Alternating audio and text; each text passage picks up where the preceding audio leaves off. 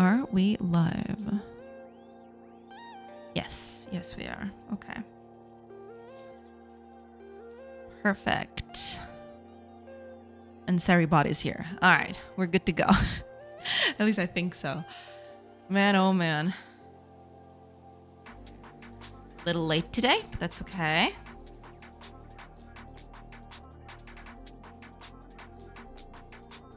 A little late. That's okay. Okay, run those ads if you please. Thank you.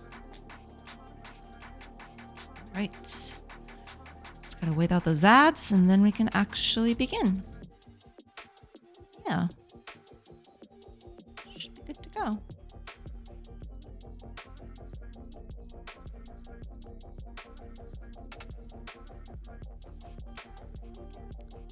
We are good to go. Or so I think. Yeah, I think we're good to go. I think we're on the launch pad. We'll be okay.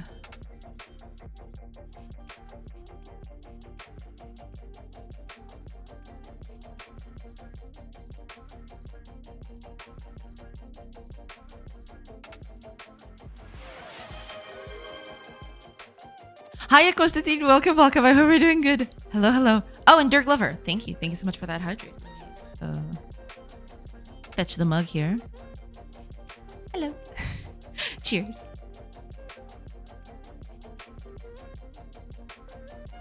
Welcome in, everybody. I hope you're doing good. Hoping you're having a nice Wednesday and all.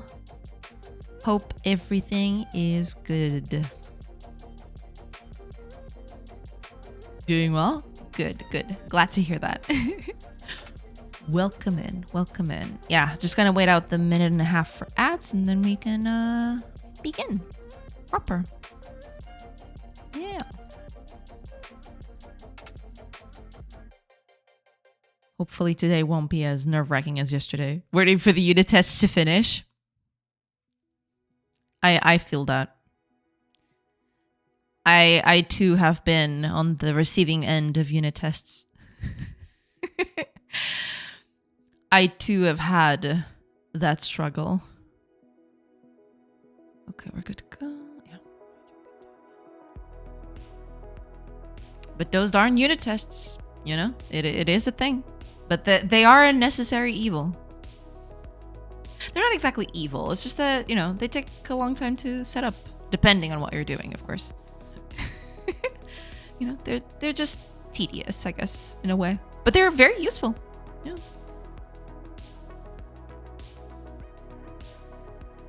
They are extremely, extremely useful. It's true.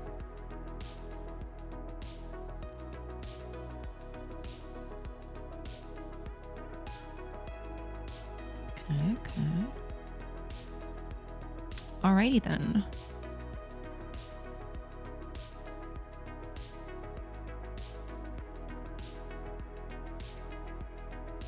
Okay, there we go. Ads are over. Pretty good, pretty good. Let me just post that I'm online. Post. I keep forgetting that they're all in different places. Post. And post. I've got stuff to look at in chat, but I haven't had time today. Today was just finishing lunch, running here, and starting stream. That was all. Complex and trade of manual time-consuming testing. Yeah, I mean, but they are very useful for, you know, for very intricate stuff that it's hard to catch errors. They're pretty good, you know. Just set them up. Set them with, you know, values that you know are correct, and then you let them go wild.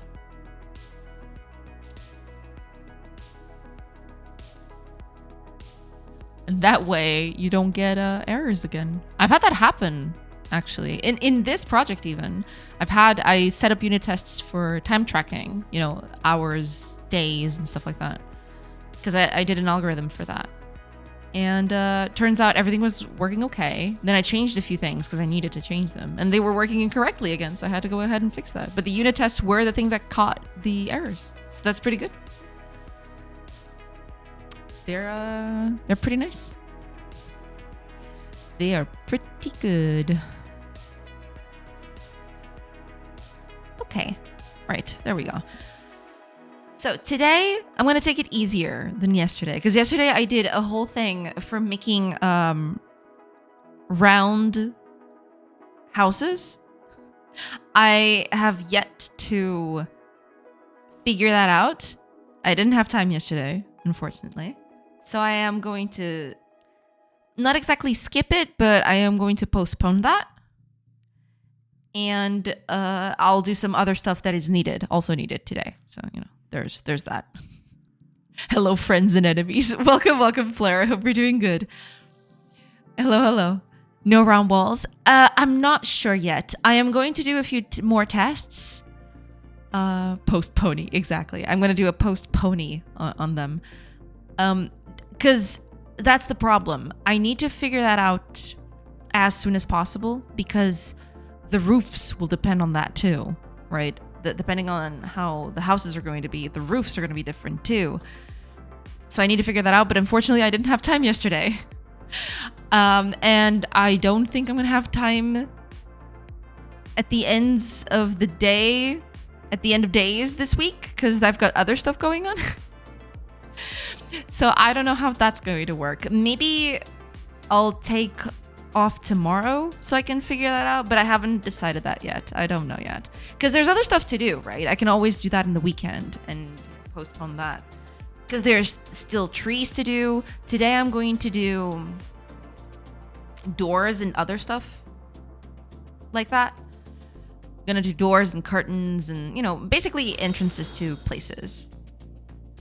And I need to get that done.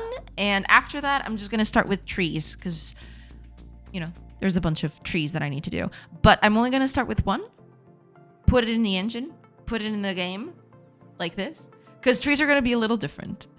If you see here, trees are in their own square here and they're all next to each other, kind of like making little clumps of trees. But at this scale, at the scale that the game is right now, that's no longer going to happen. I feel like it's too dense for what it's trying to be. So what I'm going to try to do is they will be spaced, through the grid still, but I think they're going to occupy more than one space per tree. So we'll see. Tree. Yes. Oh, Mike Sierra. Thank you so much for the follow. Welcome in. It looks like shrubbery for that size of people. Yeah, the trees are definitely still a work in progress. I will have to come up with a good size for those trees, but it's definitely not going to be this. Yeah, you are completely correct. This character size is definitely not, or rather, this tree size is not good enough to, look like a tree when the characters look that tall. They look like, pointy shrubbery, which kind of looks iffy. We don't want that. So I'm probably going to start that tomorrow. The trees thing. Today I'm going to do entrances to the houses. So basically I'm going to do a few doors, a few curtains, see what I can come up with because I haven't tested doing that kind of thing yet. But yeah, that's going to be it today. Yeah. Unless you do a game about giant society. There have been quite a few people suggesting that in chat, yeah. That I should just do, it's a game for giant, or you're a giant, and just deal with it, You stomp along the paths, and that'll be it, That would be extremely funny. But no, I don't want to make a game about giants. I want to make a game about normal people, so yeah, gotta keep it, relatively proportional. I don't know exactly how big the trees are going to be though. That's something that I'll have to figure out later. But yeah. that's what that's the whole plan for today. I did have a few houses that I was trying to do. Not houses, doors. I had a few doors here that I was trying to look up. I even did a few windows here just to see how they would look like. They didn't have windows, or they didn't have a lot of windows back then, because that would the windows normally wouldn't have anything to cover for them, or to cover them, and that would mean that the warmth of the house would dissipate through the window. So they usually didn't have a lot of windows, but they did have entrances to the house because you got to get into the house somewhat. There's not a lot of evidence to suggest that they had doors or curtains or anything like that, but assuming that you'd want to keep the warmth inside, especially in winter, you wouldn't just leave your door wide open, right? Evidence suggests people entered the houses. It's true. Yeah, the houses were for people to get in. Oh man. You have 8 times more mass to height ratio than normal humans have. Your bones are extremely calcinated to support all that mass, and you need to eat around 20 times more. Yeah, you don't want that. That'd be pretty bad, because then your resources would flare up. They would go sky high. But yeah, it's true, Flare. Evidence suggests people have entered those houses. It's true. Hi, Arj. Welcome.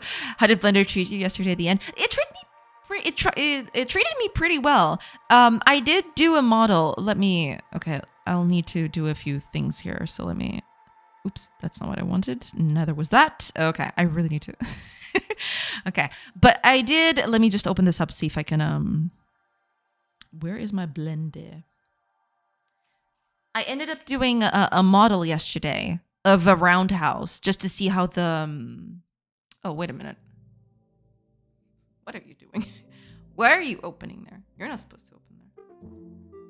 Let me just open this up here. I think it's this one. Wait. Oh boy. Yeah, I knew something like this was gonna happen. I didn't touch anything, okay? What happened to the textures? Oh no. That's not good. Where did the textures go? Oh god. Okay, anyway. Yeah, I did do this model. This thing right here.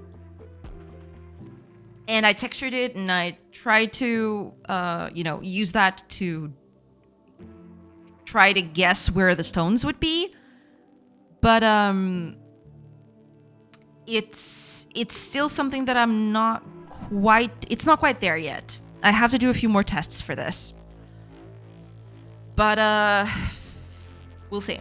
I am trying. But yeah, this thing just it doesn't have textures anymore. Where did the textures go? Okay, let me see if I can fix this real quickly. They were supposed to have textures in it. What? Where is the thing?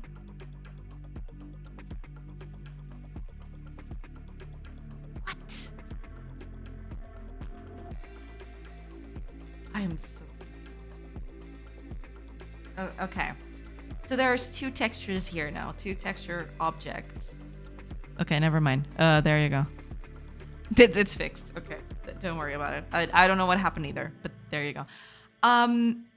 So yeah, I did do this little thing yesterday, and still not 100% happy with this. There's got to be some better, because the big problem here is if I make a house with a different size, all of this is useless. None of this is useful, because the curvature of the house or the walls is going to be different. So that means new texturing, new pixel art needs to be done, etc., etc. So I gotta find a way to automate this in some way. I don't know exactly how, but we'll see. But that's about it. Hiya Totem, welcome. The Godot icon moves with a decent fluidity, but I'm not satisfied yet. Where is my blender? Proceeds to pull out an actual blender. Oh yeah, that'd be pretty funny. Where is my blender?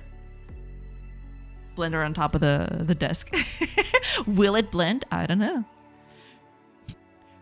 Rebels. Welcome, welcome. I have built a full stack AI app.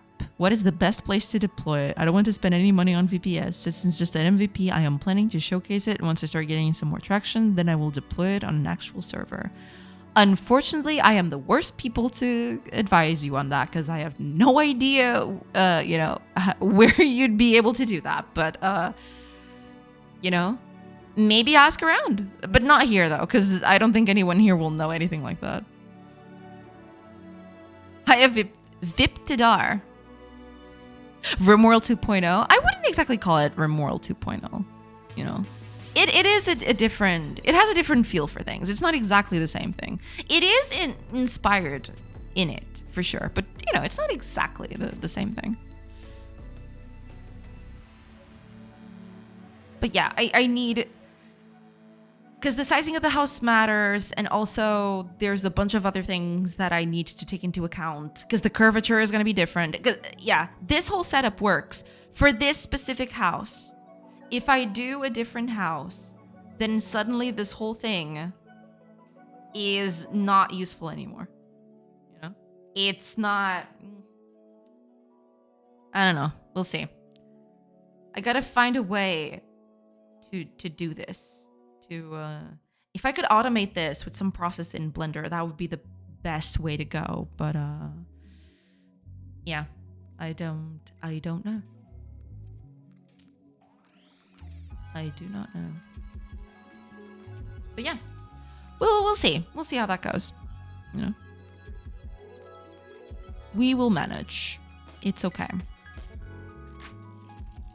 We're gonna do some other stuff today. Gonna work on doors and other stuff. So, some streamers/YouTuber have a link for some free credits on them, and it's the cheapest round, or self-host. Yeah, self-hosting sounds like a good idea. Yeah.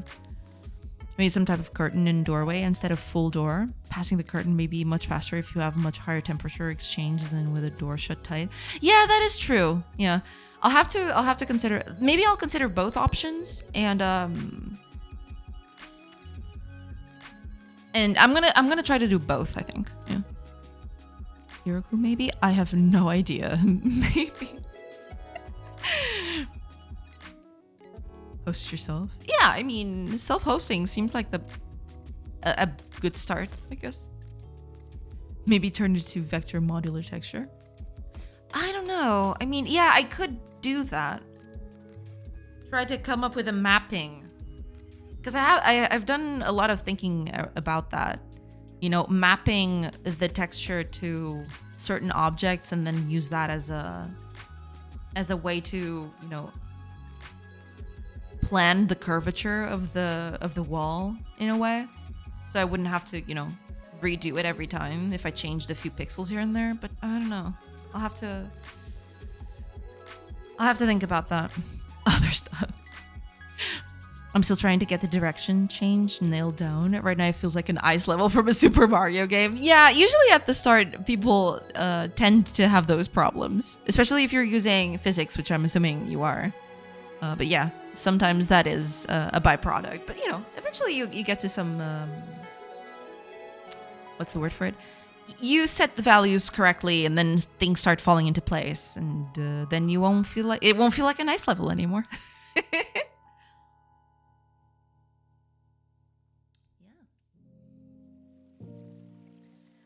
Alrighty then. With that out of the way, let me... Okay, everything's good to go. Okay, yeah, just making sure, because it's been a while and I just wanted to make sure that, Hiya, Pepper. Welcome, welcome. I hope you're doing good. Hello, hello. I mean, walking works. I'm trying to make it so when I change direction, I have some sort of deceleration, not go from max speed one direction to max speed on the other. Yeah, that makes sense. Yeah. Those kinds of things always remind me of Prince of Persia for some reason. The whole switching direction, but you have to, stop a little bit. There's a bit of deceleration happening. Yeah, that kind of stuff is good. I like that. I'm sick, but I'm good, I guess. Oh, I'm so sorry to hear that. I hope you get better soon. Eesh, that really sucks. Prince of Persia rocks. Prince of Persia is super good. I have a thing for Prince of Persia, okay? I've been mesmerized by the games for quite a bit. And I would love nothing more.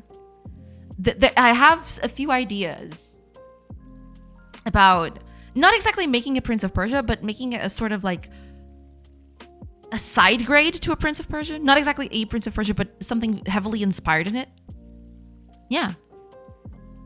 You know, eventually I'll get to do something like that. You know, a 3D platformer, I guess, because it's not just inspired by Prince of Persia. It's kind of inspired by Prince of Persia, but also inspired by the old classic Tomb Raiders. Something in between those two things, that would be just the best. I'd love to do something like that. But yeah. Yeah. Momentum is a bit of a bitch to have, but it's a core gameplay thing for me. That makes sense. Yeah, but eventually you'll get there, you know. It might take a bit of tweaking, but, you know. UG1 on the Apple II port is one of my favorite games. Oh, yeah, I did play the classics, too. Unfortunately, I was really bad at the time. Also, I was really young, so, you know. I think I finished the first one. I never... I remember I had a lot of struggles with the... what's the word for it? I think it's the Shadow and the Flame, the second one, right? I've always struggled with that one for some reason. Because they had a bit of the platforming felt a bit more, what's the word? Unforgiving, I guess? Yeah, but I really like them. The classic ones are also really, really good.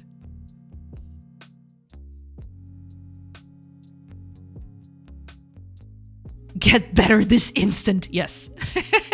It's a game I forget it exists, then mentioning my two games and then go, oh, Prince of Persia rocks. Yeah, Prince of Persia is really good. I really, really like it.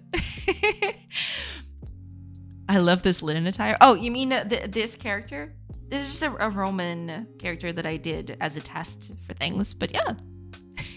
Thank you. I understand the vibe. They both have that carefully planned jumping loop. Yeah. They do both have that. I'm also structuring a gameplay difficulty that isn't strictly enemies have 2 times the health and 2 times the damage. I see. Well, good luck. Yeah. It's not easy, you know, but it can be done. Yeah. Hiya, Ryan. Welcome. How goes the deving? Going really good. I mean, we're not doing so much deving nowadays because, you know, the game is already... I wouldn't say it's stable or finished by any sort of metric, but I'm at that point where I need more art for the game before I do more things, because the art is going to decide a lot of, you know, the things that are going to happen next. So I'm currently focusing on the art for the game. I've already replaced a few of the things here. Not everything. You know, the trees look like shrubbery now because the characters are too tall, but deving is going pretty good. Yeah, just doing more art for this and seeing how it goes. Yeah, still need to do animations too. That's gonna be a kicker. I would very much like. Let's see. I still have 2 weeks until the end of this month. The best case scenario would be that I would finish at least the trees and most of the other stuff until the end of this month, and then I would take next month and animate the characters. Because characters going to need a bit of animations for this.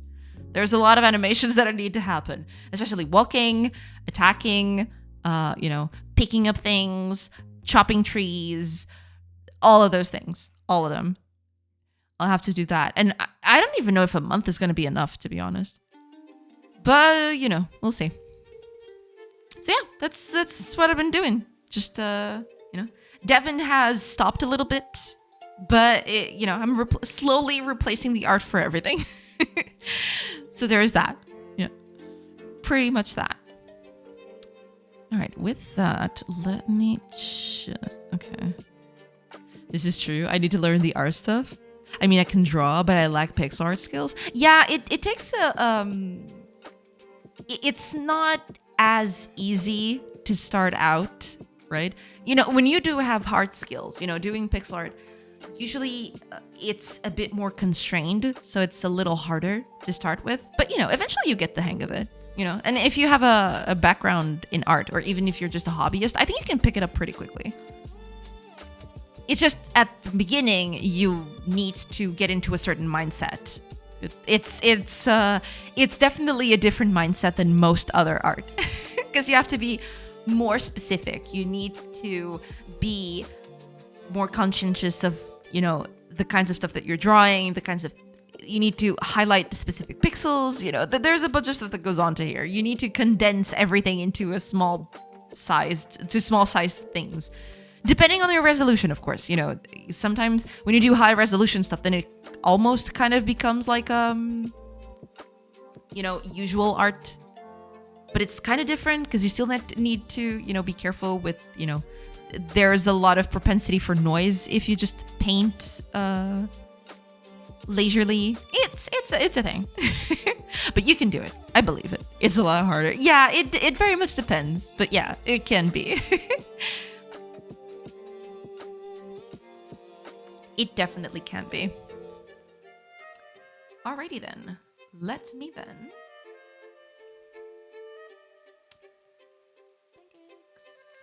There we go. Okay. Alrighty then. First of all, I need to figure out how big I'm going to make this door. That's going to be the big one, I feel. Let me look up, because I took a few screenshots of Final Fantasy VI. It's not the same exact, what's the word for it? Proportions? But I wanted to look at the tile art just to see how big the doors are, because I've forgotten. It's been a while since I've played Final Fantasy VI. Where were they?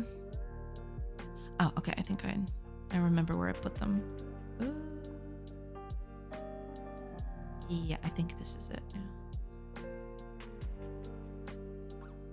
Final Fantasy. Now I gotta find.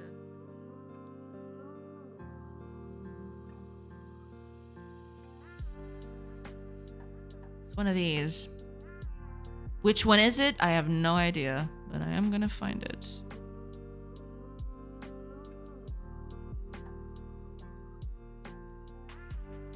Because there was a screenshot specifically with a wall that I wanted to take a look at. It's one of the few times where you actually have a wall you can pass through. It doesn't happen a lot in the game. Oh, here it is. Let me... Okay, let me just get this working here.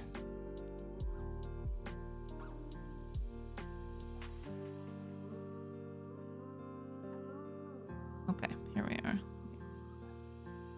Just get this going. I'm gonna put this here so I can just take a slight look at it.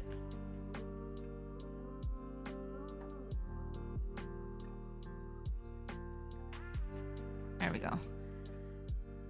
Yeah, this is the kind of stuff that I'm talking about. Let me adjust this to the grid. It's not specifically aligned, but we can make it aligned to the grid. Look at the carpet here. There we go. I think that's the thing. At least it looks like it anyway. So the door is kind of like 2 pixels tall. Is it 3? It's hard to tell, but yeah, it's kind of like 2 pixels tall. I was thinking of making 2 pixels tall because that's the, you know, initially when I was doing this, that's kind of the size that I had in mind. Like here. It's just, it's offset by a little bit, but this is like 2 tiles tall, I guess. But yeah, I think I'm gonna try that. If I ever need to adjust it, it's not that bad because I can just move it up and down. It shouldn't be that hard. Yeah. I just started learning procedural generation algos and testing them out in Godot using C#. That's pretty cool. Yeah. think the door should be a few pixels higher, but visually the same width.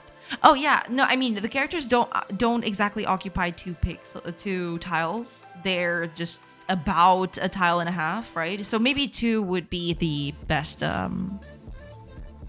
size for it. Because if you look here, yeah, they just What I don't know how I'm going to do this is if I make the doors in the middle. I think that's one of the things that I want to try, because I did experiment with that here, where the doors would, you know, be at the middle of the tile. But for example, in Final Fantasy VI, they would align it to the grid here. They would, you know, the door would be instantly, you know, flush to the wall, basically. But if you do that, then some of the stuff... So here's what I mean. This is the frontal look, right? Got your little space for the door here. If the door is right here, if the door is right next flush to the wall, if you take a look at it, or if you see it sideways, basically, the door is basically doing this. The door is here. And this is empty space, right? Which is okay, I guess. Because we're always going to look in front anyways. We're always looking at this angle. So it's not that bad, right? I don't know. Final Fantasy VI had such good pixel colors. Oh yeah, Final Fantasy VI is really, really good. I was brushing up on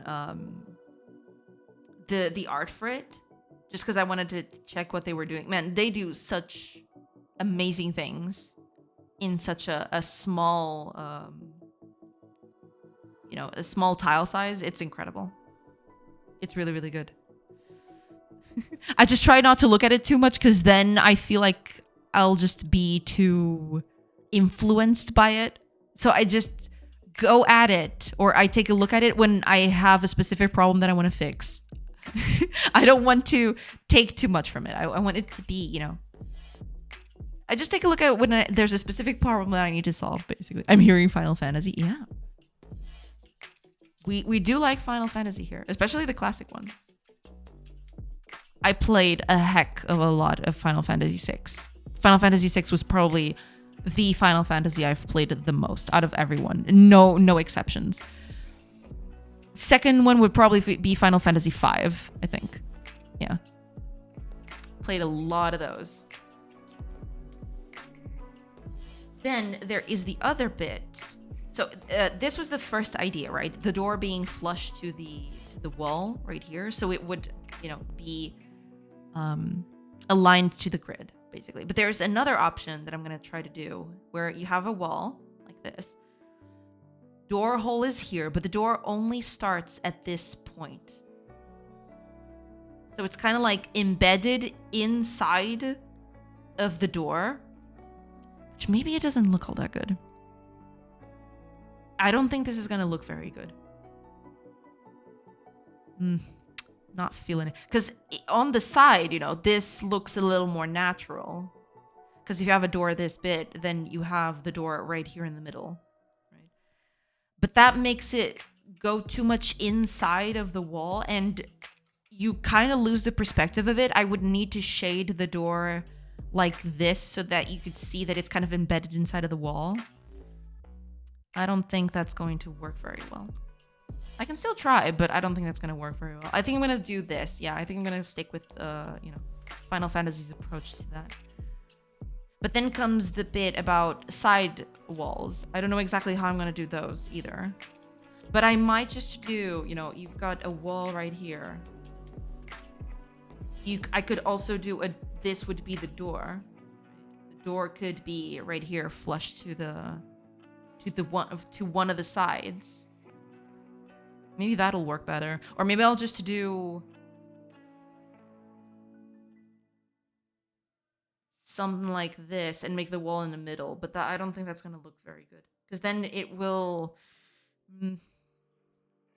I mean, it looks better viewing it from the side like this. But I think I'm just going to stick it to one side of the wall. Don't know which one, though. Yeah, we'll see. I finished Crisis Core last night. I'm pretending it didn't exist. Was it that bad? I never played that one, so I don't know. I grew up loving Final Fantasy IX, but I'm in love with 7. I've actually never played Final Fantasy IX. It's probably the only Final Fantasy that I know next to nothing about.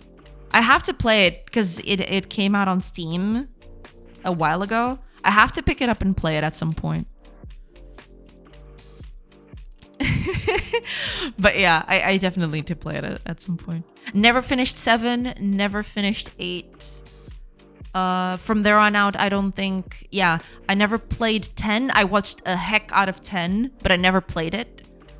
Because back then, it was a PlayStation exclusive, if I remember correctly. Nowadays, it's on Steam, right? But when it came out, it didn't come out on PC, so I never played that one. And from there on out, yeah, I never played all the other ones. But I'll definitely have to do that at some point. If I have the time. Which I probably won't, but we'll see. I only managed to finish Final Fantasy games as an adult. Ah, okay. Oh, I did finish 5 and 6. I don't think I finished 4. But I did finish 5 and 6 when I was... I wouldn't say... I was probably a teenager back at the time. But I was a low-end teenager. I was about, what, I don't know, 14? Something at that point. I don't know. I don't remember exactly. But it was around that time. Yeah. Oh, Auntie! Auntie666. Thank you so much for the raid. Welcome in, everybody. I hope you're doing good. Hello. Give me a second. There we go. Okay, let me see if I can type this up correctly. Welcome in, Raiders. Welcome in. I hope you're doing good. Hello, Auntie. I hope you're doing good. Hope things are nice. Hello. I'm starting Suikoden 1 at this very moment. Ah, that's interesting. I never played Suikoden. Maybe I should. Yeah. Maybe I should do that. This art style looks like mine. I see. Hiya, weirdo. Welcome. I hope you're doing good. Yeah, I mean, you know, at some point it's pixel art, so it's a little easier to make stuff that is similar to other stuff. It's a mediocre game full of bad decisions and moments and also some good ones. Ah, okay. I see. Hiya, Geek. Welcome. 6 is my favorite. 8, my second favorite, because Zell gets his hot dog at the end. Ah, I see. Okay. And yes, that's the only reason why for my love of 8. I mean, hey, I'll take it, you know? I love Final Fantasy V basically because Galoof exists. All right, so I am no one to judge based on that. On a scale from 0 to whoop, how is productivity? Good afternoon, hi, night child. No, I mean productivity is doing really good. I have started thinking about how to do doors in the game because, you know, there's this whole bit. I was just looking at Final Fantasy VI and they do doors flush to the walls like that, but then walls are like a tile thick, so when you need them open, they basically just they just don't what's that word? They don't actually go out of the wall, right? Because usually on normal people's houses, when you open up a door, doors are usually about this thick, right? And then there's the door, which is usually a lot less thicker. And then when you open a door, they do stuff like this, right? They go in and outside of the room. But when a wall is like a tile thick, like this, and your wall starts here, or your door starts here, it usually just does this, right? It's a whole thing, but whatever. I'll lurk a bit. No problem. Hi, Auntie. Welcome. I hope you're doing good. What are you up to today? Gonna do some doors and some curtains and a bunch of other stuff for the game, basically. I am doing this whole colony sim thing. And these people don't have ways to, you know, close their spaces. So, yeah, that's what I'm going to work on today. I'm going to do little doors for their little houses and little curtains too. Yeah. But welcome in. I hope you're doing good. How was the stream? What are you working on? Tell us all about it. Feel free to, drop links to what you're working on if you want to. First time on Suikoden. I want to focus on it. Skip Crisis Core. Unless you're sorry for Final Fantasy VII content. Will do. Okay. Thank you. Thank you so much. Dropped a smoke bomb and disappeared. All right. Enjoy your Suikoden then. Game doors make sense for tiled setups. Yeah, that's true. Yeah. Colony sim thing. She meant us, chat. No. I didn't say colony simp. What are you talking about? That is not true. We'll check in later. Red and run hungry. That's totally okay. Enjoy your food. Yeah. And thank you so much for rating. Thank you. All right. Given that, I'm going to do a door 2 tiles high. And we're going to see how that works. Because characters, if we make them flush to the tile bit, so this would be, that. They usually occupy about a tile and a half. It's not exactly a tile and a half. It's 2 pixels off from that. Well, technically 1 because there's a foot here. The foot does occupy a bit more. But yeah, I think a 2 tile high door is basically going to be our go-to. Let's see how this goes. Pick this thing up. Let's start defining this. I don't know exactly. Yeah, because there can be different types of doors, but usually they would be made out of. They usually weren't sanded wood. They'd usually be just normal bark, I think. So yeah, we can always change the colors later if we need to. It's fine. I don't know if I'm gonna do line art or not. That's also a thing I need to consider. But okay, let's start with the basics. Let's start with a little rectangle here. I should probably paint this. Okay, little rectangle. There we go. That's maybe. Yeah, we'll stick with that. Sure. 2 types of doors. The open ones and the ones that make you search for a key. That's true. Usually those will have a little keyhole. Something like this. Yeah, that looks pretty bad, but you know what I mean. Like that. Okay. Let's do... Because usually these doors wouldn't be... They wouldn't have a lot of features on them. Because there's the whole castle doors and stuff like that. But that's way later where they would, do these iron bits. But I can't do any of that. I think I'm gonna try to do like a small wood grain texture. See if it looks okay. Not sure about that one, but I can certainly try. Let me look it up. Let me look up here real quick.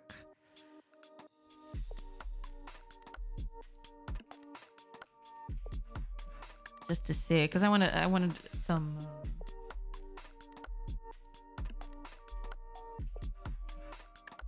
I just want to see how the texture looks like.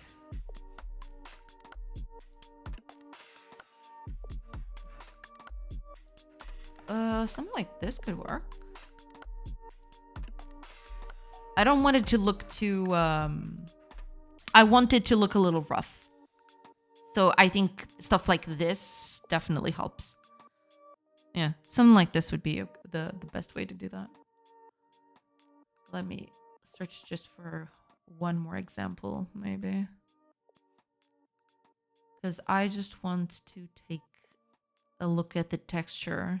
The rest is kind of irrelevant.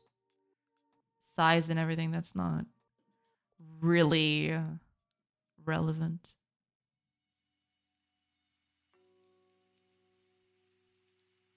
Yeah, something like this. I don't know.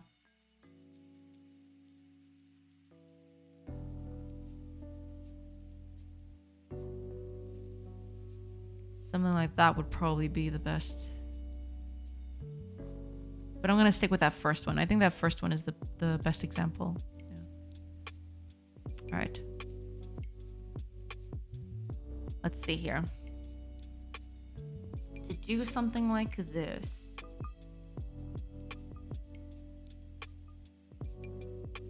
First of all, oh, I can make the planks different sizes. That would kind of help sell the roughness of it.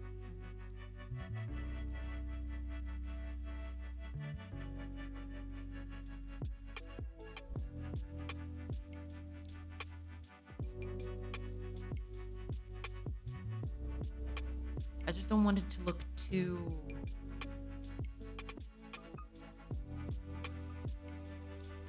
What's the word for it?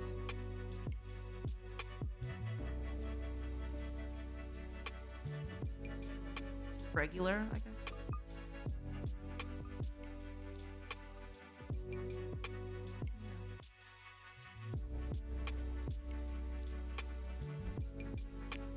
Also, depending on the size of the wood, I guess.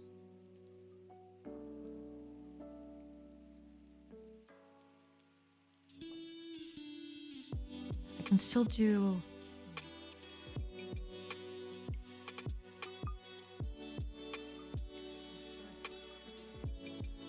just a little bit of...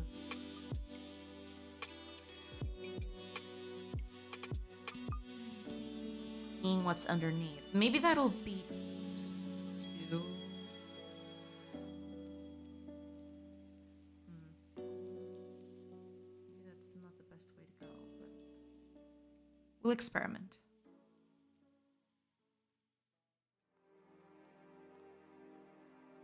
We'll see exactly how that would look.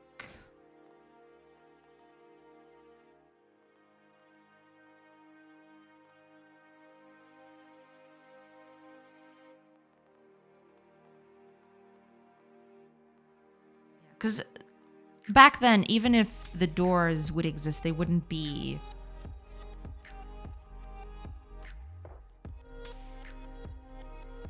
very polished.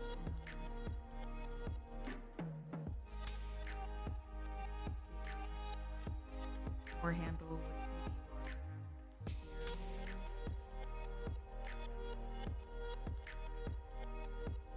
need to be about here, I guess. Are they? Exactly in the...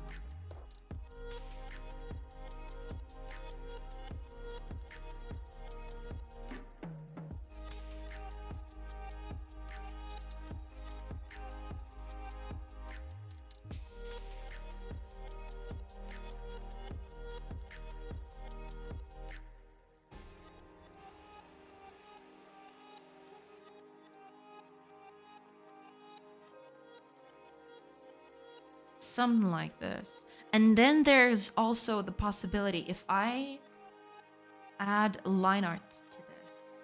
Well, if I do, I need to push this a bit further in, to be fair. If I do that, then things would change a little bit.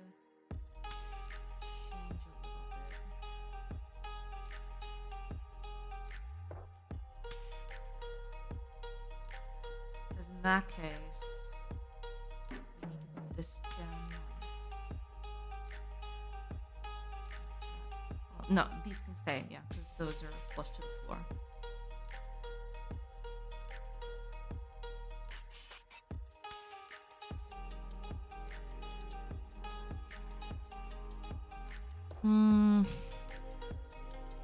I am adding light art to everything else, so maybe it's not that out there to do something.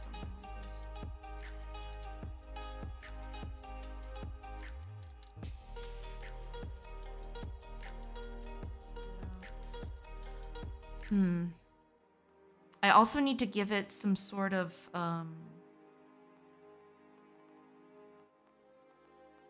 what's the word for it? Depth, I guess.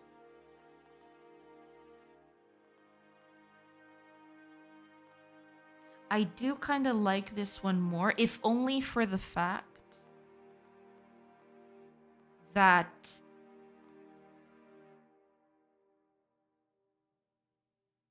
it makes the wooden beams the same size everywhere.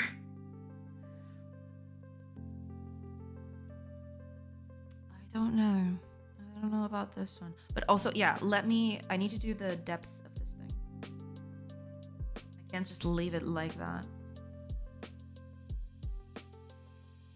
I'll make it 2.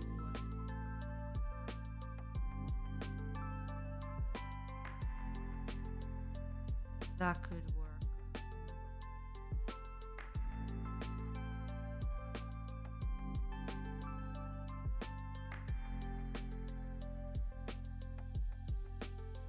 And then when you rotate it, it would look something like...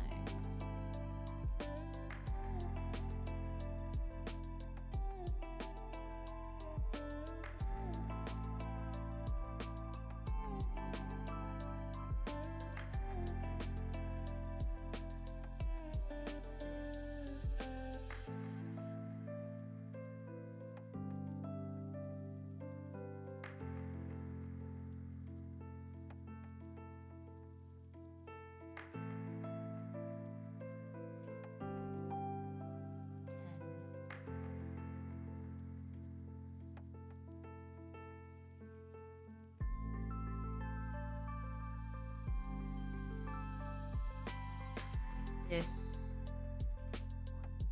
1, 2, 3, 4,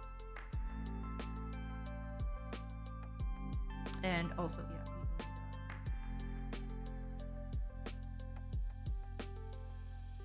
So this would be the door opening from the side.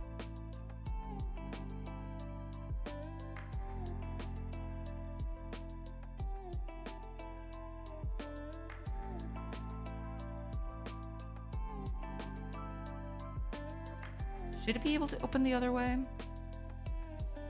Because if the door is going to be opened the other way, then this might complicate things a little bit. Because in that case,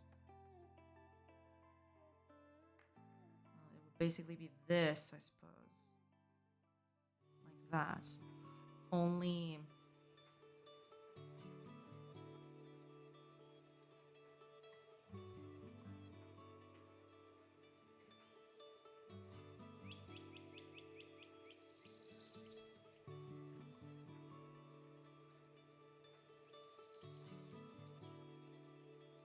yeah, it would kind of bleed out to this side too.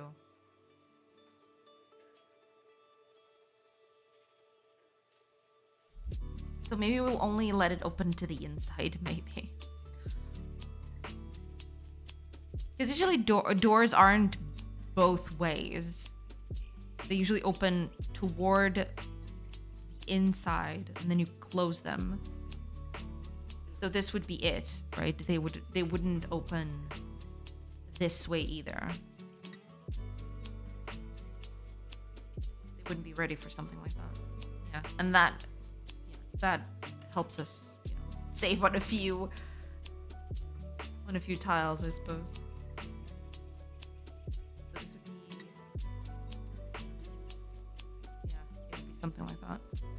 All right, let's see with line art. I'm gonna. Line art bit, I don't know exactly how this is gonna work, but and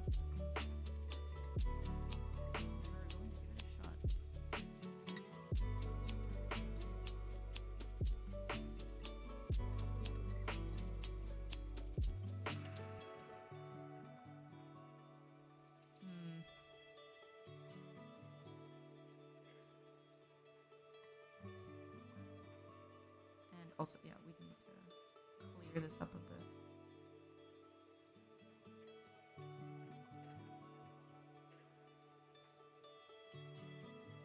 I kind of like it 4-sized. I don't know. But on this, yeah, on this bit, it would need to look a little left. Okay. Let's see this one. If I did the line art for this one, it would come... Do they have line art in Final Fantasy? They don't, do they?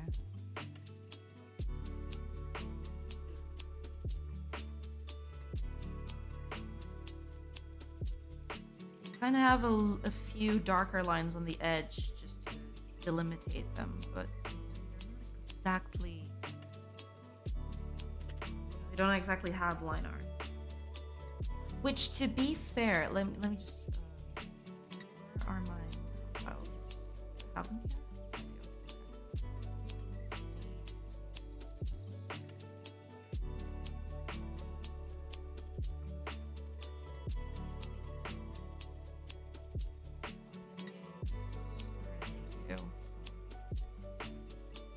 Let's see. We have something like this. Something like this. And the door would be right here. So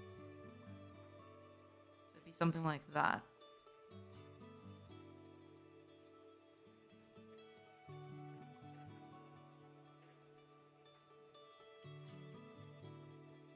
And then it would open toward the inside, I guess.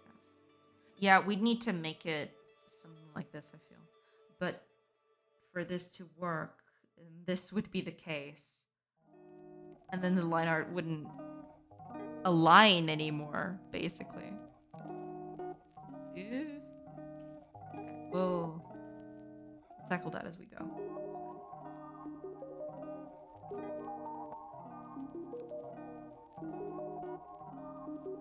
We can do something else to this. If we do a little bit of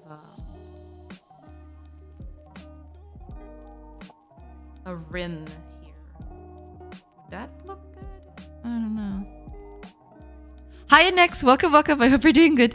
Hello, hello. Hello, hello.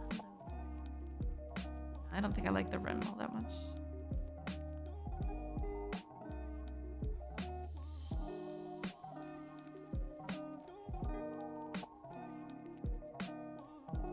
I don't know about that one, really.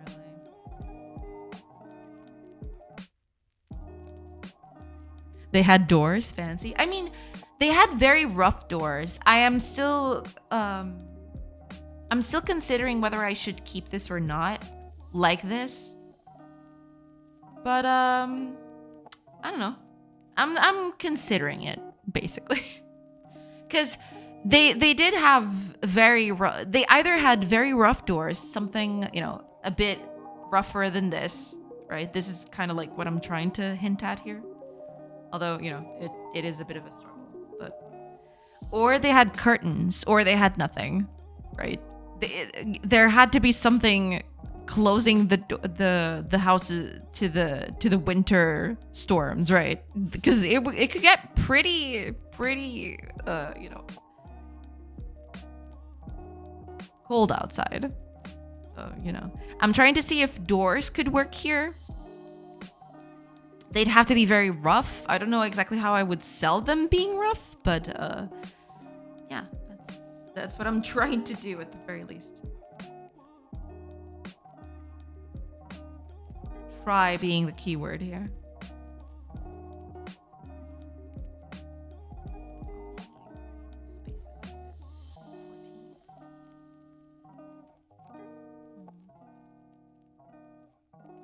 Does not give me a lot of options.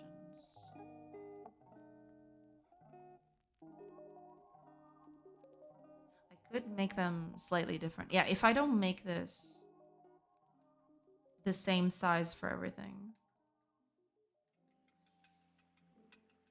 Oh wait, I could do that. Those are actually the same size. Because I forgot the mid sections. I forgot those.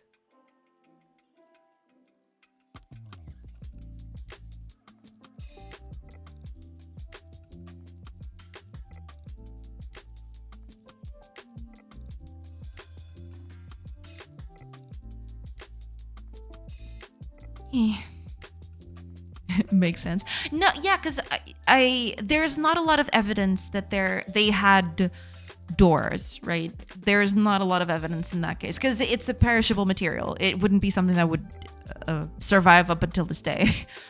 But they must have had something to close the houses with. You know, it was either a curtain or a wooden door or something like that. Something, you know, easy enough to get done and to, you know, mount on things. So I'm going to try to do wooden doors and curtains, and I'm going to see which one looks good. If both look good, then I'll just Mix and match, maybe? I don't know. Hiya, Johnson. Welcome, welcome. I hope you're doing good. Hello, hello. I hope things are nice. How is everything? How is your game coming along? Did you get started on that sheep game yet? You were mentioning it last time I popped in. Very curious about that one. But yeah, welcome in, welcome in. I hope you're doing good.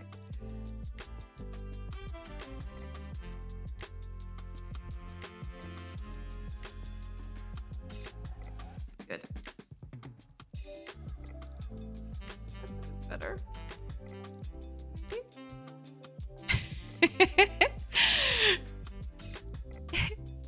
Tomorrow? Ah, I see, I see. Hiya, Fire. Welcome, welcome. I hope you're doing good. Hello, hello. How's everyone? Doing good, doing good. Hope you're doing good too. Brain.exe not working. Oh yeah, brain is not working. Absolutely not. Don't even try. Oh, ads are gonna start in about 20 seconds. I'm so sorry, everybody. You know, I don't even know where that last hour went, but you know, there you go. Please ask the help desk. Goddamn ads. Yeah, those ads are something fierce. I agree.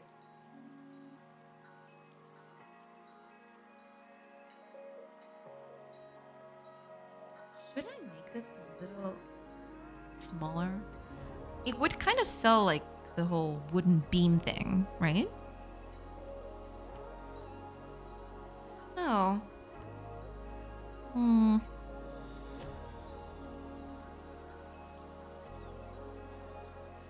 Because it does give off that vibe, doesn't it?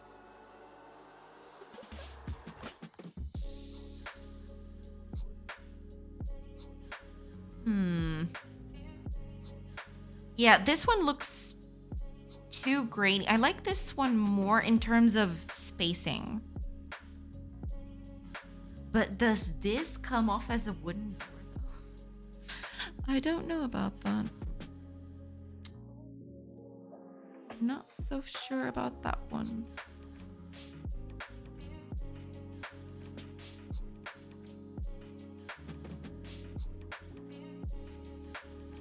Oh, okay, as I've started, I will take a quick bit. I'm going to do a quick break.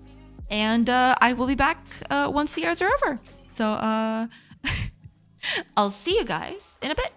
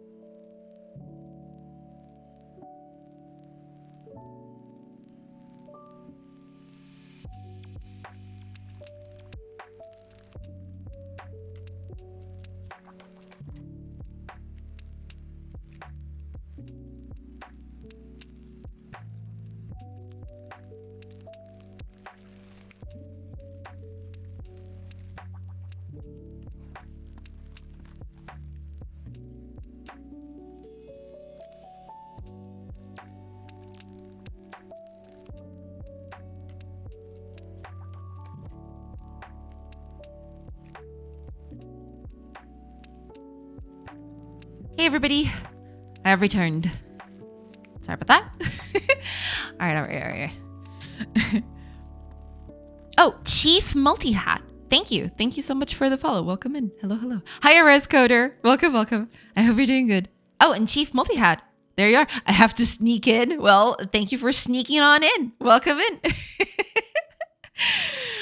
Oh, man. Oh, almighty Mr. PK. Welcome. Hola. How's things? Doing good. Just, doing some entrances to places, the houses and, the doors and curtains and all of those things, Knock. Exactly. Welcome, Taurus. Did you do one of your world famous rants yesterday? How so? I don't remember ranting about anything specific yesterday. I don't think I did. But why? Why are you asking? I don't remember doing it. Can I put it up? Sure. Okay. I'm scared now. What are you going to put up? Oh, Tazilio! Welcome. I hope you're doing good. I hope things are good. Hello. How are things? I hope you're doing good. Yeah. Doors are very important for a house. Can't all be Santa Claus and shuffled down a chimney. No, but that's the thing. There is no evidence that the houses at this point in time had particular, doors as we know them today. They would usually either be completely open in the summer, or they would have some sort of curtain. There's no definitive evidence that they would have wooden doors like this, right? That's why I want to make this a little more rundown, and I don't know exactly how to do that at this pixel size. But I will try. I will gosh darn try, like I always do. It's prime rant material. Oh boy. I'm not gonna like this, am I? Long time no see. It's true. Hello. I hope you're doing good. I hope life's treating you well.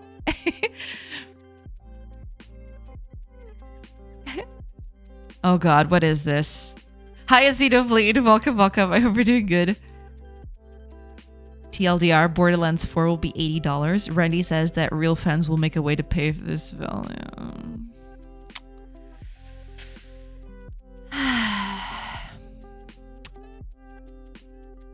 Okay. I'll give it a read. Let me just catch up with chat. But I'll give it a read. Yeah. Doing good. Maybe you can call me out for living under a rock this last months, but it's been worth it. Well, I'm glad it's been worth it. Yeah. And no, sometimes you do what you got to do. Sometimes you have to live under a rock. That's a thing that sometimes people do, and that's okay. No shame in here.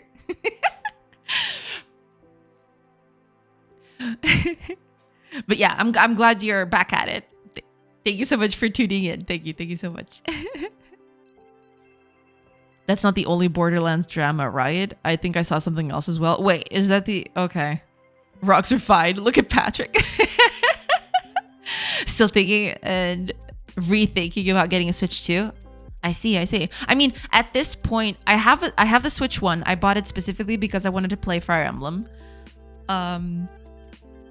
I didn't play that much on the Switch outside of Fire Emblem. I played a heck of a ton of Fire Emblem on it. That is true. But to be quite fair, I don't know if my purchase of the Switch was worth it in my specific case. I will have to see. Because I have when a person only has a console, right, they use it a lot more than I do. But for me, my mainstay has always been my, computer, my personal computer, you could call it. So I never got a lot of mileage out of the Switch. I played it for a ton. I think I have hundreds of hours on Three Houses, on Fire Emblem Three Houses specifically. But buying a console to play a single game, I don't know. I'll have to see. We'll see.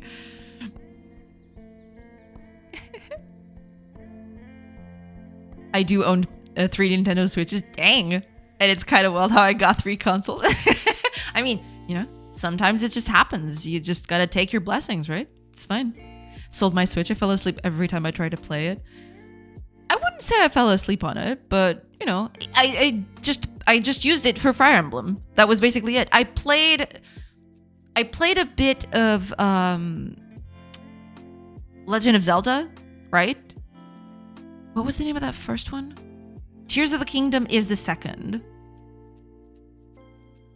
Breath of the Wild, that's it. I was just trying to remember. Yeah, I played a bit of Breath of the Wild because I was able to get it borrowed from a friend, and I liked it. I had a joyful time playing it. I had fun playing it. I never finished it because it was borrowed. I had to return it at a point, so I never finished it. I kind of liked it, but I don't know. We'll see. We'll see about the Switch too. Okay, let me pull up this. Let me pull up this thing, and die inside. Gearbox CEO Randy Pitchford went extremely viral yesterday. So yesterday. So literally yesterday. Okay. I was checking it which day it was. Okay. I have a problem. After a week-old tweet was passed around responding to a fan comment about a potential $80 price for Borderlands 4. A, not my call. Sure. B, if you're a real fan, you'll find a way to make it happen. My local game store had Starflight for Sega Genesis for $80 in 1991 when I was just out of high school, working minimum wage at an ice cream parlor in Pismo Beach, and I found a way to make it happen.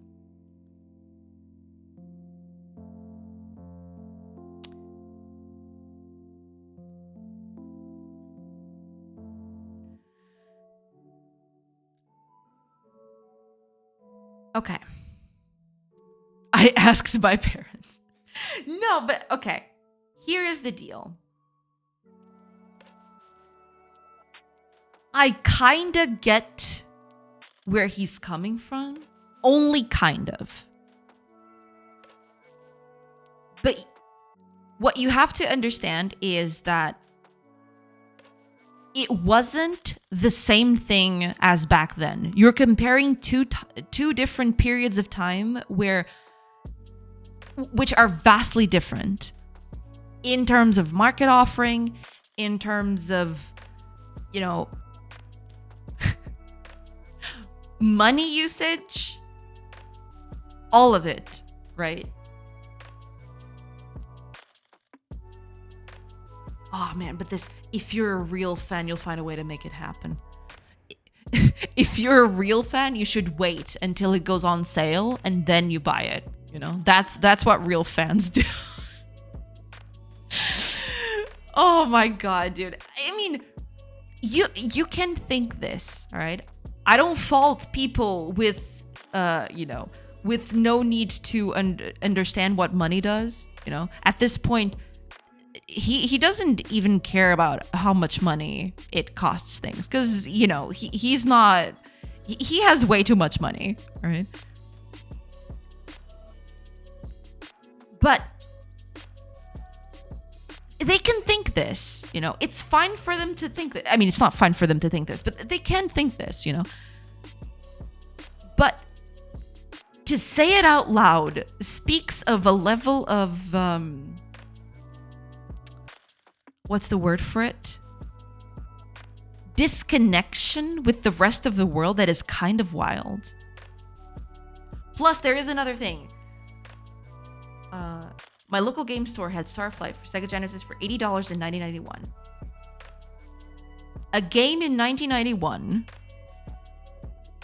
you had to make a lot more mileage out of that game. And also those games would usually last you longer, right?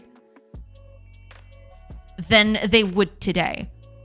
And here's the kicker, okay? Sure. You can make it price $80. That's totally fine. There are good, and I mean really good experiences nowadays that cost a fraction of $80. And I'm not talking about, you can get, what was it? I saw the other day someone talking about this. Let me just confirm. What is the name of that game that everybody keeps talking about and I have yet to play, but I want to? You know, that's a long list, I know. But, oh man, I'm blanking out. I'm not gonna say which one it is because then everybody will laugh at me.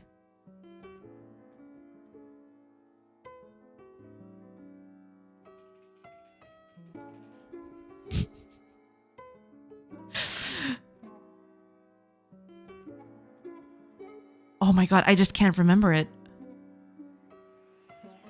Okay, what is the name of that Metroidvania? With bugs. It's like you're a little critter. I just can't remember what the name of it is. Hollow Knight. Thank you. Okay.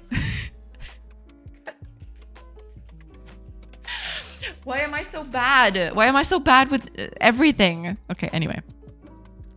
Right now, okay, I haven't played this yet, but everyone and their mother is saying that Hollow Knight is amazing.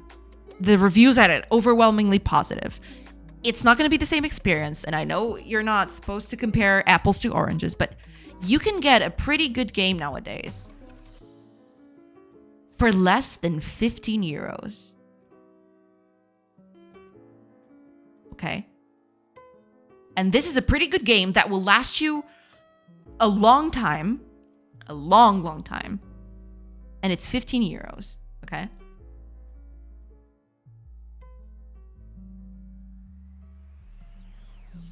How can anyone justify $80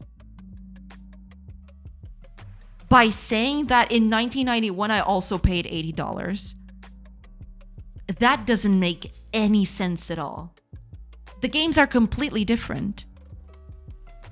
The way games were made were completely different. You know, you had less offering back then.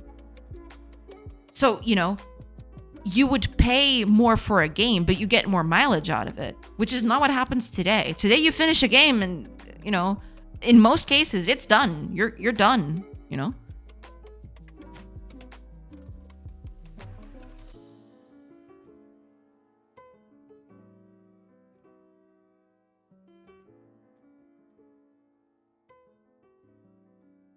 This whole, but you know, the biggest part, the worst part of this message is if you're a real fan. What the hell does that even mean? If you're a real fan. Anyone who buys your game is a real fan. Anyone who experiences your game is a real fan. What the heck? What the hell is this talk about real fan? What the heck is this?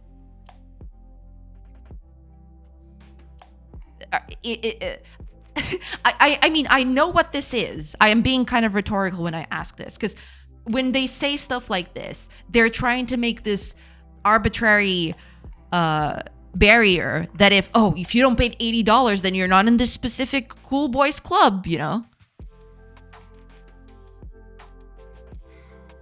I hate it. I hate it so much.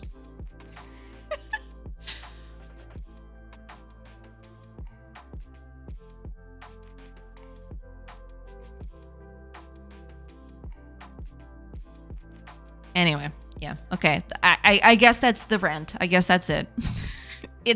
I hate it. I hate this kind of language. This real fan thing. This doesn't exist. This is not a thing. You know? It's not. This is an arbitrary, stupid notion, and I hate it. Thanks, I hate it. But anyway. Okay, let me catch up with chat. Oh, man.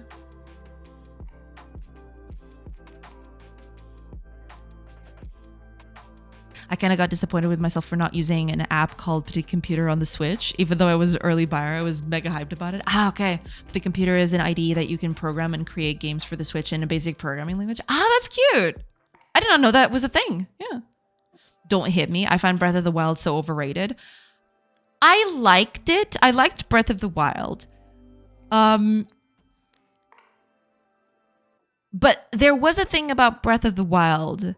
I wouldn't call it exactly overrated. It's just, it wasn't for me, I guess. I am a person who likes exploring and doing all those things. And I found that extremely fun, right? But you know what captivated me about Breath of the Wild that I wish they would have done more?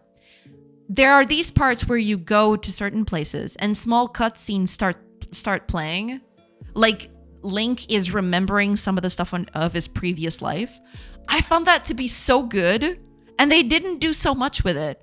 Most of the time, you're just jumping from place to place. I would have found the game so much better if it was like a memory, like catch thing. Like you'd be over the world catching memories or reliving your memories so you could piece your life back together. But they didn't do a lot of it, and I found that disappointing because the cutscenes were by far some of the most gripping stuff to me, you know. But yeah, that's my hot take for Breath of the Wild. There you go. This things. I really like the Borderlands franchise. These LinkedIn CEOs don't know how to keep their mouth shut. They're so detached from reality. It's crazy to see. Yeah, I mean, sure. You know, and he is right when he is partially right when he says that it's not his call, right? I mean, he is the CEO at the end of the day. But yeah, I can see how, you know, your marketing department would push against that. Sure, he's not part of it. But rationalizing it by saying you're not a real fan or you're not, you know, you should just spend the money, you know, just work more and gain more money and spend it on our stuff. It's so hard to touch. I can't even begin to. I can't agree with 40% of the gameplay, but at the end of the day, I can relate Breath of the Wild and really nice tech demo. What a little Nintendo Switch can do. I mean, yeah, I can see that. It's definitely very pretty. I think the art style is really, really good. But I don't know, there was something missing for me from Breath of the Wild. There was something, I played it for a long time. I had played it for as long as I had it. But there was something that wasn't clicking for me. There was something that didn't captivate me as much as it could have, you know? Because that is the kind of game that I like having, you know? An expansive game where you can explore and do whatever you want. But there was something else missing. I don't know. I can't exactly put my finger on it, but I just always, I was playing it constantly and I was always feeling that there was something missing on the game.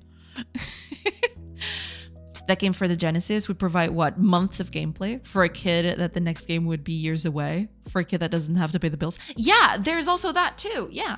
Usually when you would buy games, you know, a few decades ago now, usually those games, some of them were made to last, you know? You'd pay a high price for them, but they would last you for a bit. Whereas today, some sort of detachment from reality. Just some sort, you know? Just some of it. I can see how great of a benchmark for a Nintendo Portable it can be, but as the game is just not for me, I guess. Not bashing anyone who likes it. No, yeah, that's the same thing for me. Like, you know, the game is very nice looking and it's very cool and I liked it, but I didn't like it as much as I thought I would, you know? There was something about it that just didn't click for me. And I can't exactly place my mind on it. I don't know exactly what that would be, but, you know. There's also a bit of emotional manipulation to get the true fans to jump on the bandwagon. Oh, for sure. Because you know that people who, you know, who like the Borderlands game, who like the Borderlands franchise, will just jump on it. Oh, I'm a real fan. Expedition 33 released at $40. I have to play that stuff, man. Everyone around me is playing that, and I have yet to touch it. Also, thank you for the Hollow Knight thing next. I was just not remembering the name. It's not Silksong. But yeah, I was specifically talking about Hollow Knight because Hollow Knight has come out and, you know, it has a bunch of content and it's super cheap. Because that was something that I also saw some people talking about. There are a lot of good games out there for cheap that you can get. Paying $80 for a game nowadays is, frankly, you only do that if you're extremely attached to the game, which probably you shouldn't, you know? You should probably think about that. But yeah.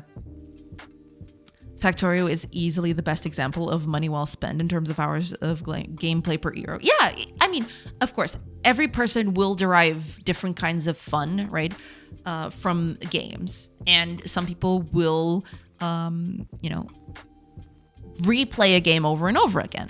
That's fine, right?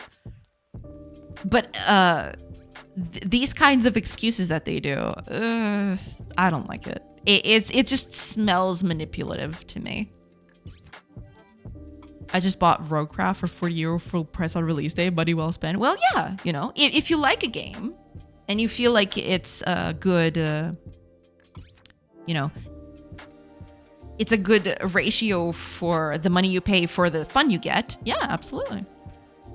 $80 for a base game that will have dozens of DLCs. That's the thing. Usually you'd pay that's another thing that I hadn't considered. That is true. You'd pay $80 for a game, but that was it. That was the game, right? Nowadays, you pay $80 for a game, but a few months in, here's another $20 expansion / DLC. I hadn't even considered that. Yeah, that is... Good Lord. Usually nowadays, I feel like a lot of people, at least around me, right? I have yet to see anyone from my friend group pay for a game on release. They usually wait out until every DLC comes out and then they buy the Game of the Year or something edition, right?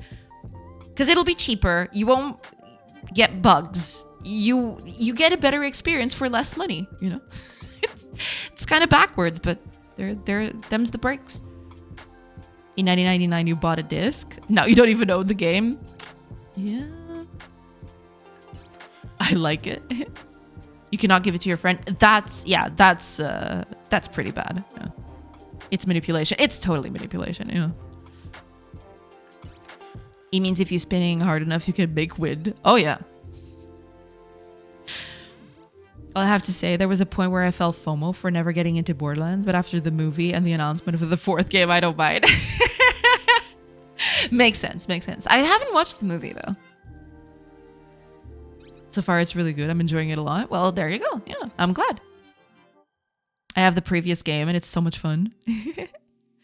All the unlucky ones that had to sit through that Borderlands movie should be entitled to a discount. Is it that bad? I've actually never seen it. Yeah. I guess I'm not a real fan of a lot of things then. Yeah, that is an arbitrary measure that is just manipulative. That kind of wording is just manipulation for people to...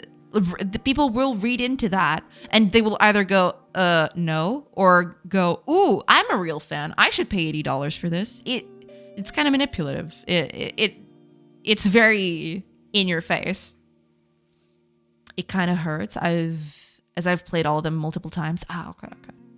They made the computer for a lot of Nintendo consoles. They started out on the Nintendo DSi and then made it for 3DS. There was a prototype of the Wii U, but never came out. And now the Switch.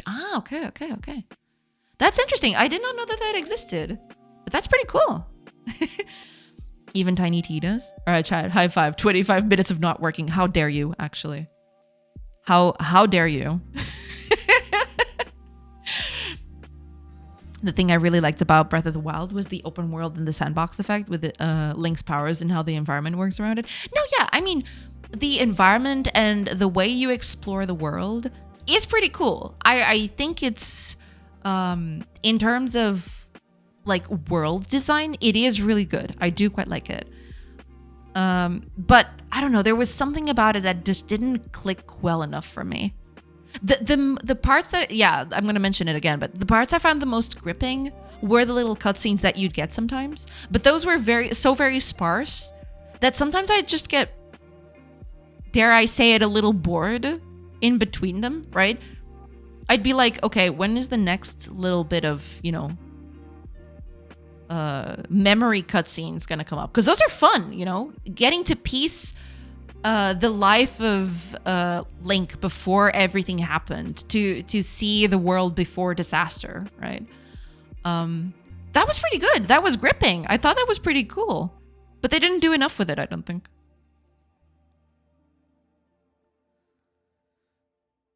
It's getting to the point where if people claim that you're not a real fan, I really want to say thank you. Yeah, I mean, at that point, might as well, right? Also, hiya, Ace. I don't know if I said hi. Welcome, welcome. Extremely wealthy. If you're extremely wealthy. Yeah. Hi, Retropixel. Welcome in. We could make it faster than she reads. Quick, do more messages about environment. How dare you? The Yap Doro method. Now 5 minutes of work, then 25 minutes of yapping again. Yeah, yeah. We can do Portuguese elections. Oh my god. And only get GameDev going again on Friday. True. Yeah. I'd be here all day. The memory scenes had a missing link. Hey. Hello, humans. Hello, Yanis. Welcome in. That's where I live. Yeah. Yeah. Oh, man. Let us not... I don't even want to get into that whole Portuguese elections thing. I would be here all day. I wouldn't do any more work. We don't want that. None of us want that. Not you think you want that, but you don't.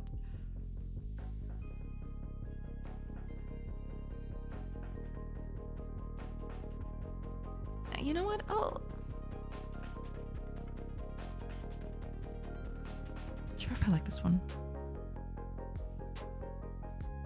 I'm not doing Portuguese elections. I wouldn't wish that on you. Oh man. You know, okay, I'm gonna leave it at this, okay? And I'm gonna work through it because I gotta. I was horrified. That I guess that's the gist of it. I was absolutely horrified by what I saw, but you know, them's the breaks, I guess. That's what I gotta contend with, I suppose. But yeah, it was it was pretty bad. By your response the other day on Blue Sky, I guess it went horrible. Yeah, you could say that. You could say that.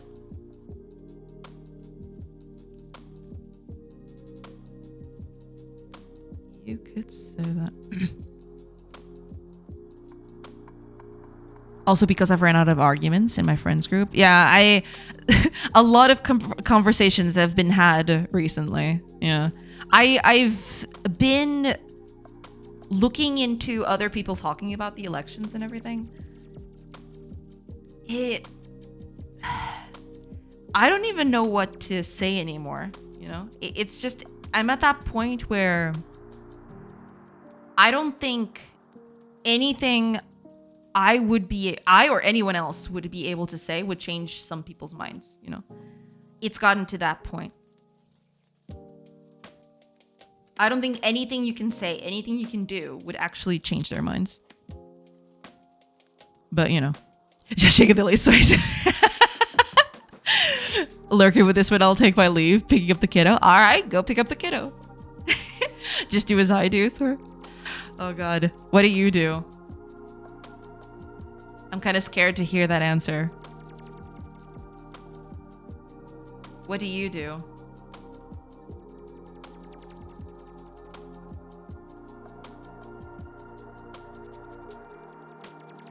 Fine, just let them run the country, and in 3 months we'll see how much is done and how much is changed. I mean, yeah. There is that whole thing. The thing that I find both fascinating and horrifying about this whole thing is people want change, right? I can get that. Sure. You know, people want change, and I completely understand, and they are totally correct. They should want change because the system that we've got right now is not properly, it's not very good. Let's just say that. Sure, I can see that. I can take it, right? Why do people, and I know why, this is vaguely rhetorical, okay? But why do people that want change usually immediately go to the right? I kind of understand why that happens. I don't understand why. Okay, how can I how can I make this sound without looking like an idiot? I don't understand. People want change.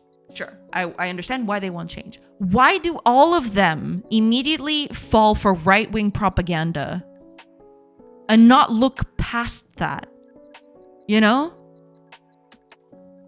I don't get it. I don't understand. You know?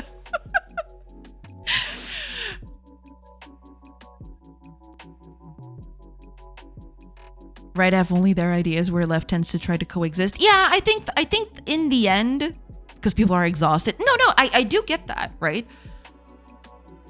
But I don't know. I feel like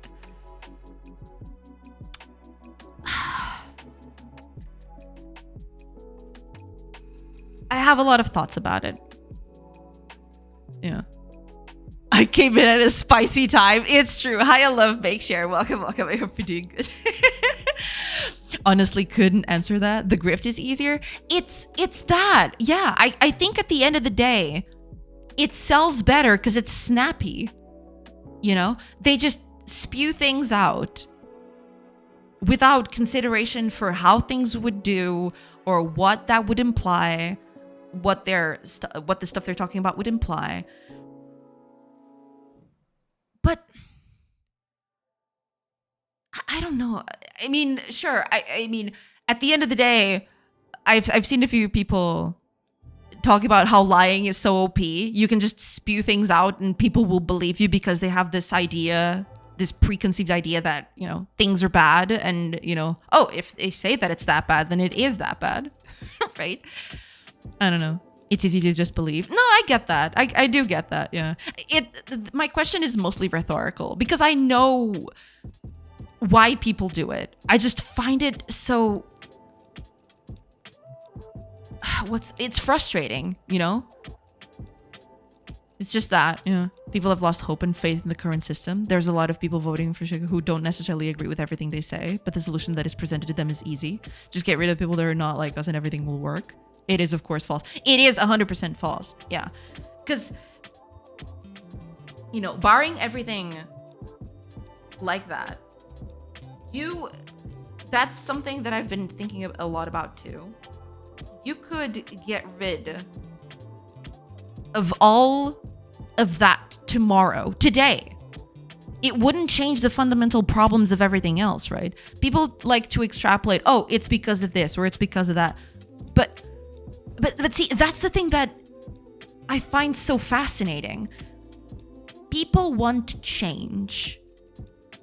But when you talk about making actual fundamental changes to things to make things better, they don't want that. They usually go for the easiest solutions, I guess. It's just, I don't get it.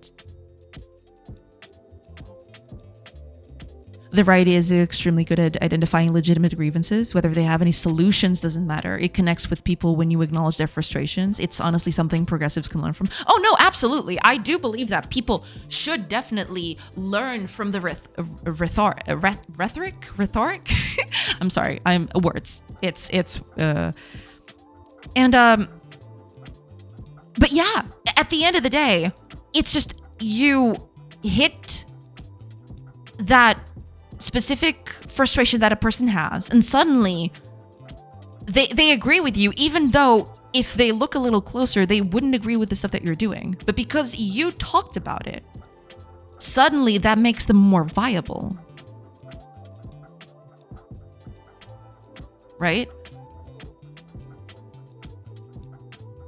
I've heard some people that don't want to agree with Shiga that randomly come up with, bem, temos tratado a imigração. Well, brother, don't you think there are many other things we need to take care of first? Why is this point the one you latch onto? That's the thing. I've talked with so many people, which is exactly the same. Usually we can talk about, oh, let's improve this or that. But usually the conversation goes right back to immigration. Like that is the whole sole root of everybody's problems. It's so frustrating. It's worse than that. People want to stop immigration like it's the 30 Indians living in a room that are causing problems. I mean, and not the millionaires getting rich off subrenting those rooms to them. Exactly that. Yes. Oh my gosh. That's the thing.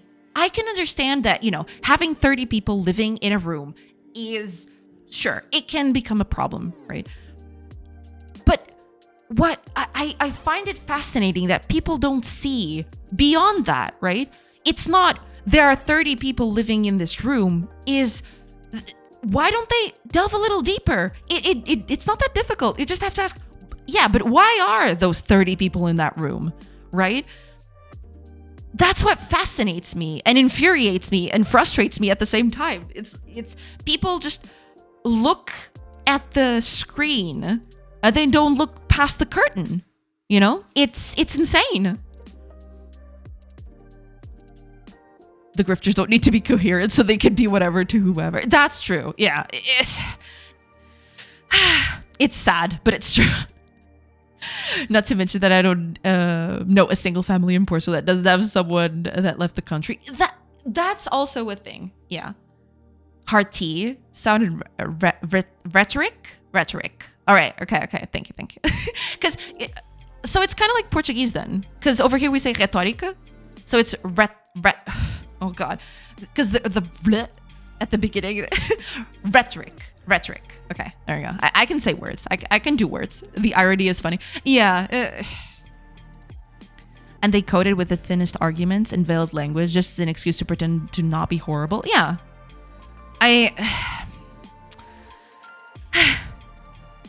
It's super frustrating, at least to me, because it's happening all around me too.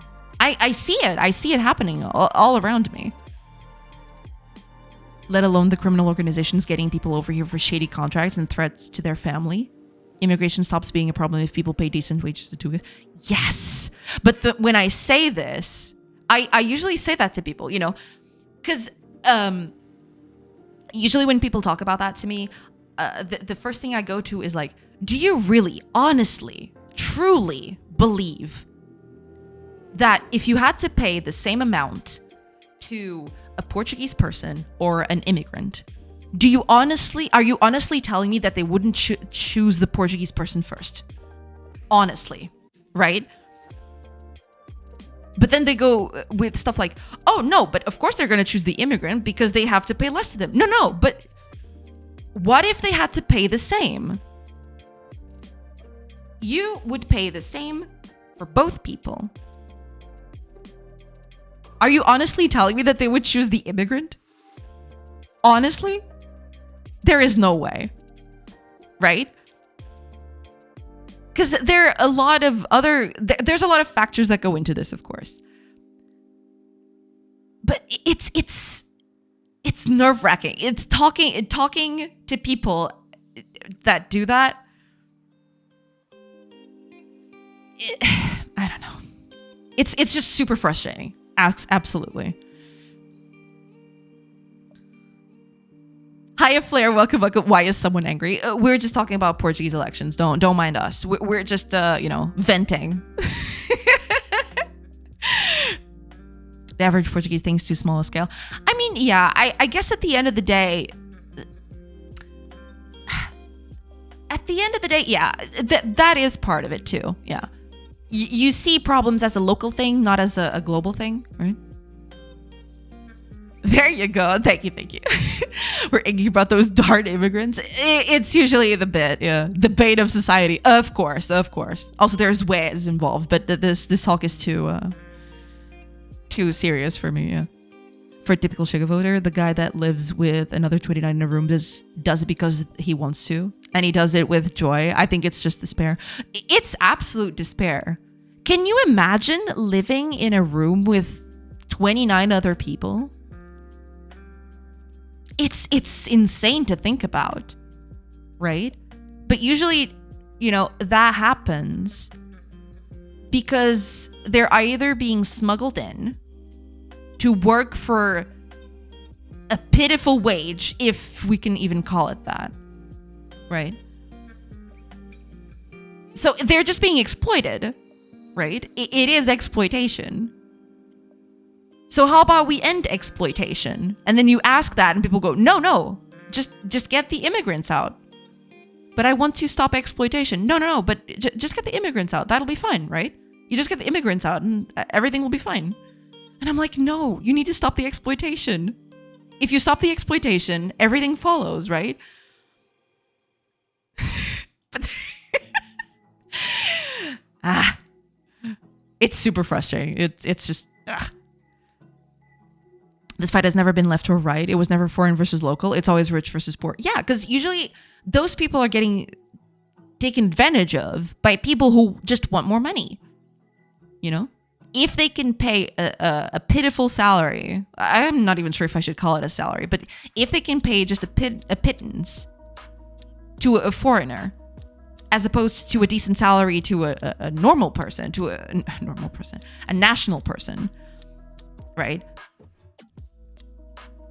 They always make the choice of paying the pittance because they want to make more money.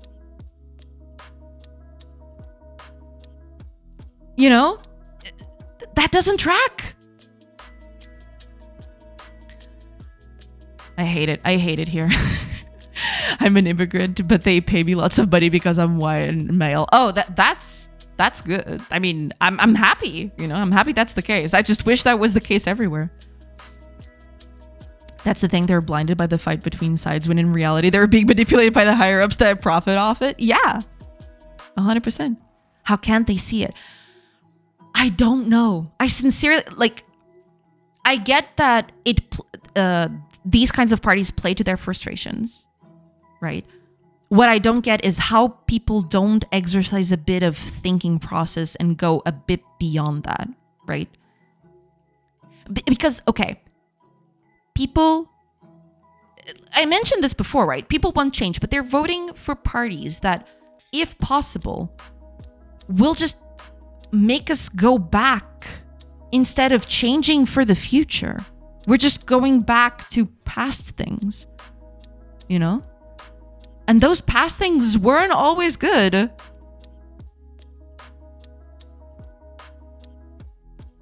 Right? I don't know. Because I'm very smart and important. If you're of that persuasion. Yeah. The most hypocritical part is when companies hire immigrants because of the act of being inclusive. Totally, because they're cheap. Oh yeah, no, it's thinly veiled. 100%. 100%. Weird times. I'm in Canada. I think people think we just had this big repudiation of right-wing scare tactics and reaffirmed our progressive values. But in actuality, our progressive flank, New Democrats and Greens, collapsed. The Conservatives got their highest vote share ever with the least popular leader they've ever had. And we elected a centrist party with a banker as a leader. And I like him plenty, but we're not in much different political situation that we were 6 months ago. I mean, yeah, I am seeing the parallels a bit because that's kind of, that's kind of what's happening here too. People are voting for radical right parties and stuff like that. And it's, I don't think that's all that's cracked up to be, I really need to further this conversation with some of them. Okay, let's say we get them out. What's the next problem to fix? Do our salaries go up and rent goes down after that? Or are we out of the country? But that's the problem. That's not going to happen. People think if we just get all those immigrants out, everything will be solved. It's like a magic button. You get the immigrants out and suddenly all of life's ills will go away. That's not going to happen. You get the immigrants out? Sure. They'll just make the rest of us here miserable while they line their own pockets. Right? That's always been the thing. That's always been the plan. There is no plan. Yeah. But if you get rid of it, because you just try to to heal the symptom. Smokers still exist, exploitation still remains. Yeah, that's exactly the problem. If you don't get to the root cause of the problem, you're never gonna fix the thing entirely. I can already see no progress done today in Salva. No. I need to do things. Okay, I have a door to do. See this beautiful door? It's beautiful. Okay, I moved the screen a little. So. But this kind of thing like frustrates me so much. I needed to vent out because I've tried and I've had little to no success with the people I've talked to. It's,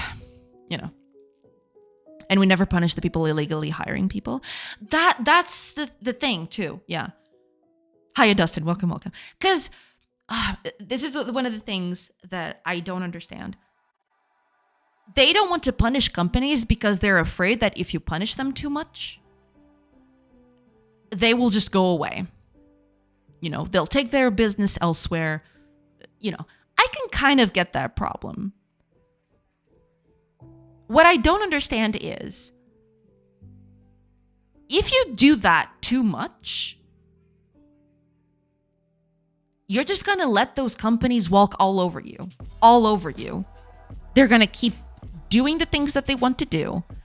And if you don't punish them, then, they're not punishing us. So you can just go back to doing what we were doing before. All for the fear that they will go away. Let them go away. They're bad. They're doing bad things, And I know it's not that simple, this and that, but you can't just make the repercussions for doing bad things just a slap on the wrist, because then they'll just keep doing it. If in Portugal all the Pakistanis and Indians were magically out of the country next week, our economy would collapse in a few days. There is that too, right? But even if that weren't the case, they would just find someone here to make, well, for a lack of a better word for it, they would just, do that to us. That's why I find it so frustrating. People don't understand. You wouldn't have immigrants. Sure, you wouldn't have immigrants in the country. They would do that to us instead. Sorry. No problem. I've been talking to anyone about this in my circle or, people I know, because I'm afraid of their thoughts. Fortunately, sometimes the thing comes up and I am very vocal about it. Maybe more than I should be, Sometimes I do think that I get a little worked up over this.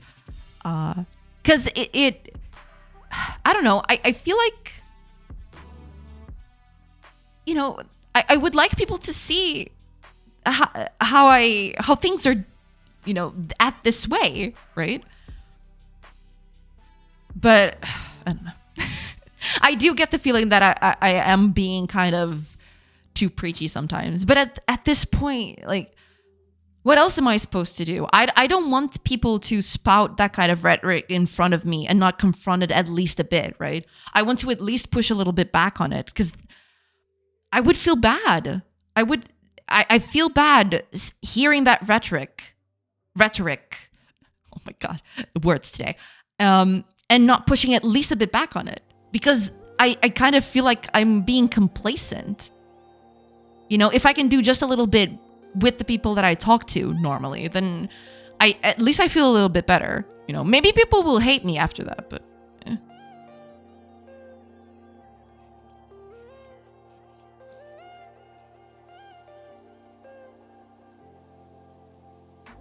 most companies already have businesses in foreign countries. Yeah.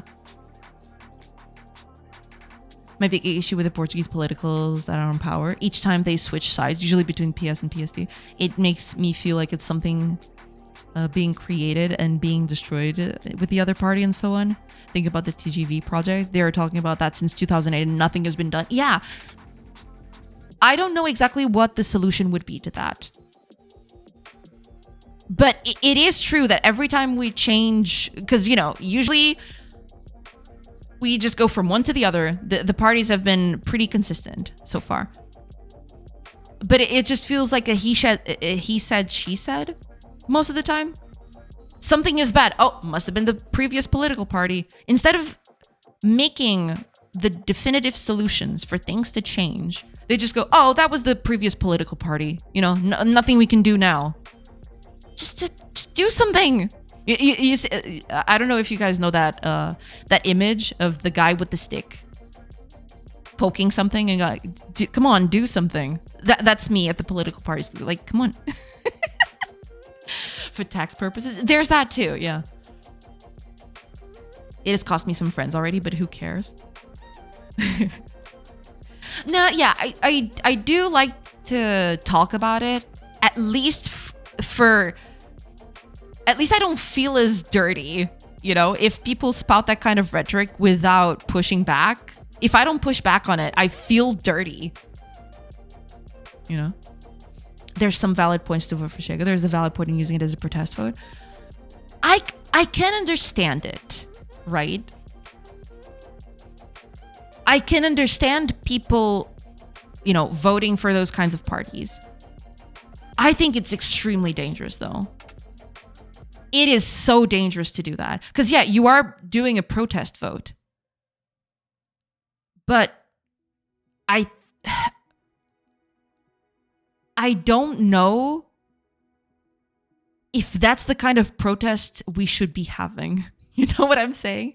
Because we're voting for a party that is very radical and extremist. Just for the sake of telling the other political parties, you know, just do something, get back on track, you know? I can see where you're coming from. Yeah, there is validity to it, but at the same time, it's extremely dangerous, though, in my eyes, I think. Tell people who say gross things they're gross. Let everyone else at the table know it's unacceptable to say gross shit. No, I mean, yeah, there is that. Fortunately, usually the people that I live on the day-to-day, or that I contact, you know, fairly regularly, they don't spew that much of those kinds of things, right? They don't actually say gross shit. They're actually pretty left-leaning, right? But they usually fall for some of that propaganda that the right says sometimes. And that's where you've got to push back. Because I feel like there have been times where I've heard people saying things that were patently false. And I pushed back on that. And people went in and looked at things. And they were like, oh yeah, you're right. And I felt a little bit better thinking, okay, I managed to stall the the right wing, you know, turn of face today, you know. But it's hard. It's a hard thing to do because you have to constantly be on top of things. You have to constantly, you know, be on top of things. It's not an easy thing to do. It's exhausting sometimes because it feels like every day there's a new thing to debunk.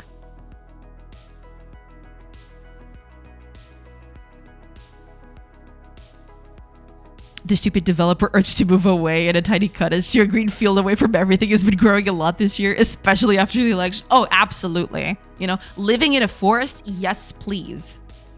But then, you know, we kind of live in a society kind of deal, you know? Not to make the meme or anything, but, you know, living as a society brought us a lot of good things, you know? You have you know, access to a lot of things that you wouldn't if you just lived out in the forest. It's we're past that point, I think.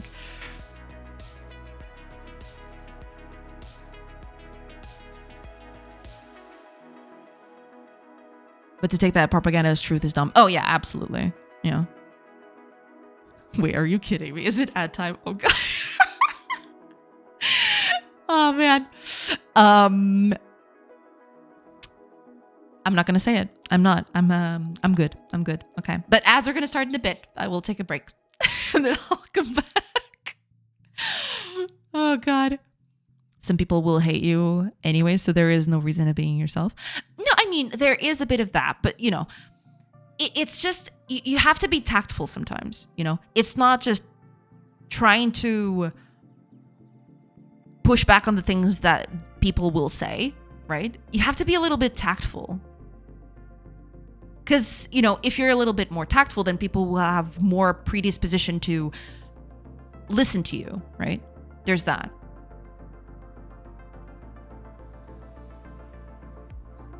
My new car was chosen specifically with the idea that it might be necessary to sleep in it. Oh gosh. Dang. Ranked choice voting now. I don't even know how that would work. But, you know, we're protesting. I'm in. Let's ride. Hi, Teresa. Welcome, welcome. I hope you're doing good. Immediate improvement to almost every voting system. Oh, man.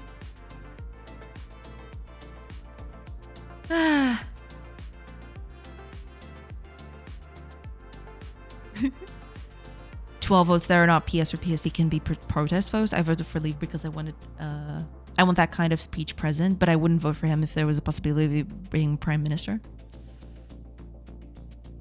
We live in a society. Yeah, we live in a society, okay. Where is my Joker makeup? I will never do that. Don't even start. I'm sorry for launching the red happy hour today. Jay, no problem, no problem. I mean, I had to get it out of my system at some point, yeah.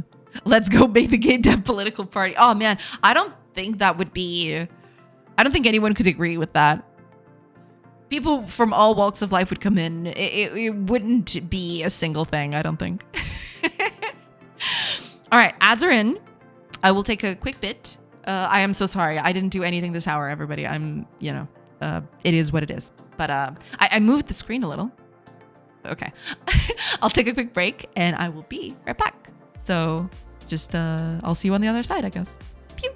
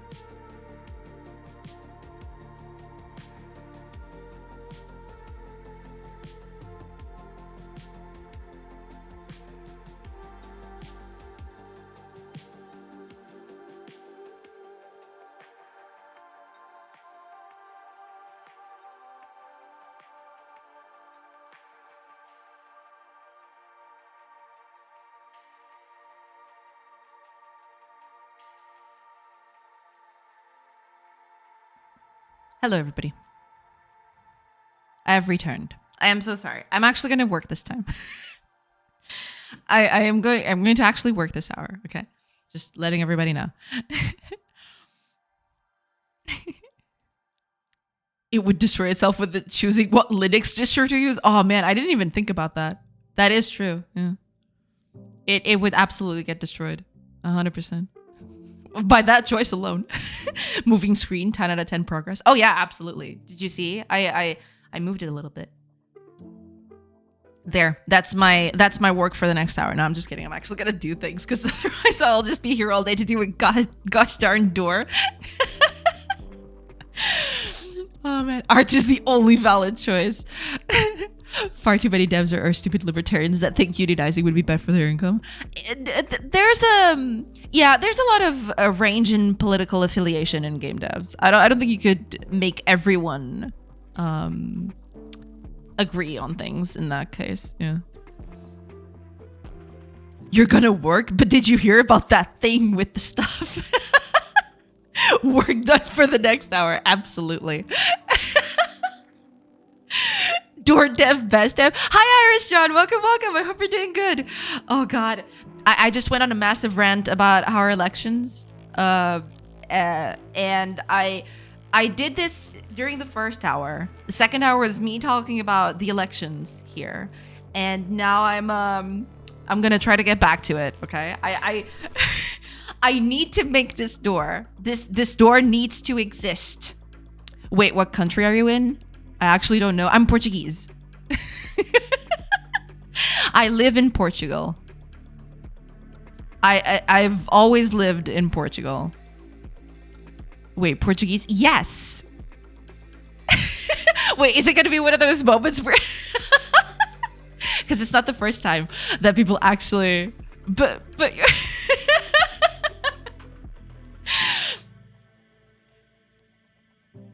Portugal. Wait, I know roughly where that is. Yeah. Born and raised, baby. Where did you learn English? Cartoon Network. And I am not kidding. It's that city on the left of Spain. How dare you, Xenoblade? How dare you? Cartoon Network, same. Yeah. That's incredible. This is your second language. Yeah, English is my second language. I have Portuguese as my first one. You know, eu podia falar bocadinho português, mas então ninguém percebeu o que eu ia dizer, então não vale a pena. Yeah. Yeah, basically what I just said was like I could speak Portuguese, but then no one would understand me. So, you know, that would be kind of a problem. Yeah, that's basically it. Yeah. Cartoon Network might have taught a lot of us. Oh yeah, Cartoon Network was the definitive way. I had a few English classes as well, but Cartoon Network was by far the thing that taught me English for sure. And then Nettie taught more people English than the U.S. education system. Portugal. I found it on the map. Found it. Perfect. No, but yeah, it was definitely that case. Because back then, usually nowadays, I've tuned into Cartoon Network a few times. Nowadays, they're doing actual... what's the word for it? They're actually dubbing the cartoons in Portuguese, right? I did see a few of them. But back then, Cartoon Network was just a cable channel. And you had no translations. You had no subtitles. You had nothing, right? You would just see things happening and characters talking. And you had to, you know, get the context of things. So that was basically me at 10 years old, you know? I would tune into Cartoon Network. There was the Powerpuff Girls going on, and I loved the Powerpuff Girls, okay? I instantly fell in love with them. And I watched those episodes not knowing what was going on all the time. They would just speak words, and I'd be like, what the heck is this? What the heck are they talking about? But eventually, you know, you start hearing a few words here and there. You catch on the context of what they're saying. And eventually, you know, you kind of sort of learn English that way. That was basically it. Yeah. Do you guys make fun of Spain like neighboring countries do? Oh yeah, we do, and Spain makes plenty of fun of us. I think. Yeah, it's a bit of a friendly rivalry. We can talk. We can say that way. Yeah. Have you seen the leaked trailer of the unreleased live action Powerpuff Girls series?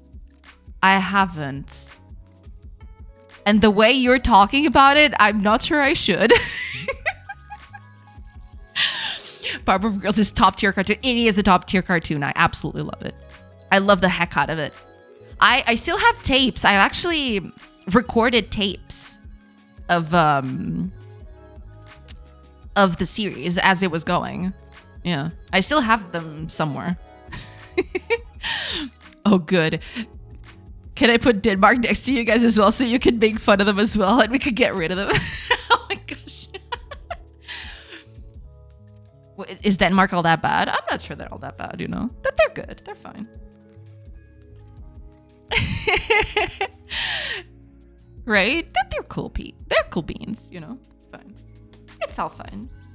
Yeah, but I find it kind of funny that I thought Irish John, you knew that I wasn't or that I had that I was European at the very least, but turns out maybe you got a little bit duped by it because it's not the first time. I actually went to United States once. And I've actually had people talk to me and I was talking to them. And eventually I would mention something about, oh, I came from here. I came from Portugal, or I need to go back to Portugal after this is all done. And people would go like, what are you talking about? Why are you going there? Cause I live there. I was born there. What are you talking about? They would just look at me like, what are you talking about? It was very funny. It's always funny to see the reaction on people's faces. Irish John is right. You have an immaculate accent. Well, thank you. Yeah. Unless I'm saying the word rhetoric, right? Rhetoric.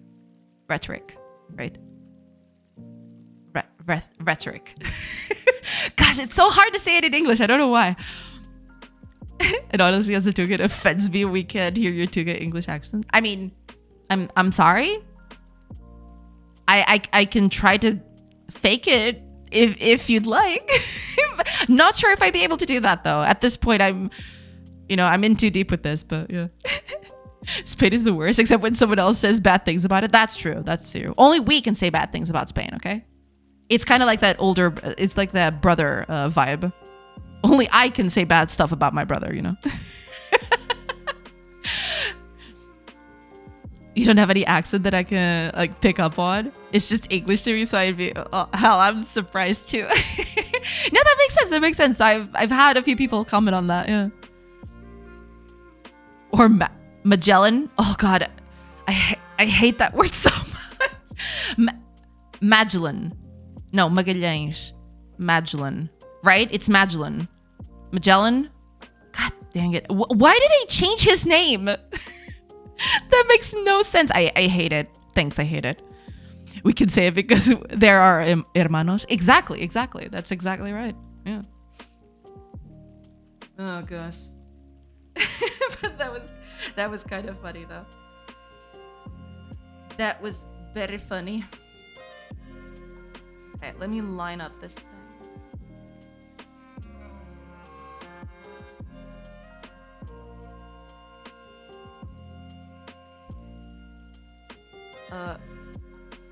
What is it, 14? Well, it has to be more because I'm doing, it needs to be 15. Otherwise it won't look very good. Magellan. Magellan. Magellan. Magellan. Magellan? Melon. Melon. Magellan. Okay. I still think it's pretty dumb. Like, it's got nothing to do with his actual original name. Thanks, I hate it. But I'll I'll allow it, I suppose. Gelling like Magellan, exactly. Hi, I'm Maluska. Welcome, welcome. I hope you're doing good. I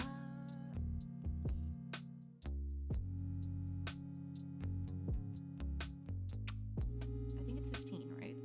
How much is this? 15, yeah. So it'd be something like that. I'm sure that looks pretty good though. That looks kind of iffy.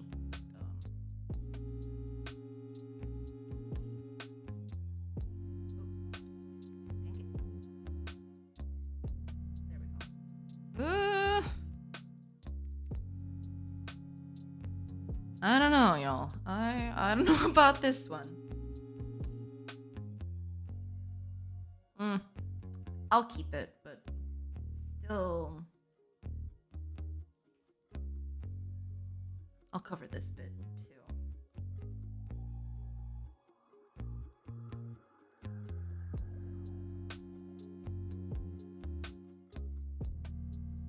Yeah, I'll just do it like that.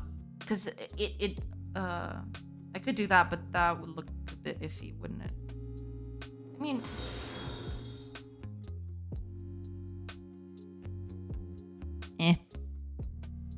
Indeed. That was a commercial in America for a while. Really? Okay. Eight pulls? 8 pulls. 8 pulls. Clearly not a melon. Clearly not. Welcome in, 8 pulls. Thank you. Thank you so much for the follow. Welcome in. Hello, hello. It was for shoe insoles that had gel. Ah. Gelling like Magellan. Okay, okay. Real. Hiya, Apples. Welcome, welcome. I hope you're doing good. Hello, hello. And welcome to this corner of madness. Just like apples is fine. Yeah, I get it. I get it. I was just trying to do the read that in my head, and I just find it, a little funny. It's cute. Welcome, welcome. I hope you're doing good. And Teresa starts to nibble on apples. Oh gosh, don't nibble on apples, okay? It's fine. We'll get you some other apples. I love the 1.5 seconds it takes people to register. Yeah, because I was trying to see exactly how that would translate, right? But that's pretty good. I like it. How would this look in the back, actually? Okay, I want to do this in the back, but well, to be the back, you'd have to. Yes.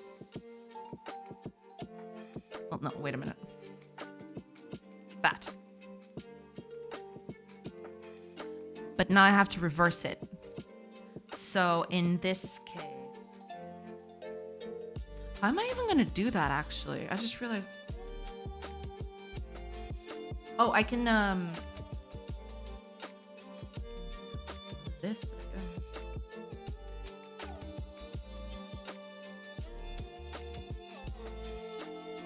Well, not exactly like that, but we'll get there. We'll get there. It's fine. We'll be fine. No, wait a minute. I just realized something.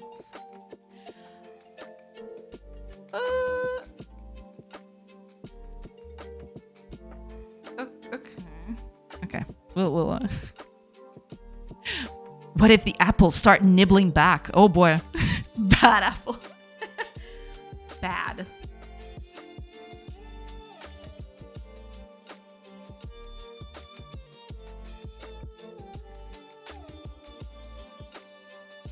That'll do, right? We don't do this either. That would be the thing. Right, yeah. Then we kind of want to do the same.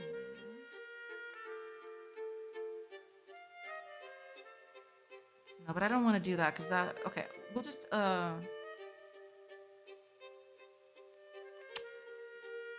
Dang it.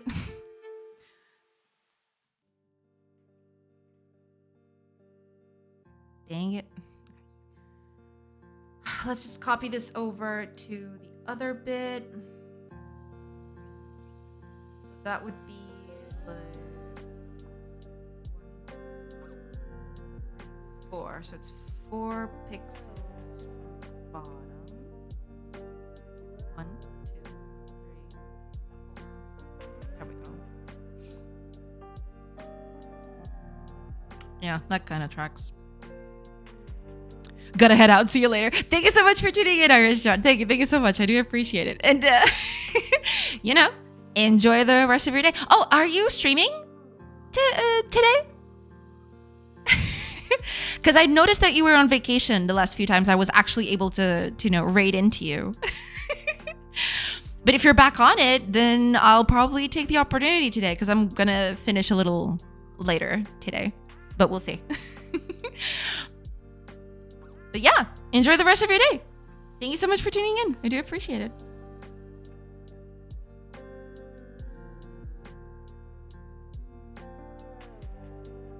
Oh, wait a minute.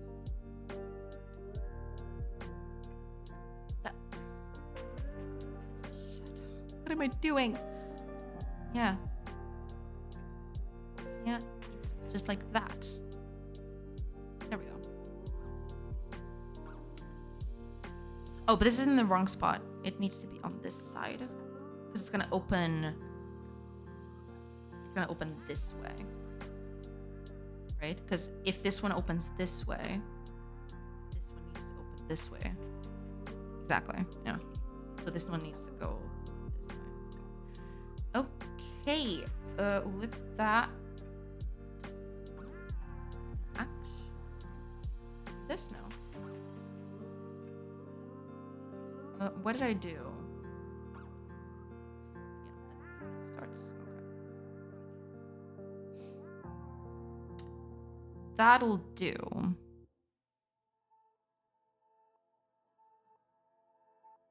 That will do. Yeah.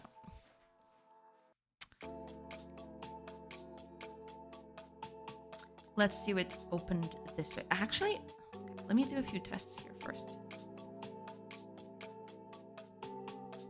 Oh, yeah, there's that.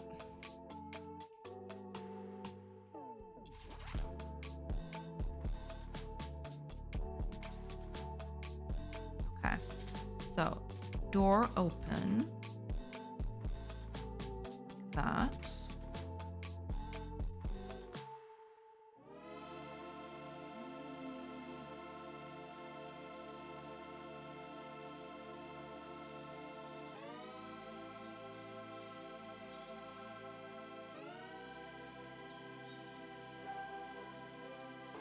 That would be the door to the other side.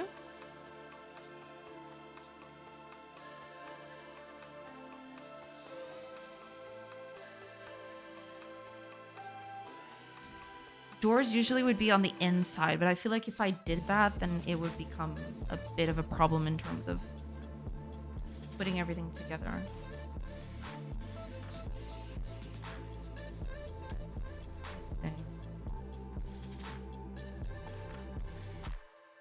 Is it enough to just do that? No, it's not, because the handle is now here, closer to the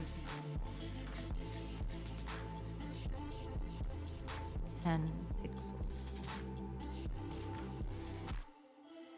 So 1, 2, 3, 4, 14,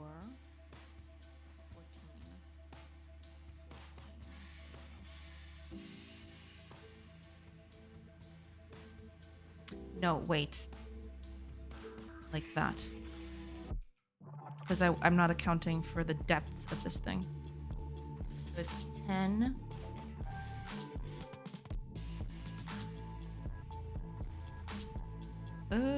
Again. Yeah, put it a bit up.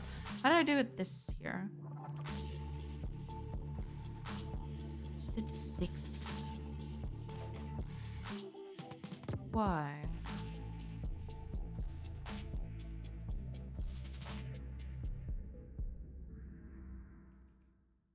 Doesn't make any sense. What?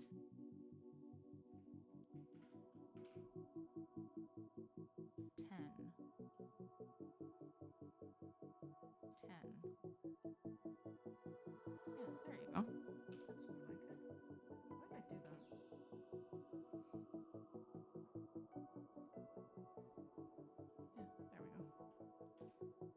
This would be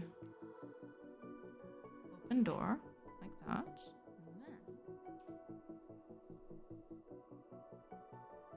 there's this one that opens like this.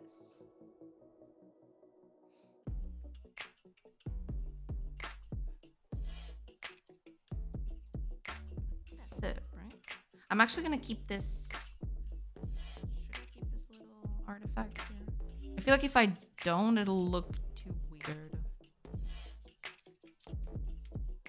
Because it's just one pixel. You know, it's kind of iffy.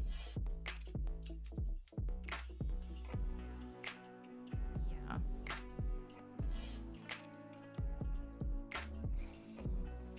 No, that'll do. Yeah, I'll just do it like that. It's fine. I think that's it. Yeah.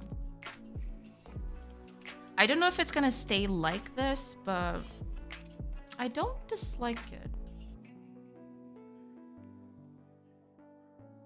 But there's still something about it that I still have to, I don't know. I'll have to think a little on it.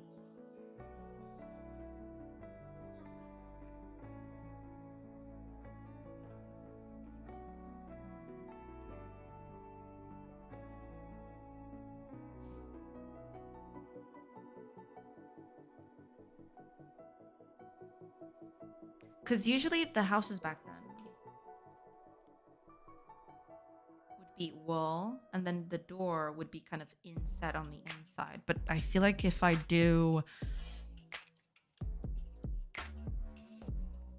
that, I'd rather just do it casually like this than just do that. Because I feel like that would be pretty bad, you know?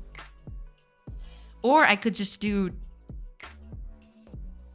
doors on the inside on both sides, but then it would look pretty bad, I feel. If I take a look at this thing, copy this. If I do this, and then I put stuff on top of it.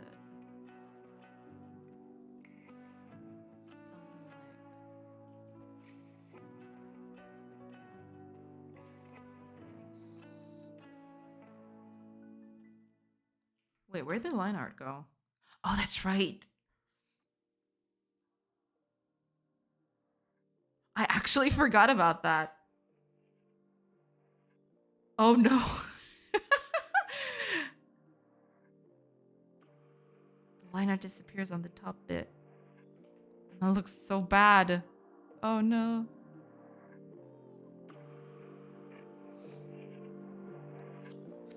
They didn't have doors. Come on. There is, you know, there's been a few people contesting that they either had doors or curtains or something in that regard. I'm just testing stuff out to see if it sticks. But I'm probably going to do curtains too to see how it looks. Yeah. Pookies. Shouldn't door be wider than a door space? A door space? How so? Wider than a door space?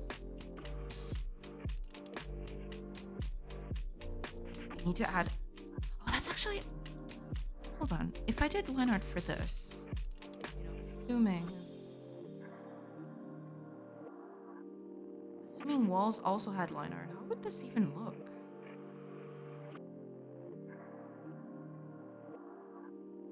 If we have both line arts colliding against each other, wouldn't that look super bad?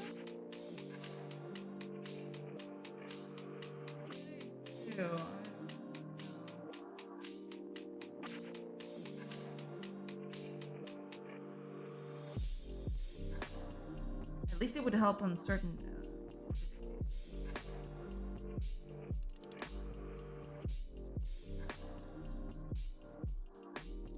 it's not that bad. I just need to add a liner here. But then if I do this, then if I do this, then things are going to be a little wackier. I'm kidding, they had doors. No, but there have been contests to that notion that they had, you know, that they had either doors or curtains or anything like that. Because they were made of perishable materials. They wouldn't have lived all this time, right? Or at least, in a good capacity. So it overlaps with the wall? Because I assume good hinges are an option. Oh, yeah, there is that. The hinges back then. The problem is not doors. The problem is the hinges. Yeah, basically.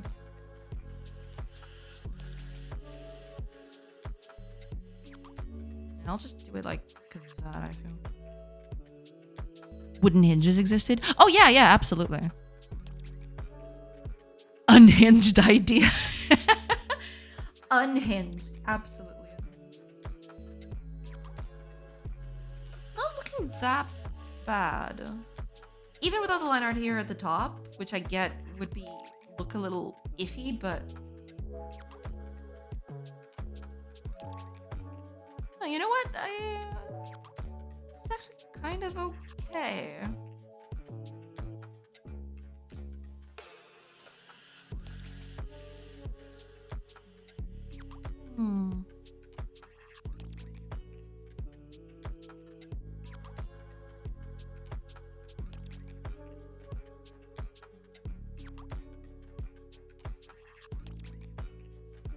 There is one thing that I don't like very much, though. I have to see how I'm going to solve it. It's the thing that this, due to the fact that it's on this, it's sideways, it has a lot more light elements than the front-facing door, so it looks weird. I don't know exactly how to say it, but it kind of looks weird, I will admit. This one looks better, but it still looks a little weird. Also, I haven't considered actually people going through these things. Ooh, that might be a little bad.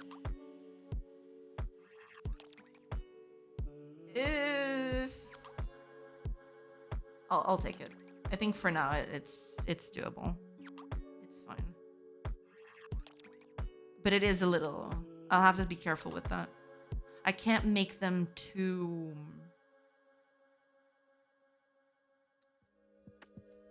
thick. Otherwise they won't look very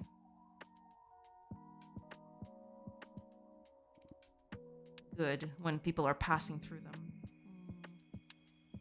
Let's see if I made these as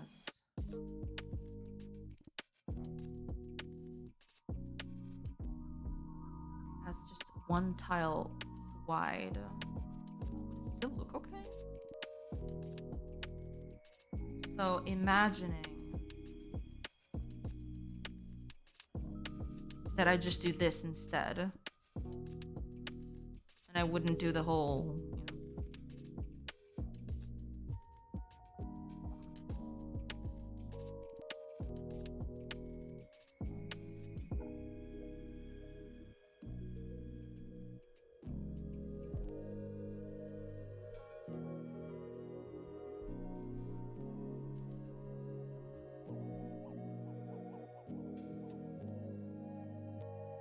It certainly loses a bit. It kind of looks too bulky from the backside. This bit right here, the back.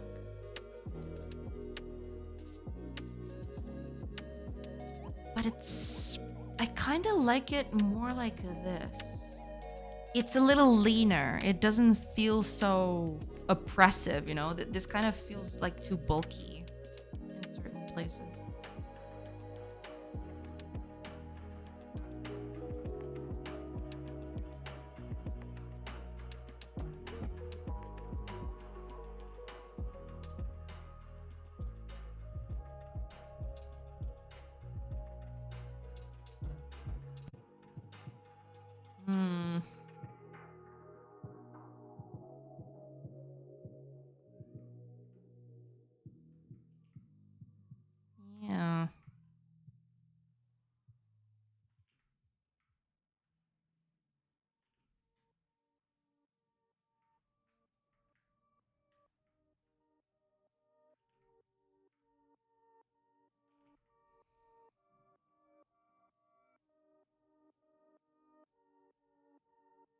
kind of like them more like this when they're leaner. You lose out a bit on the depth of the door itself. But at the end of the day, I think it reads better though. Especially when you got a character coming through. I think that's the biggest problem.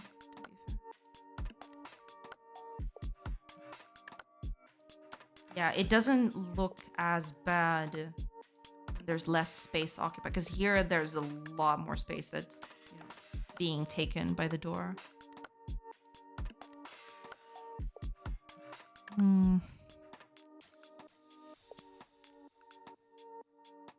I'll leave it like this. I'll start tackling the curtains and we'll see how that will look. Curtains are actually not that difficult to do, I'm hoping. It's just, doing the, what's the word for it? The folds, I guess?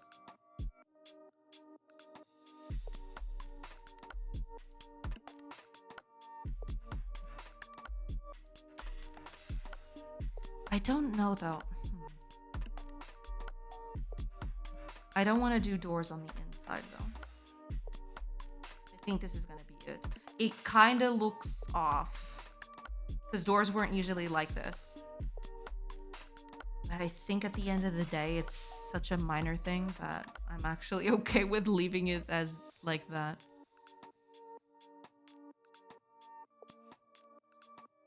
Okay, let's do curtains and then we'll see.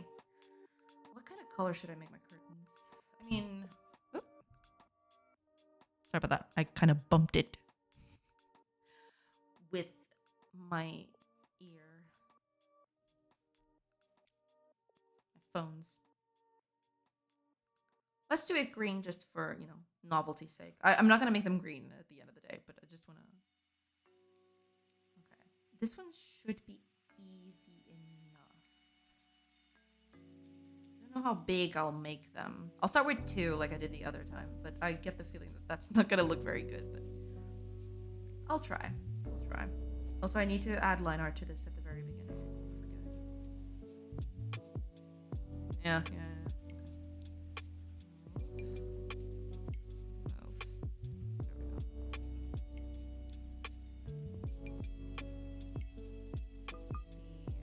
Line art would be this color.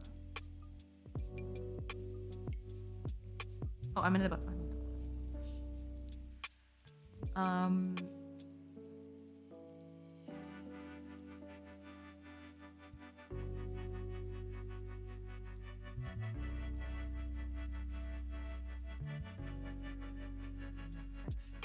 A little lighter and push a little back. Yeah, but this looks pretty bad, like I assumed. Okay, let's do them a little larger so they read a little better. How large are we talking about? Should I make them...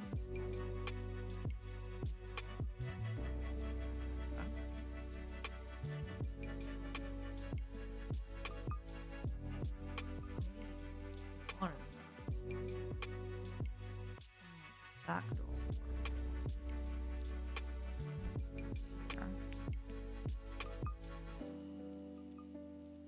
That wouldn't look very good, would it? Unless I did something like that.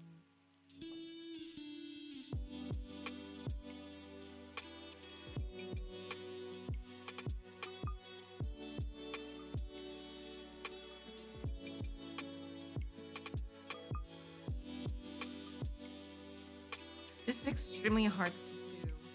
Let me move you to the side. There we go. That helps out a bit.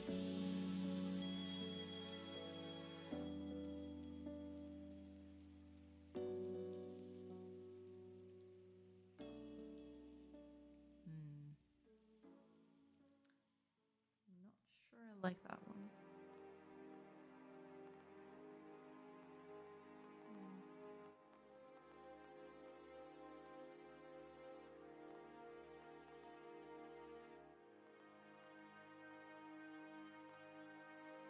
So maybe I shouldn't even do this.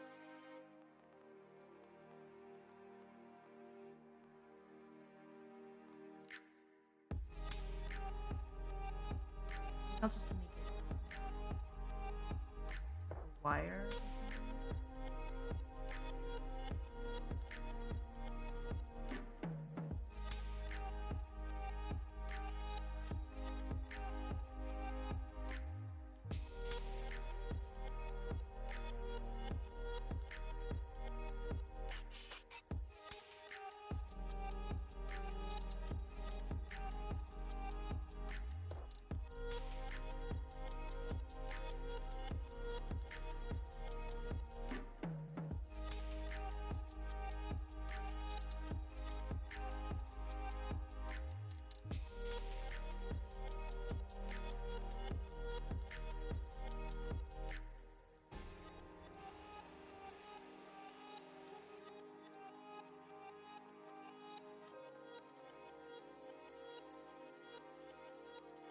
Maybe I should just make it a simple thing. A simple cloth. But by doing that, I would have a bit of trouble with readability, I suppose. If I did that.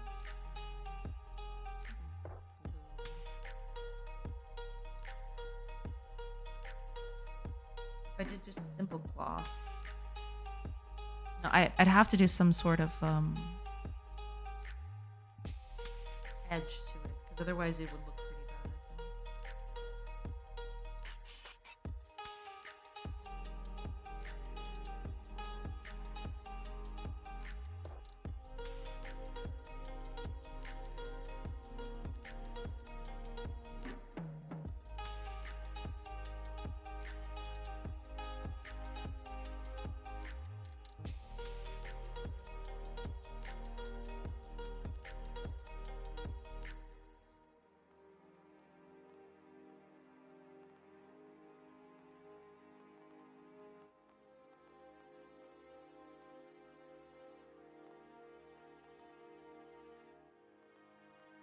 The less folds I make on it, the more realistic it is, but at the same time, it'll also look too simple, I guess.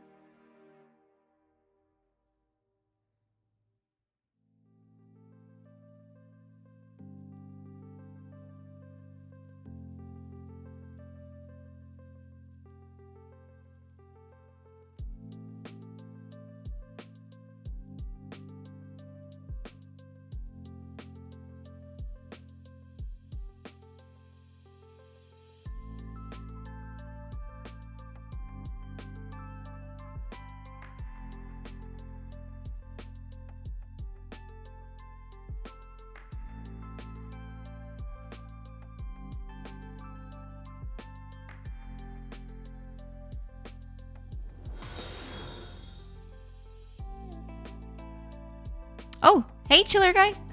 Thank you. Thank you so much for the follow. We're doing good.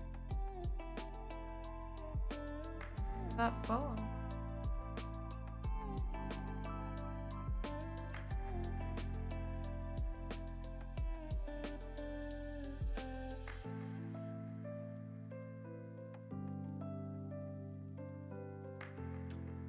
Eventually, it might look like a circus.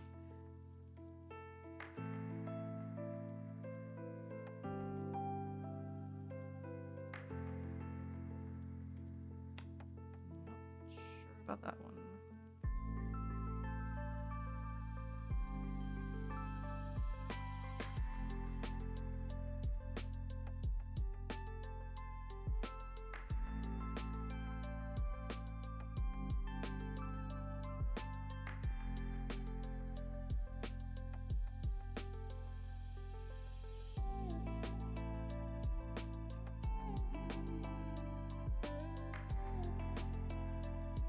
Yeah, not too sure about this one.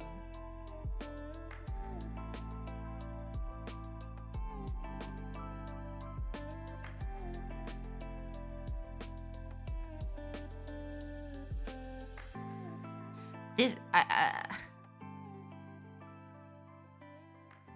I knew this was going to be difficult. I didn't realize how difficult it would be.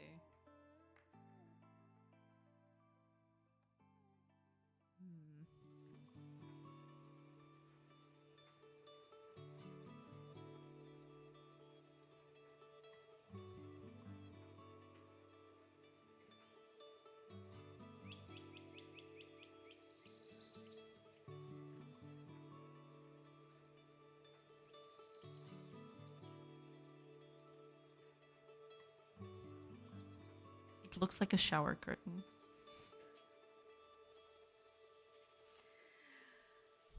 I didn't want to say it, but it does kind of look like a shower curtain. I'm sorry. It does. It just does. I don't make the rules. But it looks like a shower curtain.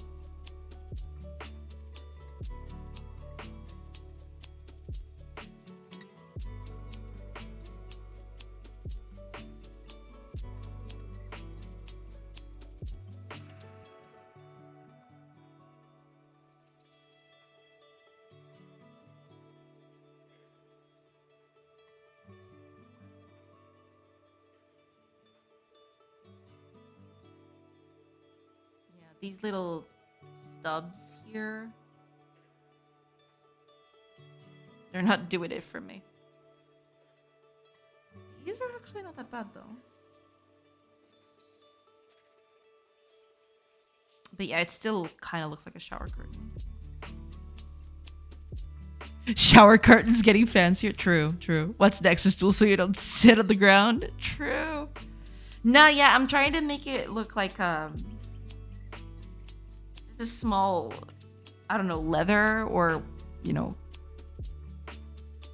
woolen or even a linen curtain, but it kind of looks like a shower curtain because I guess it's because it's too regular, I think. Let me look at reference. Maybe the problem is I'm not looking at reference. How would I even search for something like this? That's always my problem. Like, how the heck would I even look for something like this? It's too neat. Yeah, yeah. Needs a pattern. Yeah, that too.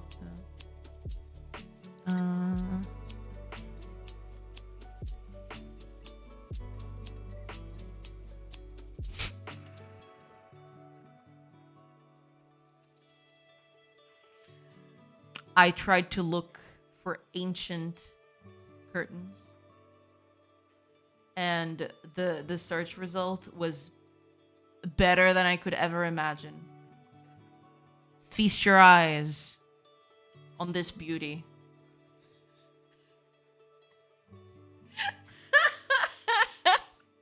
I want one of these in my house, 100%. I am buying one of these right now. I'm doing it. I'm doing it, and none of you can stop me. Oh man, this is. I would legit put that over this letter in my office. I mean, hey, it looks cool, all right. Maybe not my first choice, but it is cool. Yeah, that's exactly my point. Yeah, it does look cool, but I feel like, you know, having your whole house with curtains like this, it would probably get pretty old pretty quickly. I don't know, but maybe not. Maybe that wouldn't be the case.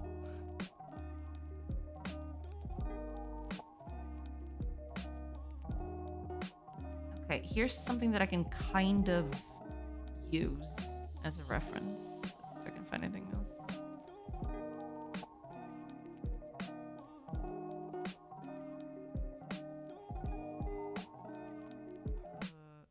I found this one. It's not perfect, but at least it'll give me some sort of, you know, idea. Let's see, what else can I find here? Yeah, because most of these are way too neat. They're, you know, they're sewn, they're, you know, they're fabricated, they're handmade. Whereas stuff back then would be just, you know, stick a bit of cloth or leather on top of things. That'll do. I'm not finding a lot of examples though. which is a little sad. But yeah, I think this one will help me a little bit, at least to get the shapes right. We'll see. I'm just gonna look for a minute or two more and then I'm gonna stop because I need to get this thing done.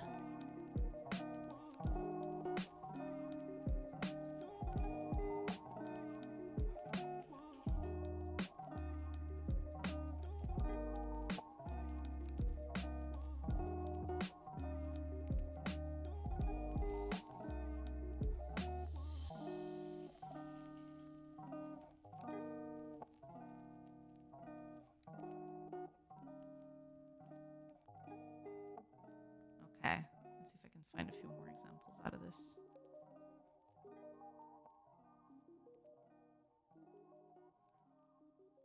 I find it funny that I'm searching for, you know, actual archaeological results and they still get me fancy, you know, fancy curtains.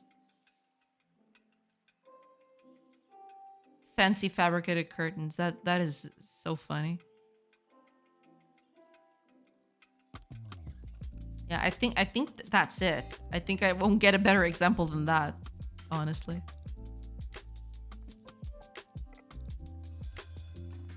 It won't be Egypt mural good, right? But it'll do, I guess. Speaking of Egypt, I've kept on reading because I've been reading a whole Bible on, you know, Portugal at that time. And they've actually found, I never knew this, but they actually found Egyptian scarabs on old like tombs, I guess. They weren't exactly tombs. But yeah, in old burial sites, they actually found replicas of Egyptian scarabs, like those small things that Egyptians would usually have. In Portugal? Yeah. Apparently there was a whole, before this era that we're making the game in, there was a whole thing of, trading aspect to the Mediterranean, in the Mediterranean Sea, where the Greeks kind of made a colony next to Egypt, and they would fabricate these Egyptian scarabs, or like replicas of Egyptian scarabs, and they would sell it all throughout the Mediterranean. And they found themselves, you know, they got traded into Spain and Portugal. So eventually, you know, they were part of burial sites there. You know, that was pretty crazy. I never knew that was a thing, but turns out it is. They actually found those kinds of things. Because the Phoenicians and everything, they were huge in sea trade back then. So they would basically just spread their technologies and their, you know, goods from other places. They would just trade them all throughout the whole Mediterranean Sea, basically. So what era was this, like 2000, 1000 BC? What era is the game taking place in? It's like early Rome. It's so the era that I'm talking about is around, from the data they've gathered, we're talking the whole scarabs thing, from what I've read, is around 7th century, 8th century, before the Common Era. And the whole thing that I'm talking about is around 200, 100 before the Common Era.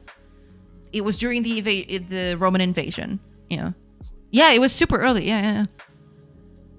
Get your authentic Egyptian burial scarabs. Some fraud, dude. Oh yeah, there were fraudsters back then. You just know it. No, but yeah, they actually dated those to be around 700. The 700 centuries, or 7th century before the Common Era. Yeah. That was pretty cool. I read that and I was like completely blown away. I did not know that was a thing, but apparently, yeah, there were a lot of replicas of Egyptian scarabs just going about, just all over the place. Okay, how am I going to... I need to make it look rough. How am I going to do that? I don't know. But I'm gonna try. Let's use a brown palette.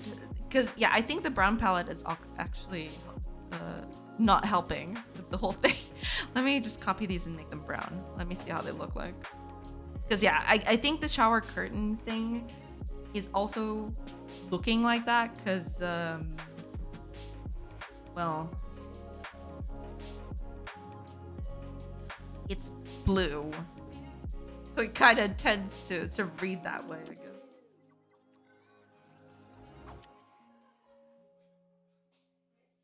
But it's still too neat. I think that's the at the end of the day, yeah. It's too neat. Mm.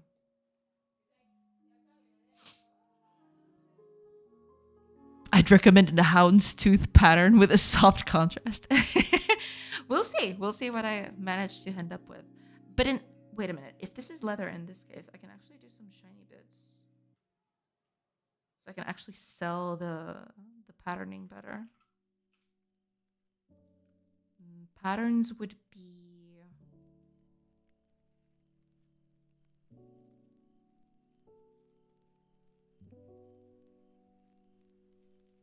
well, not exactly like that, but...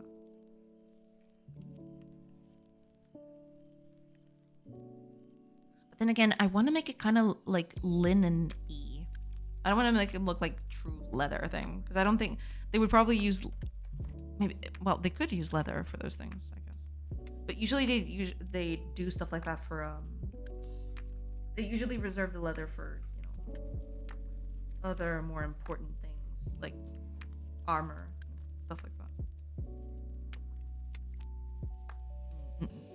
Okay, I'll leave it at like that. Let's try to make it a little bit more like a fabric, I guess. Might be furs. Could be furs. Yeah, could be furs too. But there were not a lot of furry animals on this side of the woods. They were usually they would have like deer, rabbits. There weren't a lot of big furry creatures like bears and that kind of stuff.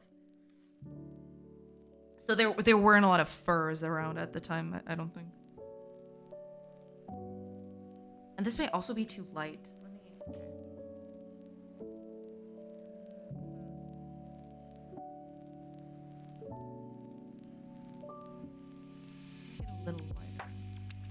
I mean, it would still be a little iffy, but...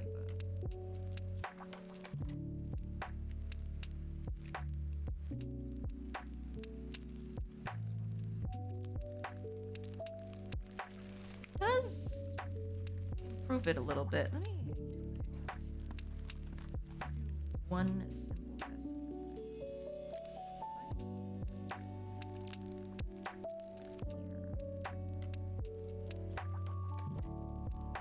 that help? Maybe not, but give it a shot. Why not?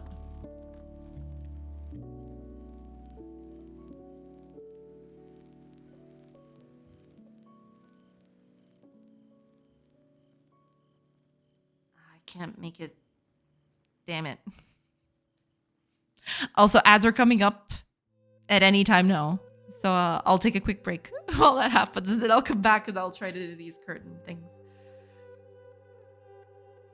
I can't make it patterned this way. That sucks. I like where we were going with that highlight accent. I'll have to come back to it, yeah.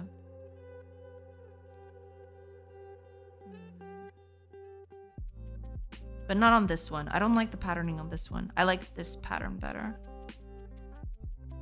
I don't know, it just reads better to me. This looks weird. No. No. No. If anyone knows where that's from.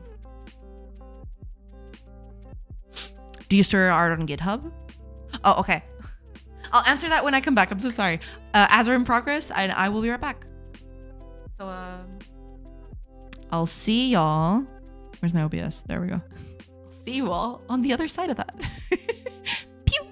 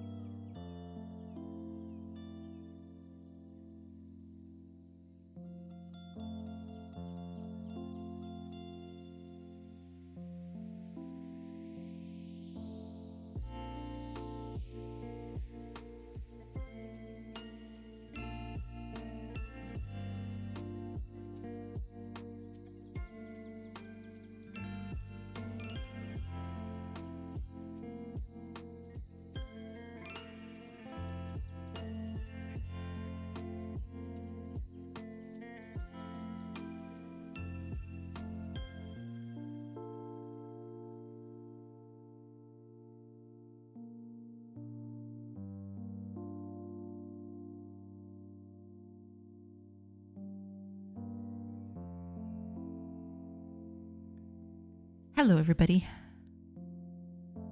I'm back. All right, let me look here. Right. Fire was asking if I store my art on GitHub.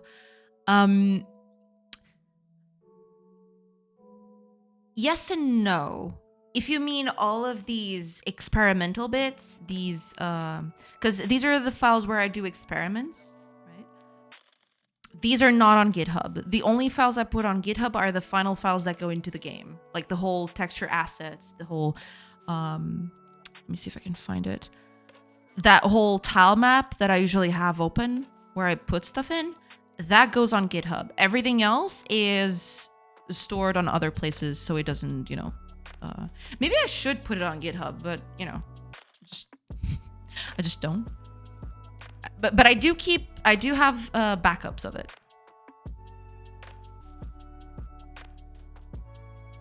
But you keep all of these experiments? Yes. I have an ample list of if you can see, let me see if I can find one of these. Which one is it? Yeah, you see these buildings 09?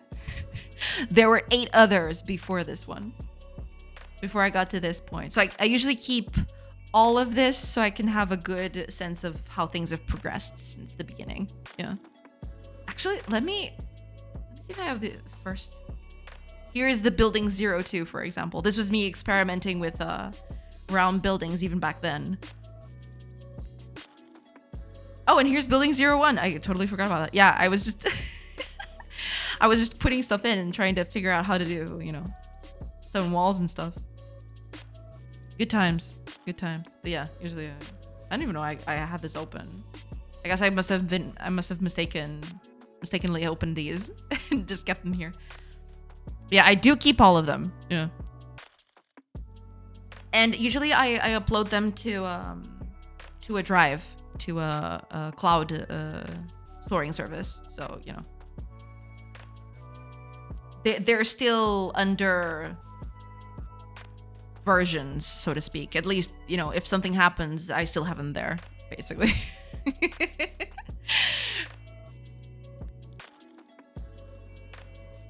The left red one might look better with multiple tiles for a bigger curtain. Yeah, that's true. But since this is supposed to be an only one tile thing for a door, I don't know. I don't know how I'm gonna do that one. But yeah, I'm gonna try to do a few changes to this and see how it looks. We're gonna refine this a little bit, so to speak. Check out my shiny badge next. Hi, Decidius. Welcome. I hope you're doing good. Hello. The Quackmobile. I love it. Where I don't see it. Right next to my username. The 6 months of, are we flexing that now? Not the one for clips. I don't see it. Yeah, we all do a little bit of trolling around here sometimes.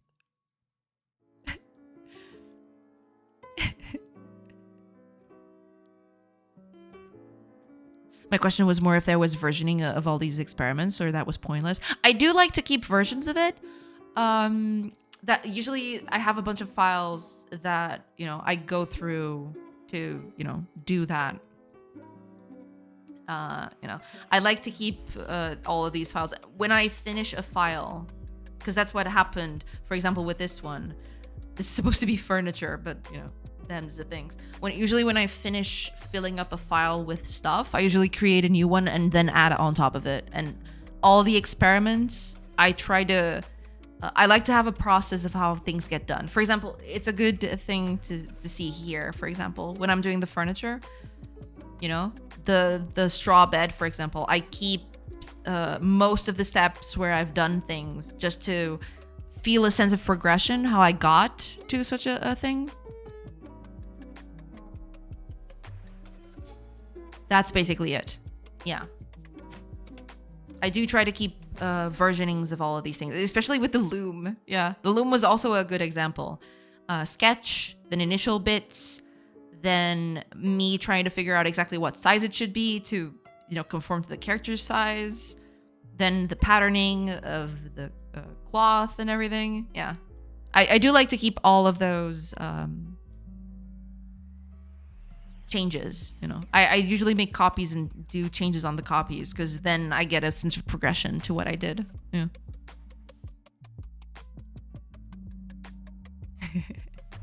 One thing to be aware of with storing assets in GitHub is that Git doesn't deal well with binary files that well. If a single pixel changes, it'll rewrite the whole file in the repo and potentially bloat the size of that repo.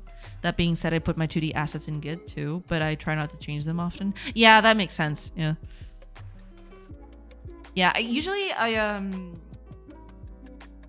do try to, you know, not these files that change quite a bit, I don't usually put them on Git. If I had to do that, I would look for because Git is, yeah, like Mollusky was saying, it doesn't deal all that well with image files. You'd need some sort of different file versioning system for creative stuff, you know. There are a few that are better for storing images and music files and stuff like that. But yeah, these go into cloud services. They don't go directly on Git, no. But I do keep most of the changes to see a little bit of a sense of how I got to that point. I usually do this because if I want to go back to a previous point and use that as a base for something else, or try to make a few changes that would alter the silhouette of a thing, of an object that I'm working on, I like to have all of these versions so that I can just pick it up and you know, make changes off of that, basically.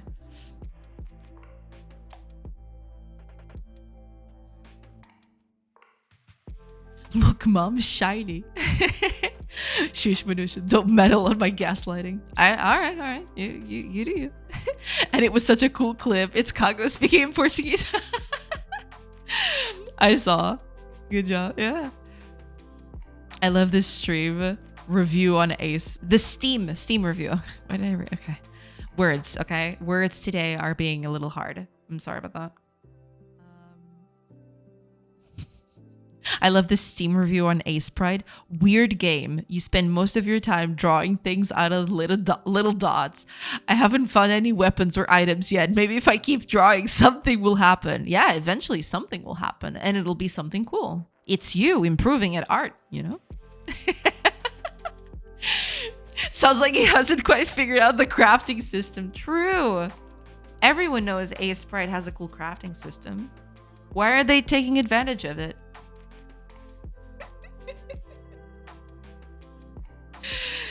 Oh, man.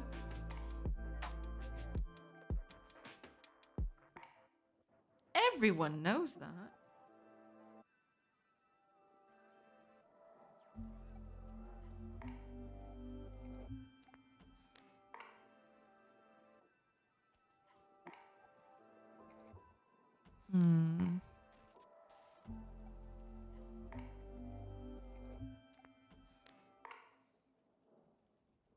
I think I like this color better. Because yeah, leather usually doesn't come like this. It's usually... Okay, let me just look up something.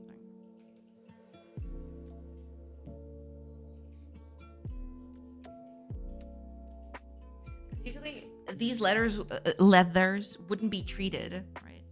They would be kind of rough. They wouldn't be, yeah, they are not as shiny as treated leather. It's more rough. It's less shiny. It's something like this, you know? It's more of a rough, coarse thing. In before the Star Wars jokes.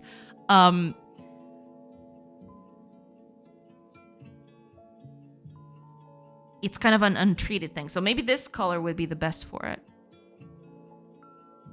Possibly, maybe.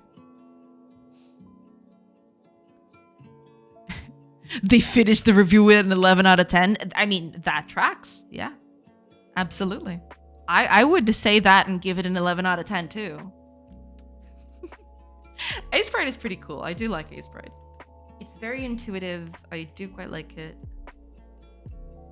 Very easy to pick up, especially if you've used a program, an art program before, which was my case. I was using I don't even remember what I was using at the time. But I switched over to Sprite, and basically the transition was painless. There was nothing preventing me from, I just picked it up and started working immediately.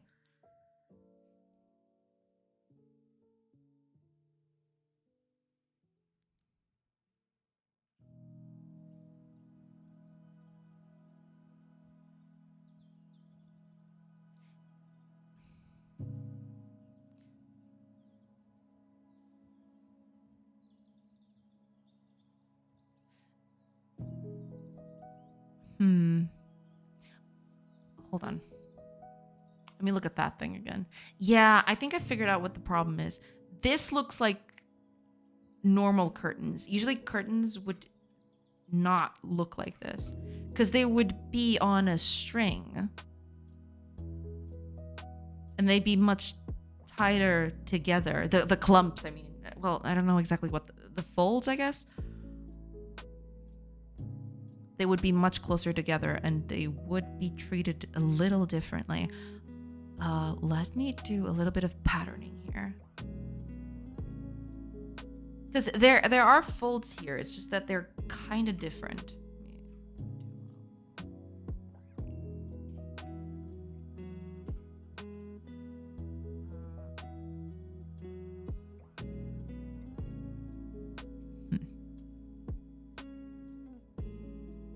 Maybe you just delete the outline on the side and extended the top outline.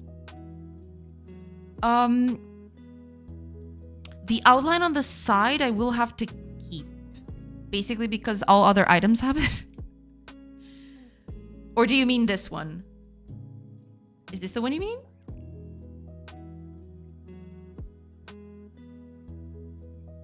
Because what I was thinking of doing is just deleting this outright. I don't know what I mean. Sorry, you got this. No problem. No, but if you want to, if you have an idea, then feel free. It's totally fine. Yeah, I'm going to do a bit of a thing here. I don't know exactly. I didn't want to use the same kind of thing, but I am going to. And then we'll see exactly how that goes. But basically going to do a little baseline here. Something like this. Well, no, not exactly. Hold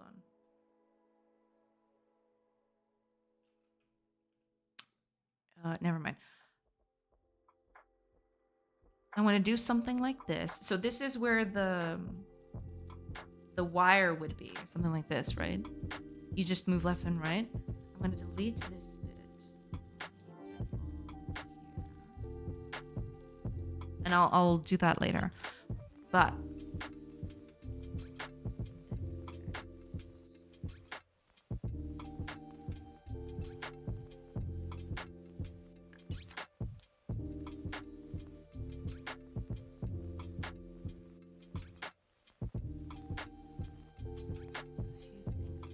and then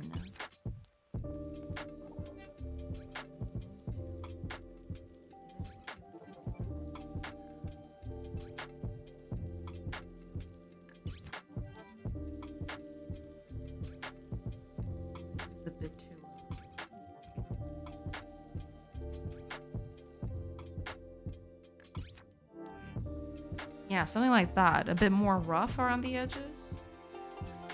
I think that works a bit better. And then we can actually do a few darker bits on the inside.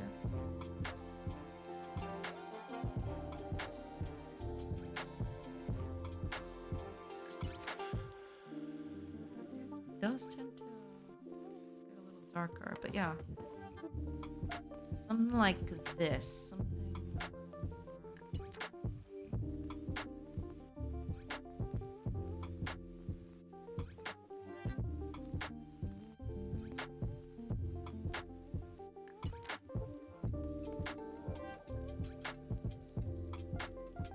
Maybe not the middle one.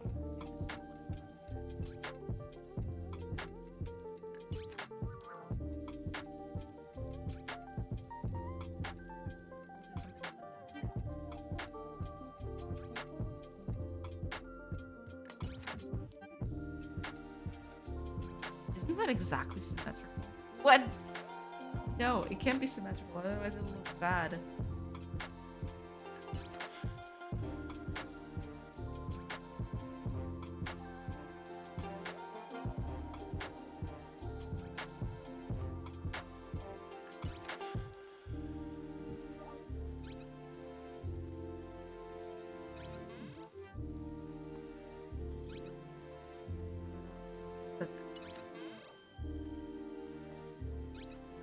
Supposed to look rough and I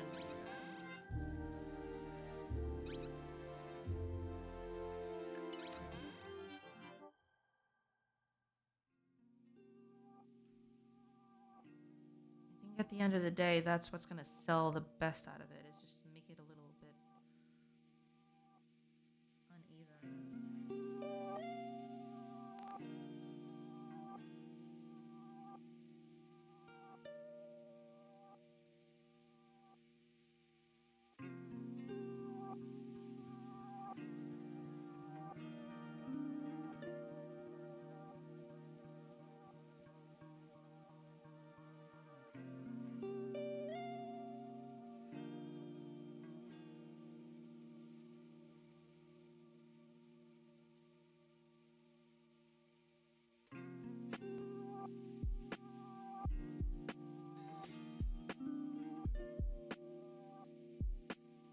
We don't want it too uneven, though.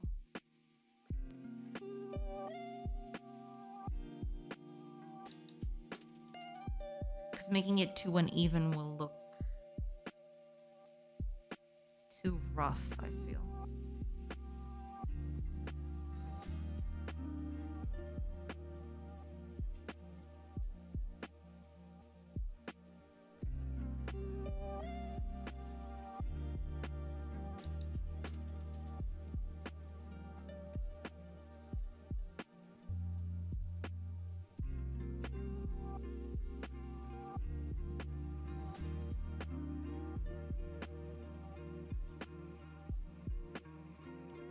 I don't like the shape. But I do like the I like how it looks somehow, but I don't like the shape of it. There's something off about it. We'll see. Jay, chat, see you tomorrow. Thank you for the stream and company. No problem. Thank you so much for being here, Fire. And have a great rest of your day. Talk more tomorrow, for sure. Thank you. Thank you so much.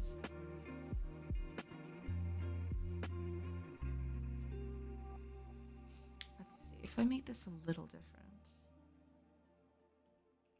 Because I kind of...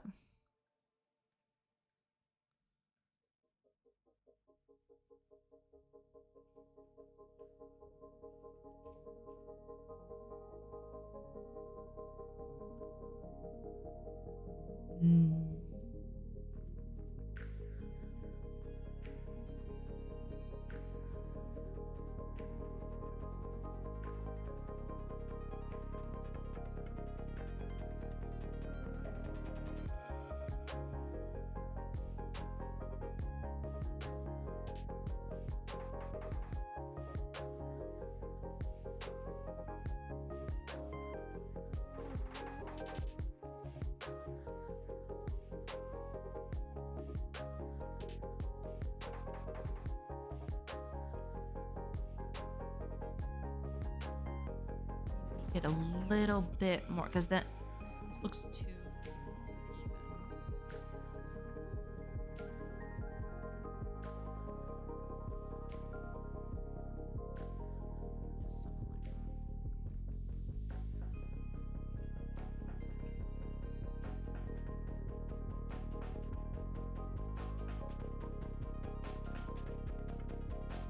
And if I look at this,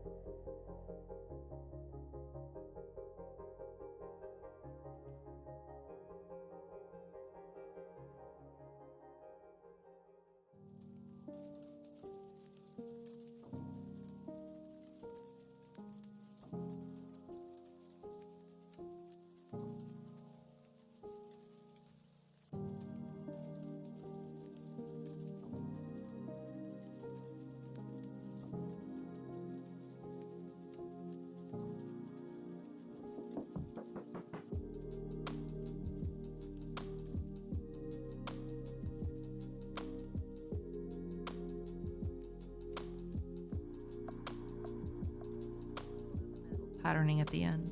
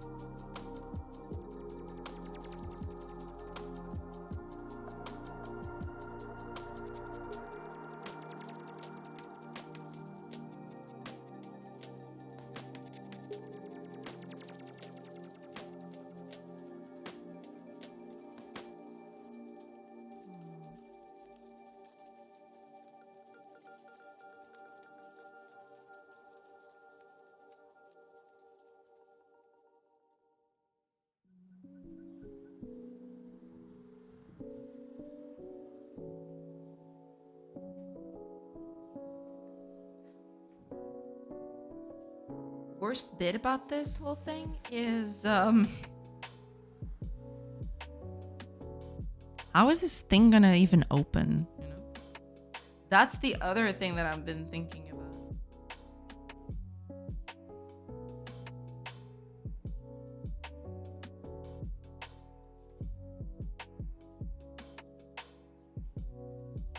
That is something I've been thinking about a little bit.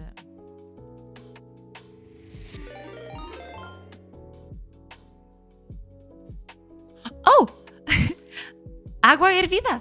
Thank you so much for the raid. Welcome in, everybody. hello. How are things? Hopefully your stream went well. What were you up to? What were you doing? Hopefully y'all got fun over there. Welcome in. Wait. I don't want to raid. What are you doing? There you go. Thank you so much, Agua. Thank you so much. How are you doing? If you want to, share anything you've been doing on chat, you can do that too. If you need to go, that's totally okay.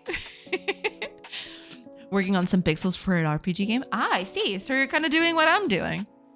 Yeah, that's what I've been doing too. I'm trying to do doors and curtains and stuff for the game, because the game is looking a bit doorsless right about now. So I'm trying to fix that. Yeah. But welcome in, everybody. I hope you had a good time over at Agua's stream. Welcome. But yeah, that's basically what I'm doing. Also doing pixels. Doing all the pixels for the thing. May I share the Steam link? Absolutely, yes. Do share. Yes.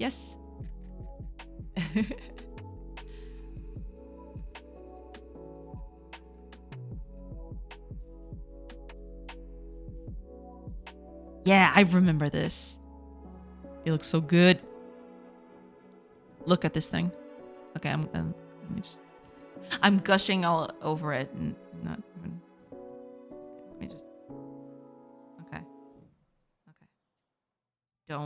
Don't freak out. Okay. It looks gorgeous.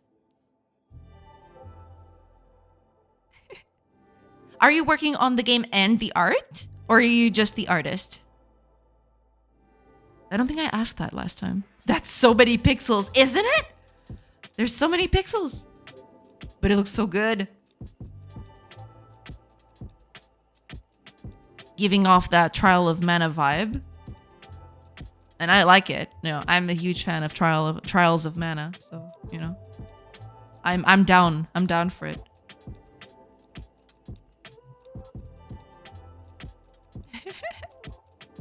Right now I'm a new artist, so I haven't worked that much, to be honest. But solely artist. Ah, okay, okay. It looks super good. It does. It really does. And there's the fishing minigame. There you go. Of course, you gotta have a fishing minigame. Was that a dog being pet? Yes. Perfect. 10 out of 10 game. I don't need to see anything else. No, but it looks really good. Also, there's a mix of 3D elements here, which I quite like. Also, I saw that crab thing. I see you. I see you doing the crab thing. I like the crab thing. Yeah. It looks really, really good. Alterium shift. There you go. The link is over on the on chat if you want to check it out, which you should, because it looks really good.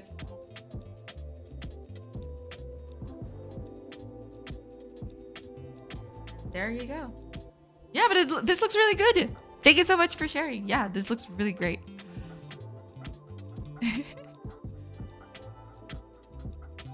So you're a new artist? How long have you been working on it, if I may ask?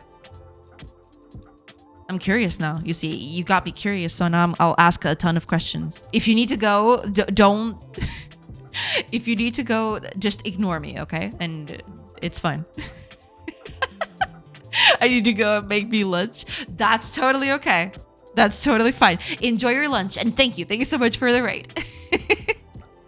Thank you, thank you.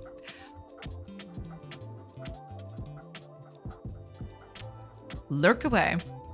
We'll allow you to bring lunch for us. That's true, yeah. Bring us some. Bring us a bit of lunch. Lunch is cool, you know. We want some too.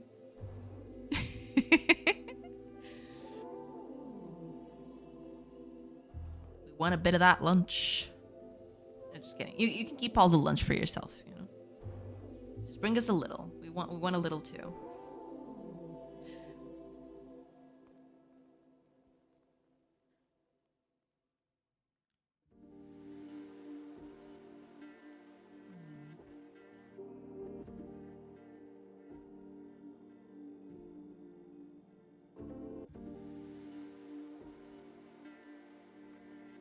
Yeah, leather doesn't tend to do as many folds because it's not as free-forming.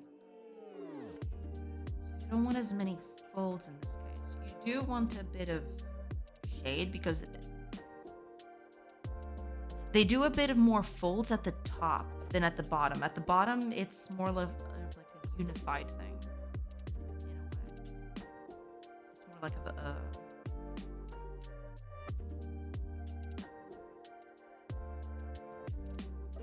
but at the top, that's where the folds usually come from. Let's see if I can do that.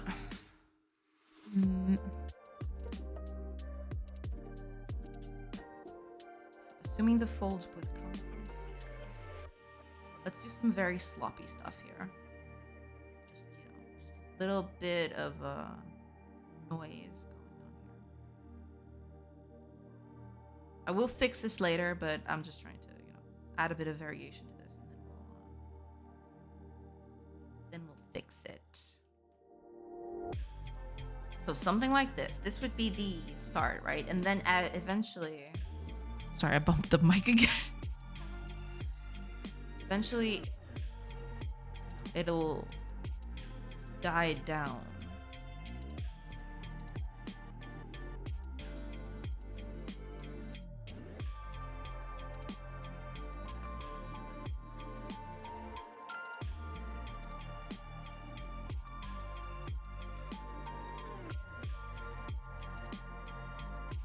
Okay. I also need to go, Manusha. Thanks for the stream. Work's been a bit crazy lately. Hopefully I'll be able to be here more soon. No, that's totally fine. Don't worry about it. It's totally okay. I do appreciate you being here nonetheless. Thank you. Thank you so much, Next. I'll see you tomorrow. Thank you. Thank you so much for being here. I do appreciate it. And enjoy the rest of your day. We'll talk some more later. No worries.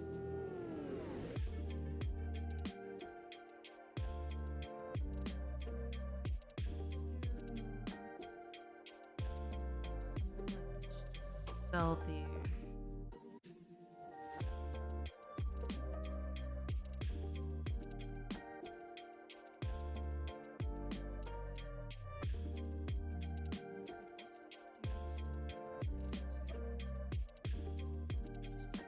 add a bit to things. Adding a bit of a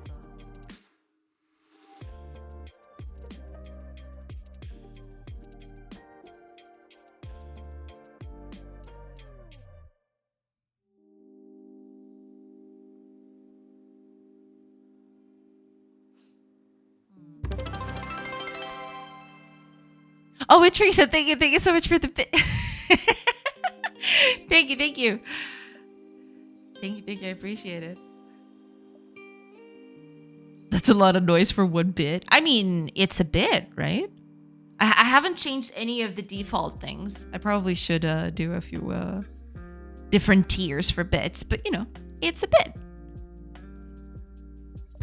It's the thought that counts. More noise. To me, it's less about the quantity. It's more about, you know, people actually, you know, wanting to add bits to it. So I appreciate it. Thank you.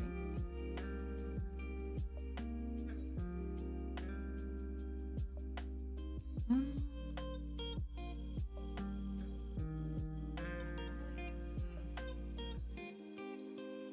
trying to figure out what the heck I'm doing with this thing, but some of these, okay, which bits are going to be the front ones or the most front ones? You'll see what I mean in a bit. So usually what I mean by this is that some of these bits will stand out more than others, like this. I'm going to highlight or color code them or something. In a bit. In a bit for sure.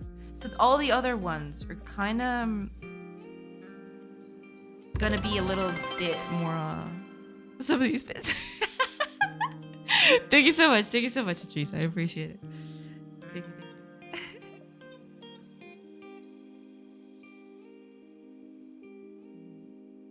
So these are gonna be the things that stand out the most. They're not gonna look this color. This is just a thing for me to take a look at it. Because at the end of the day, the ones that stand out more will have a bit more of a highlight to it. You know, the other bits will kind of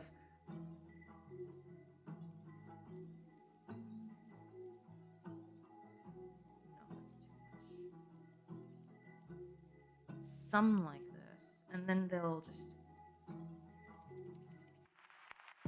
kind of clump around that bit specifically, right?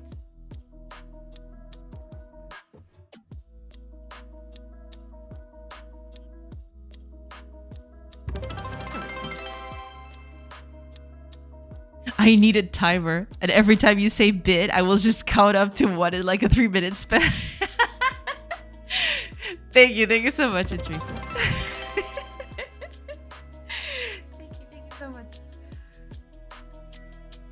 Okay, let's bring this back and see how this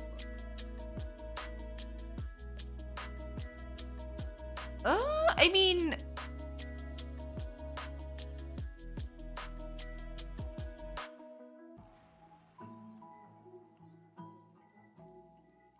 you know what? I'll take it.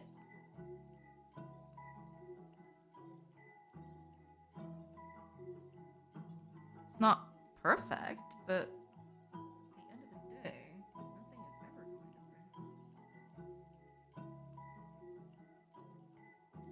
be.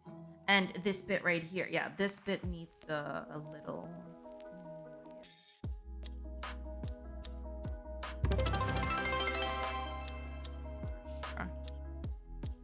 Say bit again. I dare you. Thank you so much, Teresa. Thank you.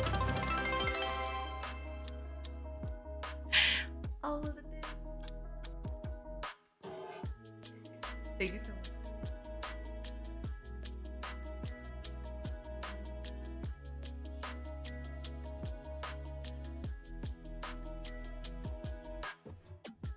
A bit of noise just to add variations to this. I mean, it's okay.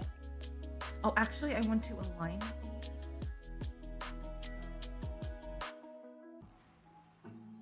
This bit right here. Just so that they align a little bit with these sections specifically. Yeah.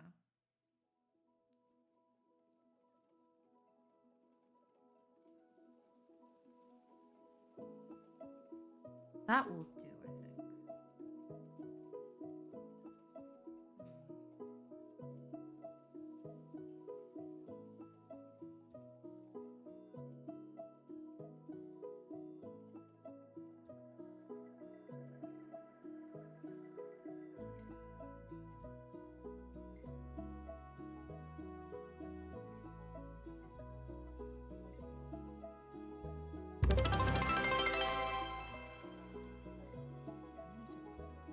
100% take it back on it, yeah.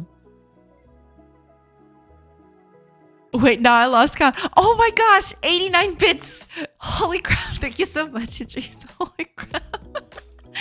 Thank you so much. That is a lot. Thank you so much. I do appreciate it.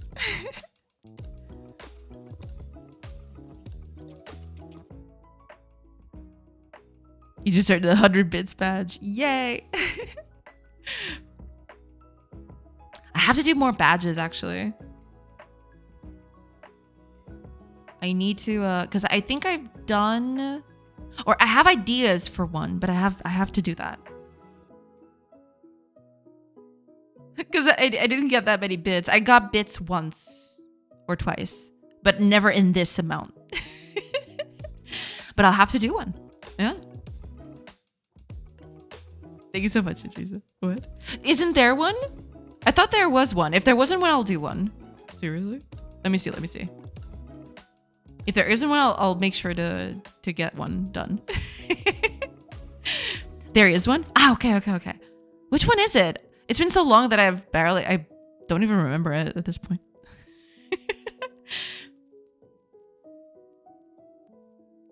But I want the bit lead. Aren't you there already? Ah, okay. There we go. I think this one. Okay. There you go. No, I think there is, what I was talking about, it wasn't the bit badge. I was talking about the what is the name for it? I think you can get emotes from doing bit donations, but I never got to one because I didn't get that many bits at any point, so I never bothered to do it. Maybe I should. Let me just look it up here.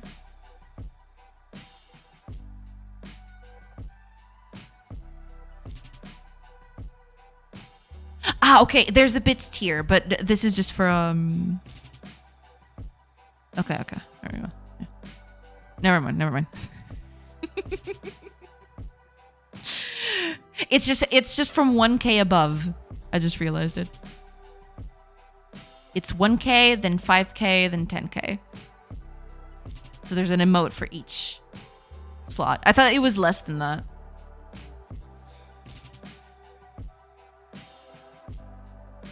We can if we start a hype train. Ah, I see. Okay. But it's okay. Thank you so much. I do appreciate it though. You mean emote slots? I don't remember how that works. Yeah, it's basically there are 3 emote slots here for bit rewards. You get one for 1K bits, you get another for 5K bits, and you get the last one for 10K bits. Yeah. You know what I should do? Yeah. You know what I should do? I've been thinking maybe using a bit of, not every day, but maybe at some point in the stream, maybe the last hour of a stream on Friday, for example, maybe I should just do like emote requests or something. Or not exactly requests, but me doing art for emotes instead of just doing art for the game. Since I've got the art applications open and everything, you know, I might as well as tackle that while I'm on stream anyway. You could, yeah. Yeah, I've been thinking a lot about that. Maybe I should implement that in. Yeah, I'll have to do that. Because I have a whole batch of emote ideas that I've been taking note of. And I want to tackle that in. But I have yet to do that because I'm always either worried about the game or, you know, doing some other stuff for the game. So maybe I'll just do that. Yeah, maybe I'll just take an hour every week.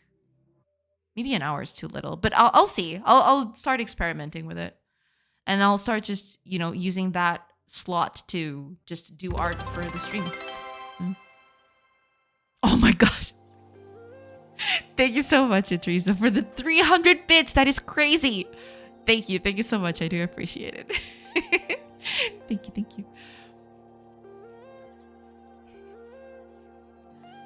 And I've got a good idea for the first bit tier emote. Absolutely. You're welcome. Thank you so much, Teresa. Thank you. I do appreciate it.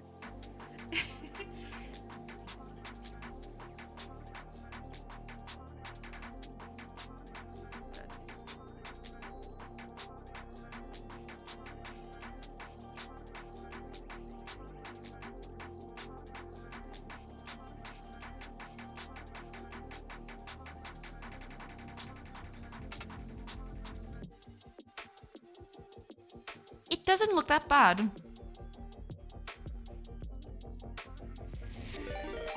I was kind of scared for it, but it's not that bad. I don't feel. Something. Oh! Nora tries! Thank you so much for the raid! Don't be scared of the raid. I'm not. Welcome in, everybody. Callaghan and AK Cage, welcome in, everybody. And thank you so much for the raid. Let me give you a shout out before I forget. Thank you. Nora, there you go. Thank you so much for coming in. I hope you had a good stream. What were you up to? If you want to, you know, share what you've been up to on chat, feel totally free to do that.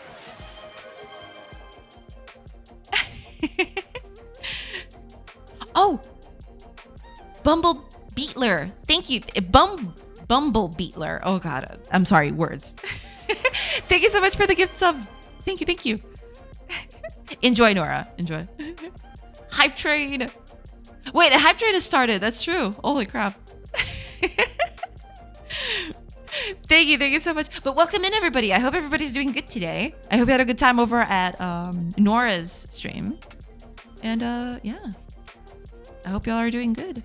Tried some Python challenges as usual. Was a lot of fun. That's good. That's pretty good. I wouldn't emote. Enjoy. I'll be going again. See you again at some point. No problem at all. Thank you so much for the raid. Enjoy the rest of your day. Thank you. And to anyone else coming in who doesn't know who I am, welcome in. Name's Joanna. I'm a game developer. I'm actually doing art for a game right now. I'm doing this game. I'm doing a colony sim thing. And I'm trying to do doors for these houses. These houses have, you know, they have walls. They have, well, the roofs are still placeholder, I guess. A lot of stuff here is placeholder. I'm working on it, you know, slowly. But yeah, it's a little colony sim where you got your little peeps going around and doing things and all of that. And I'm trying to do doors. They don't have doors for their homes. So I'm tackling that today. You know, doing a little wooden door, also doing a little bit of a leather curtain doorsy kind of thing. That's basically the gist today. It's just me trying to figure out how to do this. But yeah, that's mainly what I've been working on. Just doing them doors. And now I need to make this open. I'm not gonna like that. Nora took our freedom of speech. Why is that?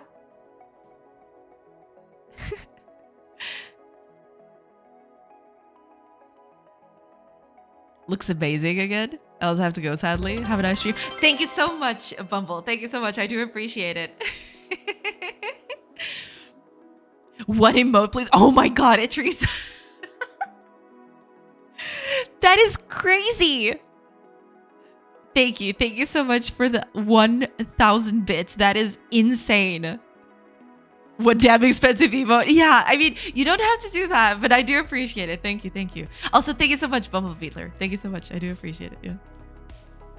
Because someone had deep pockets. Thank you. Thank you so much, Idrisa. I was invested already. Damn it.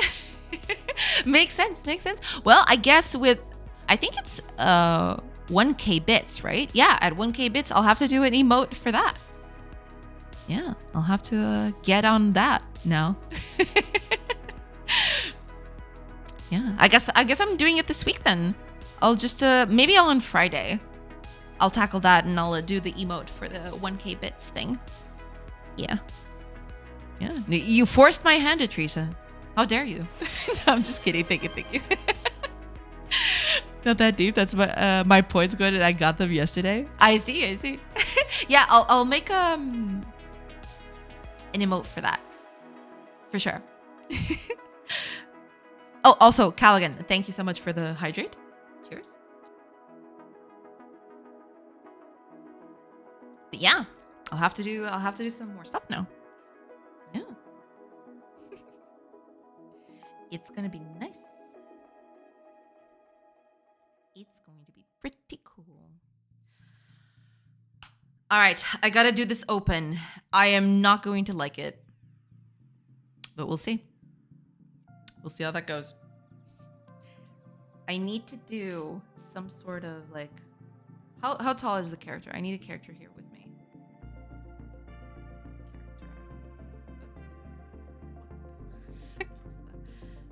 Okay, how tall are you? Okay, let's do 24. So it has to be this bit. Here's what I'm thinking.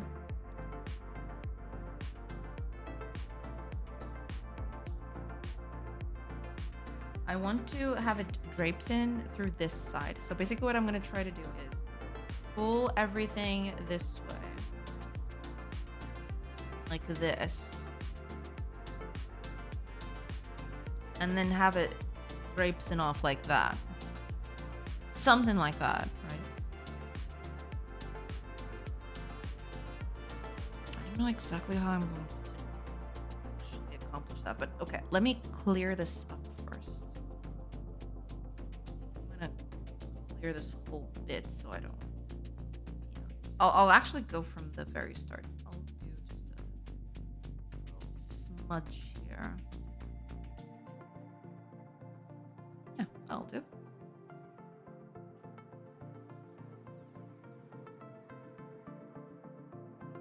Yeah. That's good. Oh, it's actually, I think it's selecting the emote now. Oh, no, wait. No, okay. We got it level 2. Holy crap, what the? It's actually, yeah, it's going crazy. All right. Thank you. Thank you so much, everybody. I do appreciate it.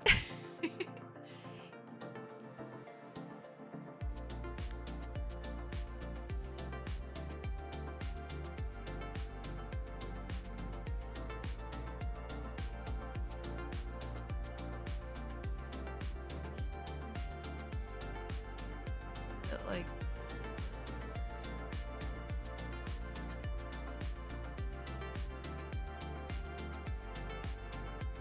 because I don't want it to be too taxing on the character, so it needs to be a little lower. I did put 99 bits in Seto's channel as well for shits and giggles, and he's not even online yet. He's gonna have he's gonna look at his stream dashboard, and he's gonna be like, what? Where did this come from?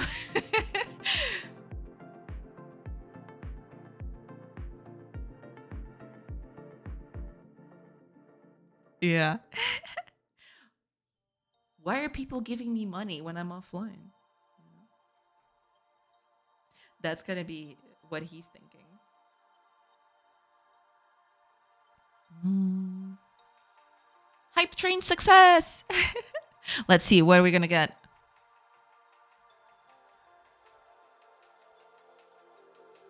Batter up. Hell yeah. Choo choo. Thank you so much. Thank you so much, everybody. Yeah, we got a thing.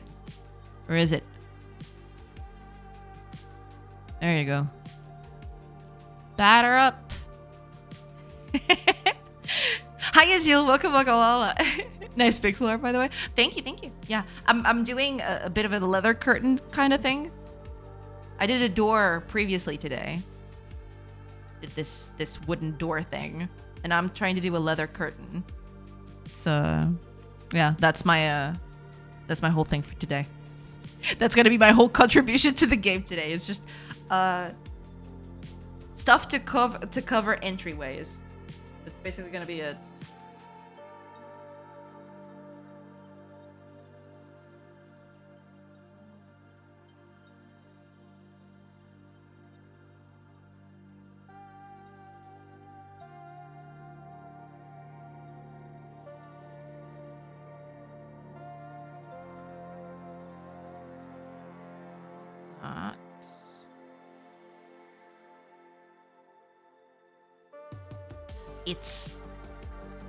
it's a thing, but we'll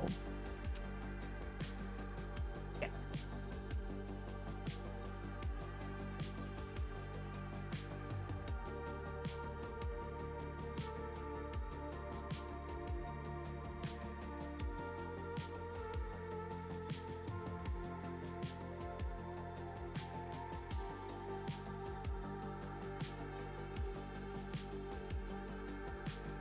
A little bit darker. So a whole bit that it's going toward the back, I guess.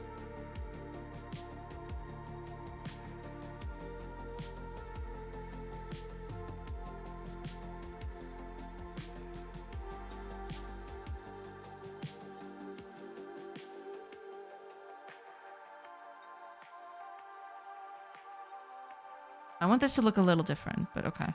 Oh, also, ads are starting soon. I will take a quick break. And then I'll come back. Ads immediately started. I'm so sorry about that. Okay. I will be right back. I will see you guys in a few minutes. Pew.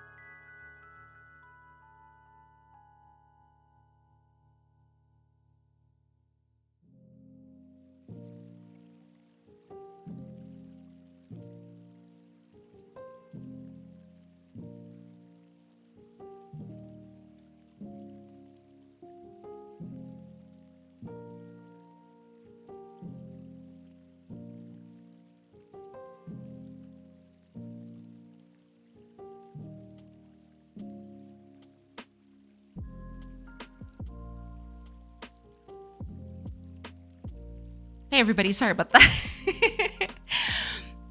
Took a little longer than I expected, but I'm back now. Sorry about that. Oh, for fuck's sake. I should have gifted myself a sub. Fuck you ass. Oh, I'm so sorry, Atrisa. Skill issue. Clearly. No, I mean, the ads thing is a bit iffy. I'm so sorry about that. Hopefully it wasn't too bad.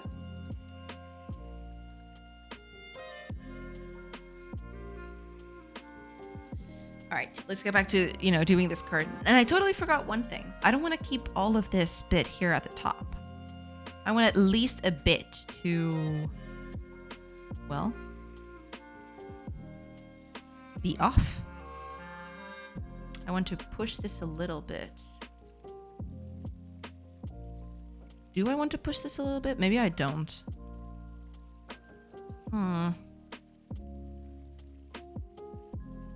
Yeah, maybe I don't want to do that.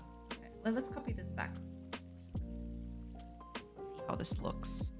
I do want to add a bit of a darker tone here, so it's easier to see the depth of these things.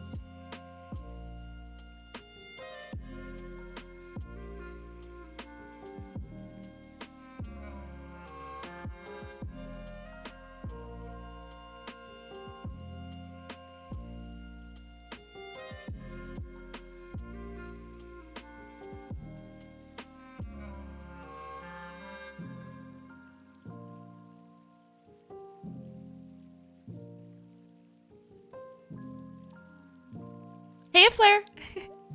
I made a little business card thing for my game if you want to take a look. It's in self-promo. Sure, absolutely. Let me take a quick look at that.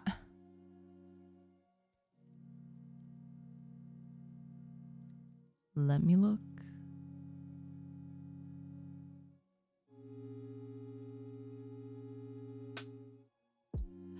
It looks so cute! Okay, let me open this up. In a browser so I can show it off to everybody.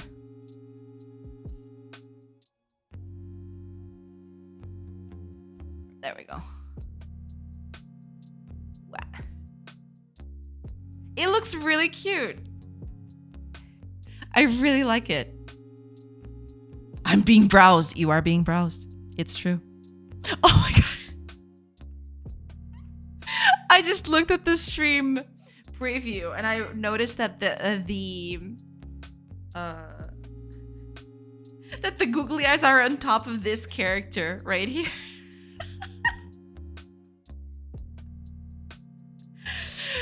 Oh man, I wasn't ready for that, but now it's yeah. That was totally unintentional, by the way. But here's the thing. Yeah, but it looks pretty good. A roguelike deck builder about befriending critters and toppling capitalism. I approve. I very much approve. Please wishlist on Steam to become my best friend. The friendship proposal is not legally binding. Yeah. Maybe you should put an is here? I don't know if you've done that yet. The friendship proposal is not legally binding, right? Or maybe you just want to have it worded like that? I noticed the typo. Ah, okay. Yeah. But it looks really nice. And you can show off your critters and stuff. Looking good. I like it. Is this your game's Discord? Right here on the side? Yes? All right. I'll have to scan that in later then. Existing as of today. Ah. Okay. I guess I'll link it in Discord. Please do. So I can, get in on that. Yeah. Oh, and to anyone who wants to, wishlist Twisted Grove, you can do that. Let me, because I...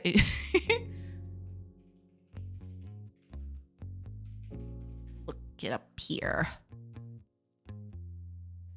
Why are you giving me restaurants? I don't want restaurants. I want Twisted Grove on Steam. There you go. To anyone who has not yet wishlisted Twisted Grove, you totally should, because it's a very cute game. We can, yeah. Scan that in, you know? Easy. Thanks for all the publicity. No problem. No problem at all. Yeah. Looking good. Looking good. Very much enjoying to see the progress. That's looking pretty nice.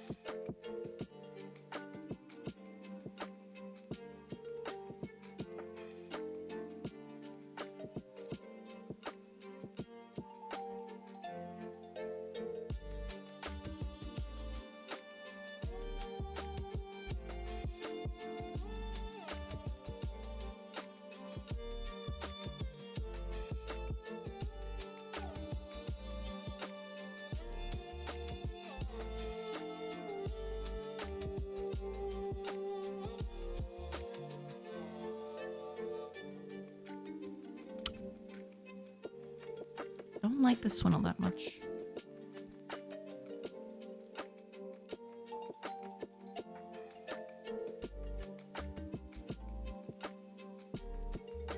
I liked it more what I had there before.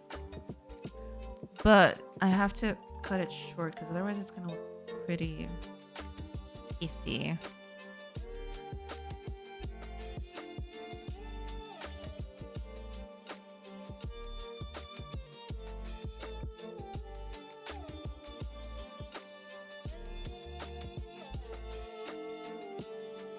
That'll do. Sure. Also, should I just make this whole thing? No, but if I do that, it'll look pretty bad. But this is too noisy too.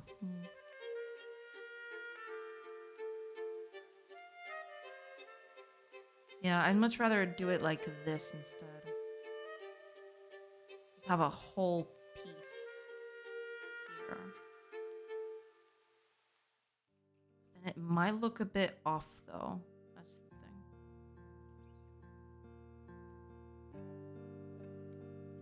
I'll just do a bit here at the top. Sure. I can do a little bit at the top.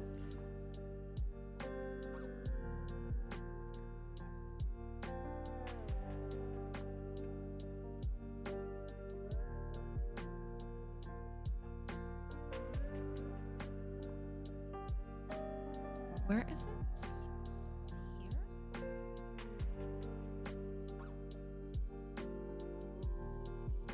Yeah, something like that. It just has to look enough of a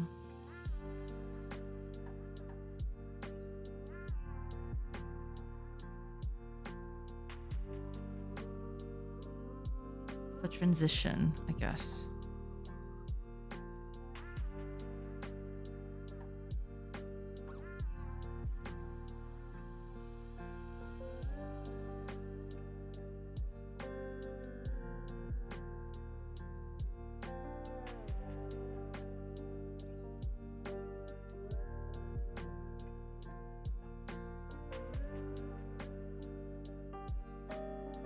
I wanted to make, yeah, I was thinking about making something like this just to give it a little bit more oomph.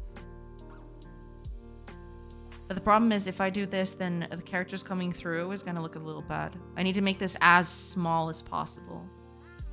Kind of like what I did with the door here, right? Only even more exaggerated.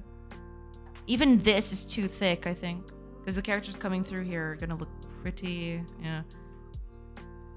I mean, eventually they'll...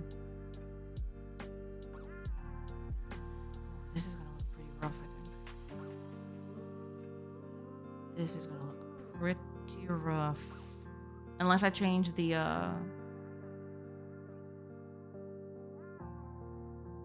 Yeah, I can just change the wise sorting of this, and maybe that'll improve things a little bit.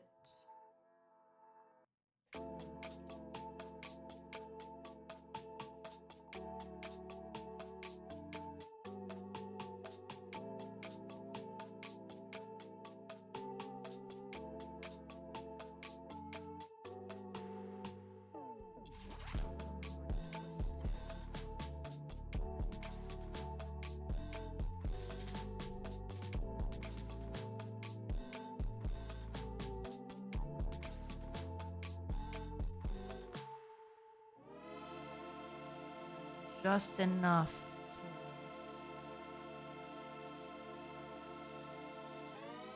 because this is going to be the focal point. This is the place where every one of these strands ends up. So this one, this one, this one, and then they all go down like that. I really like the curtains. Huzzah! Thank you so much, Blair. Thank you. I mean, I'm workshopping it. It doesn't look perfect, but I'm trying my best. We'll see. Imagine how much better they'd look if we didn't distract the streamer for hours. No, it's totally fine. It's totes okay. Not a problem.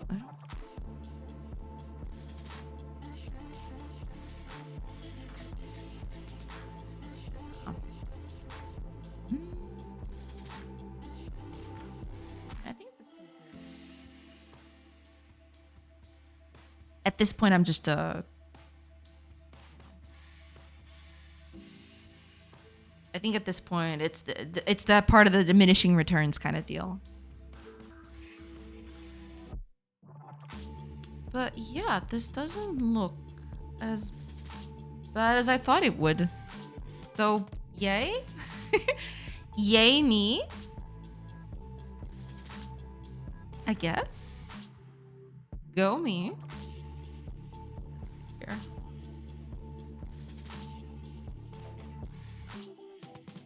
There we are. Oh, I want to do this without the bits. Yeah. This one.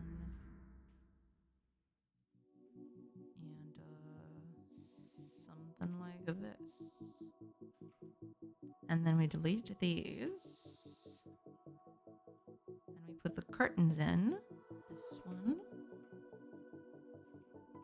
And the open one too. Like that. Now I'm going to do the other version down here. With the full thing here. So something like this. Then this.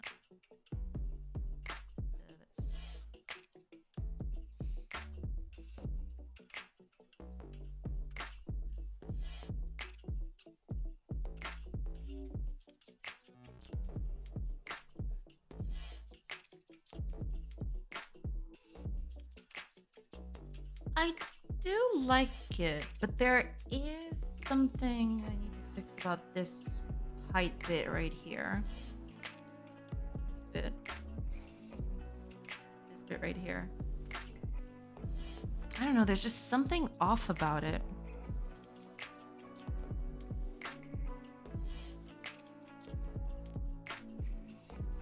What is it?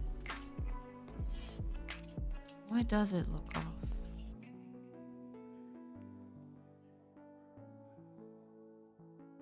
Let me do a few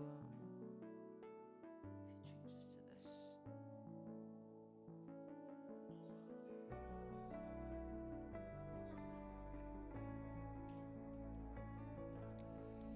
Maybe make this darker by this side.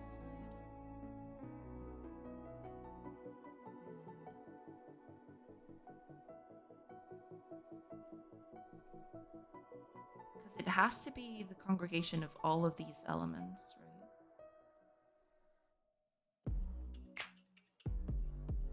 Maybe even. Then again.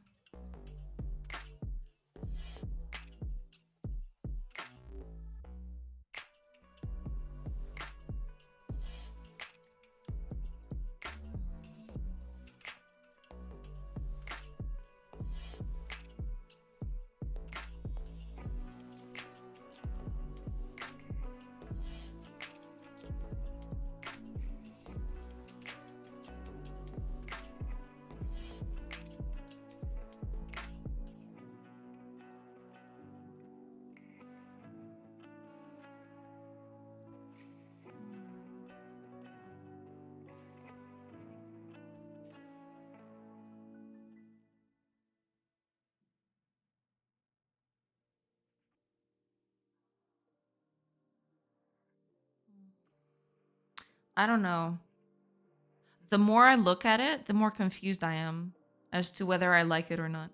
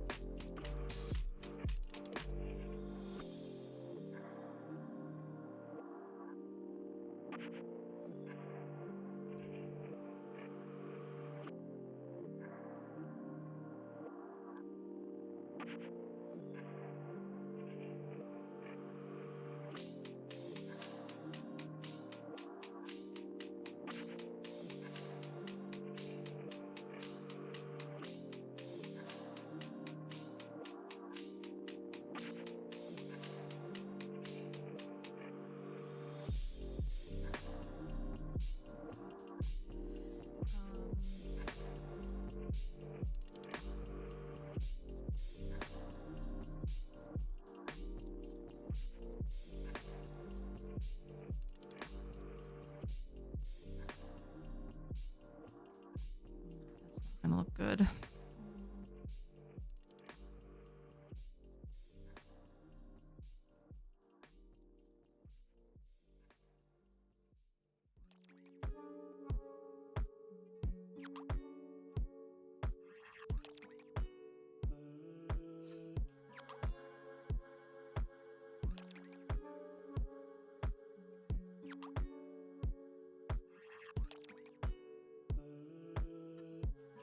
Wait, I want to first. Going further to the back. So there's 3 layers to this. There's the first layer, which is this bit. This is the first layer. This is the second layer. This is the third layer. In terms of, proximity. Because this is the one being pulled further back. If we look at this from the side, it would look something like, here is the part of the... Here's the bit at the front. The other bit, the one that gets pulled would stop something like this, and then the other one would be like this. Right? It's a 3-tiered thing.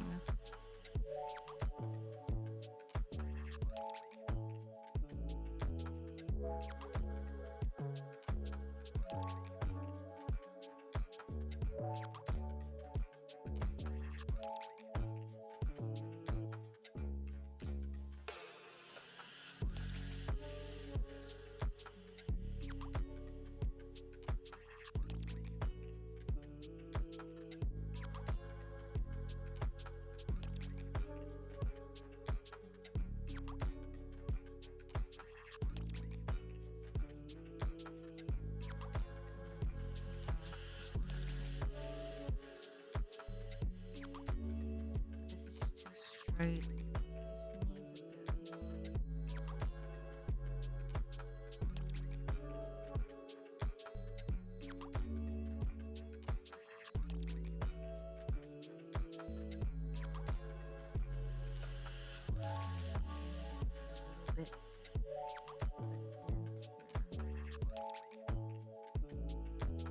Help selling that.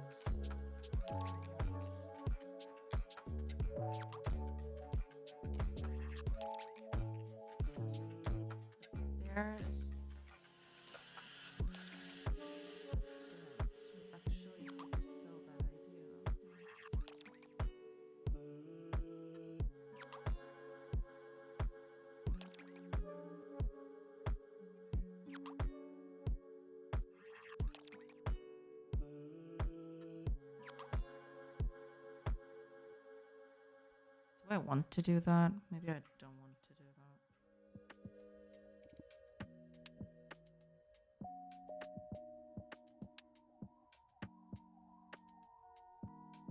But yeah, I think this helps a bit. This whole curve here. I think it helps a little bit.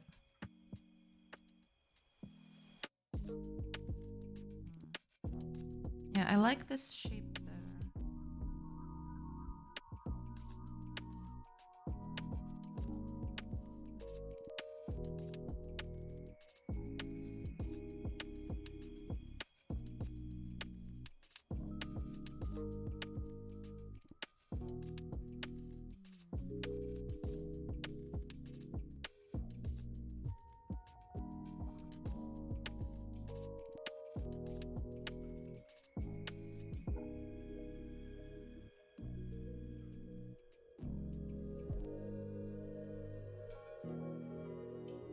You know what? I'm actually kind of okay with this one. I like it more than this one at the very least. It sells a bit more the fact that it's draping. It's drapery, right? I guess it sells that idea a bit better. That there's like a clump here. Another one going towards the back and then the other one here.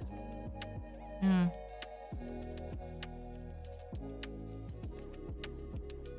Yeah, I think I'm gonna stick with this one. Yeah. Hi, Alila. Welcome, welcome. Hi, Sorcery. What's that hockey stick? It's supposed to be a leather curtain. You know, it's a curtain made out of leather. Welcome in. I hope you're doing good. Give me just a minute and I'll be right back.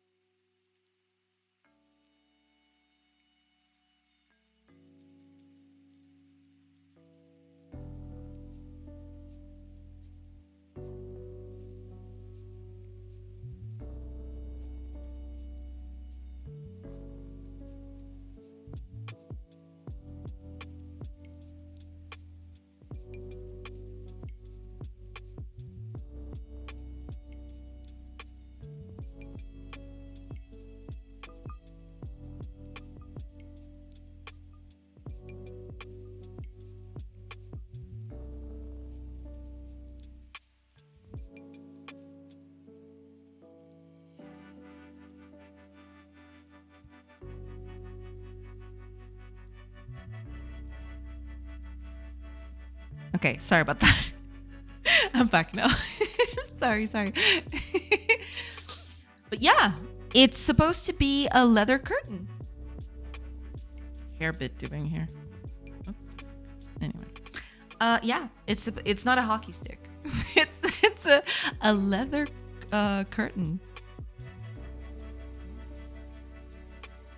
or it's supposed to be anyway. Let me delete this bit. Replace it with a new one. Let's see how good it looks. No, actually, I shouldn't do that.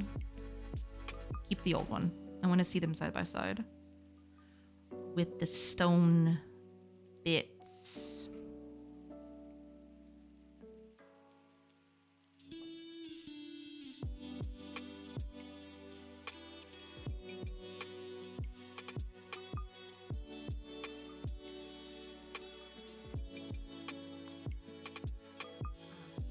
Right. Forgot about that. That's okay. Problem.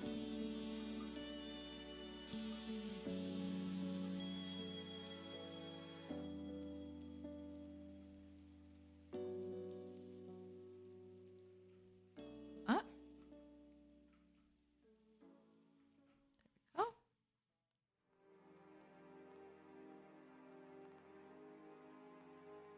Yeah, I definitely like this one better. For sure. I don't know. It sells it off a little bit better. That it's supposed to be, draping or something. This one looks a bit iffy. I like this one a lot more. I think that's gonna be it. Yeah, I'm gonna stick with this one. Definitely like this one best.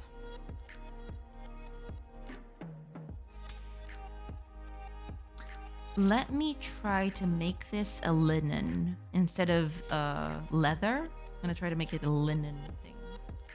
Or, something that was made out of fabric and not of leather.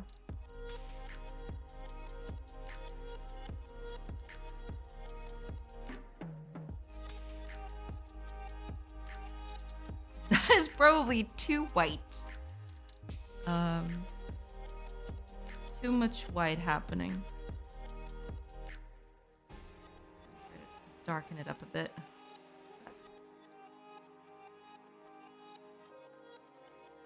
Yeah, that looks a bit better. Actually, that's the colors I'm using on the character, isn't it? I think so. Yeah. Yeah, that tracks. I like these.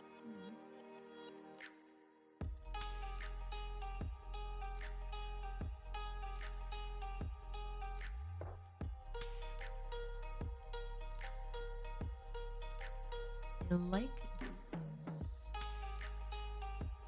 Yeah, they might get a bit confusing with the whole stone walls thing. Yeah, that might be a bit too confusing. I have to be careful with that. I could try to paint it in a more, in a less, grayish color. I could try very light blue, but I don't think it's gonna look very good. Maybe very light brown? Just to make a little bit of contrast. Let me see. I need the palette though. Give me the almighty palette. Okay, let's see. What would this look like with very light brownish color?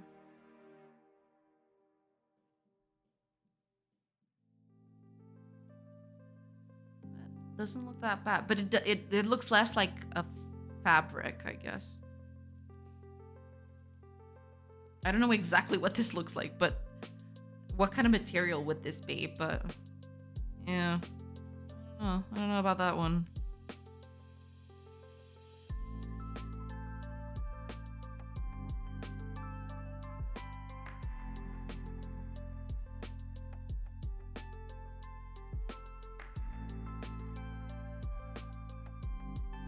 Yeah, the fact that these colors clash is not very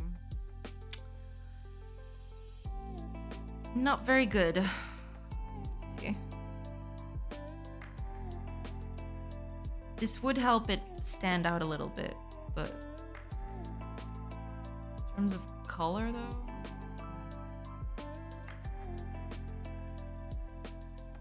yeah, it definitely doesn't do well. I don't think. I could try the light blue, but there aren't a lot of light blues here. That's the problem. It's gonna look just like a tinted. Yeah, it's gonna look tinted no matter how you slice it.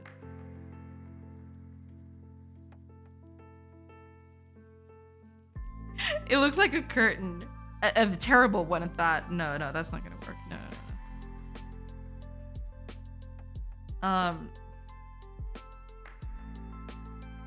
But I mean, the fact that it's lighter kinda contrasts a little bit. It's not the end of the world, but it definitely, you know, the colors are very close, so it does clash a little bit.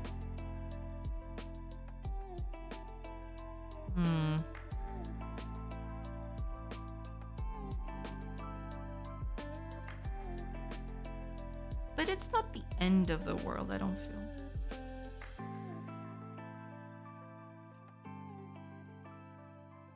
Yeah.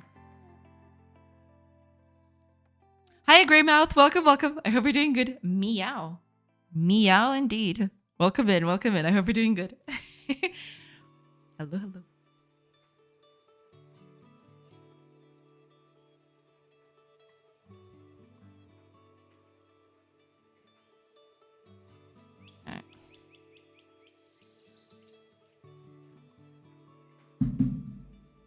I think I can't run away from these colors. I think.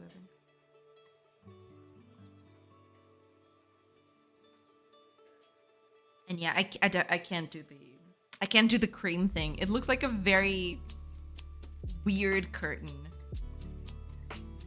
It looks like a modern curtain. The fact that it's you know, done like this gives it a bit more of a dirty vibe. But I think this this cream color is just not doing it for me. I do like the brown though. I think I'm gonna stick with that maybe. I'm gonna not do maybe fabric thing. The fabric one. I'll just stick to the leather one. Yeah. Hey, Retropixel, welcome. Words that contain the word meow, meows, meowing. Homeowner.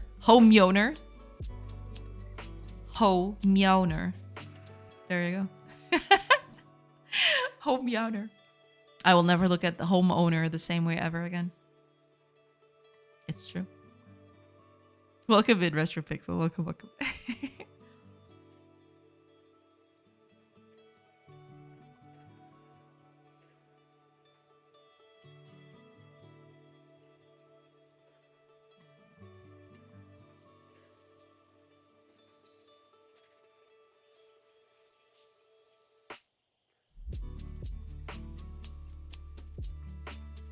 Yeah, giving it colors. Yeah. How are you? Doing good. You know, just trying to get these doors / curtains up and running. Trying to get them, you know, drinking tea. Not tea. It's too hot for tea now.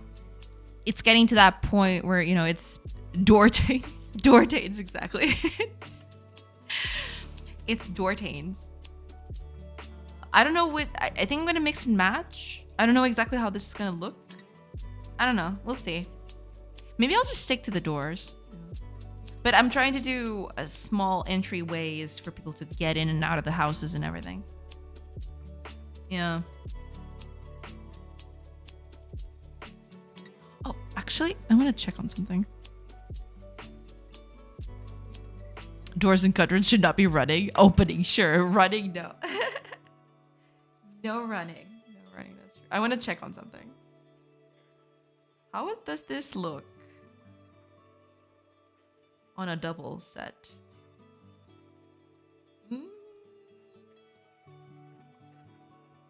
I mean, yeah, I would have to do a few changes to this.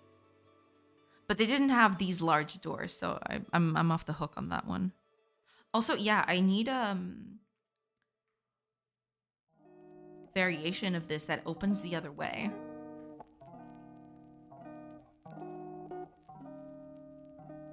Something like that. Not exactly like that, but something like that, yeah. I'll have to do a version of this that opens the other way.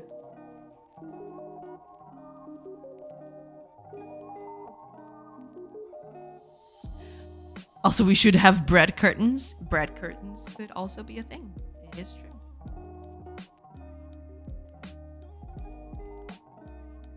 Let's try that. Let's try. Because I wanted, you know, it would be kind of funny.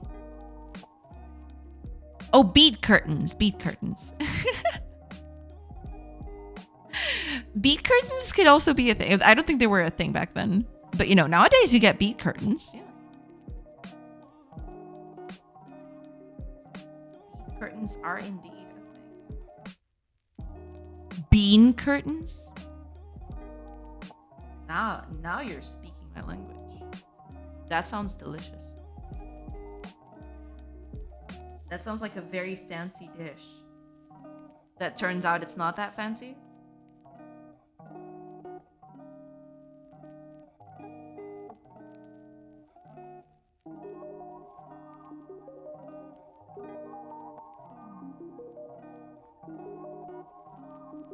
It's here.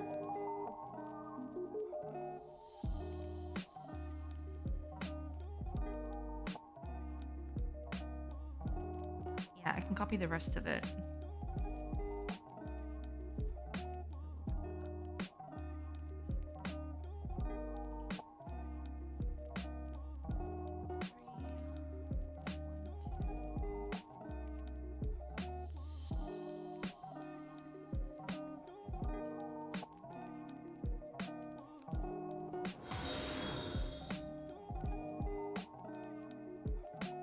That's our base.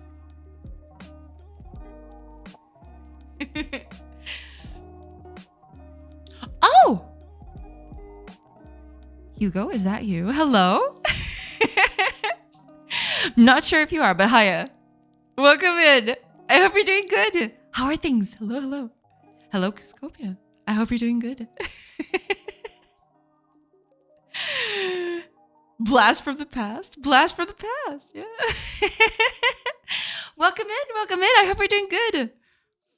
It's all about that bass. No treble. Yeah. Great. Thank you. Good to hear. Yeah. Welcome in. Welcome in. Just, you know, just doing the thing. I'm just, you know, doing a bunch of doors and curtains for things. Just working on this monstrosity of a colony sim. And I'm adding stuff to it. Characters need to be animated. I need doors. I need all of the things. But yeah, I'm glad to hear you're doing good. Hello, hello. Thank you for tuning in. If you've done all the bads, you're gonna have some serious trouble. Exactly. Need to be careful with that. I'll turn tables on you. Sounds good. How the turns have tabled. Something, something.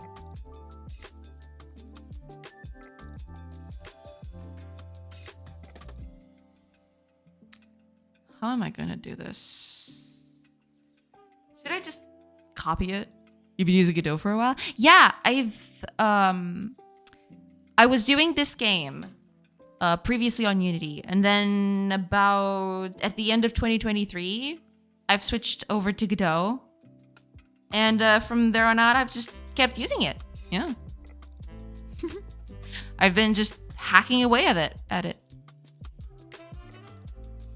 and it's working pretty well. I do quite like it.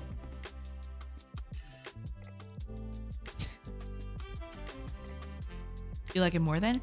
I mean, for the kinds of games that I'm working right now, especially this one, it has a few better tools, especially in terms of UI and pixel art stuff. It does have a few better tools than Unity does. Yeah. That's why I moved over and I didn't look back. The UI features especially basically sold me on it, because it's so much easier to do UI, especially pixel UI. You know, for doing normal UI, it's about the same thing. For pixel UI, it's pretty good. It's very easy to do. So yeah, I've been sticking to it. I like it quite a lot. At least the engine is updated less often, hopefully. That always annoyed me with Unity. It does have a few updates per year. Yeah. But they're usually not breaking changes. They're just adding stuff to the engine. I mean, so far I have a way of working with, or rather, the way I make games on these engines, I usually use the engine more of a renderer more than anything. I don't use it as sort of a backbone for things. So usually I'm not that much affected by these sorts of things. But yeah, no, it does, it works pretty well, at least for, my intents and purposes and everything. It works pretty well. It works pretty well. I do quite like it.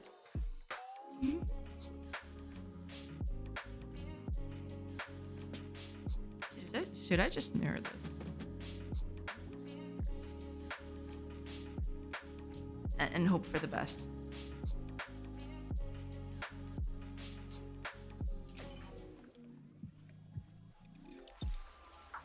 That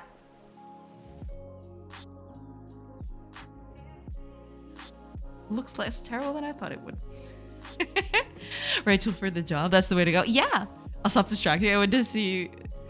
So you focus. No, that's totally okay. I do appreciate it. Thank you so much for coming in, by the way. It's so great. It's great to see you. But yeah, just hacking away at it. And chat is always going to be a thing, so don't worry about it. Feel free to type whatever you need. More distractions. I mean, what's one more to the pile, right? Chat distracts me, so it's part of the gig, right? It's fine. Don't worry about it. But thank you. I appreciate it. Okay, let me see here. What did I...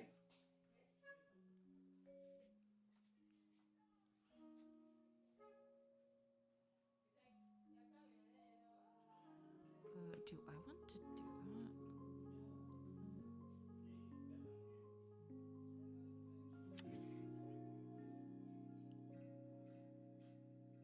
Yeah, that's more like it. Sure, it'll look a little different, but I'm actually okay with that. I'm just gonna change this a little bit. Maybe even cut off a little thing here. Or maybe not. Maybe I'll just... Well, to be fair, the leather doesn't distort very much. So maybe I should just keep this thing the same. Yeah. Yeah.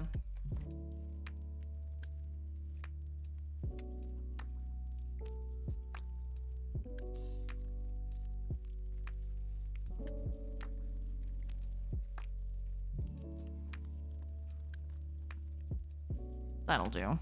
Yeah. It's not perfect, but... Wait, was it like that before? Oh, right, because this is the old version. Never mind.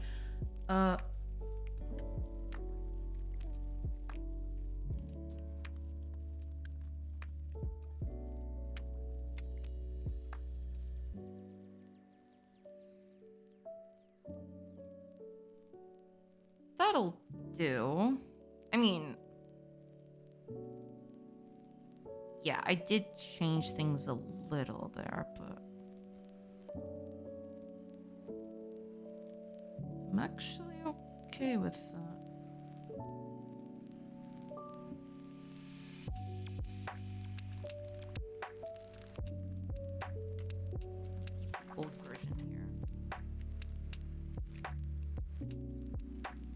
Yeah, I'm kind of okay with this one. It's fine.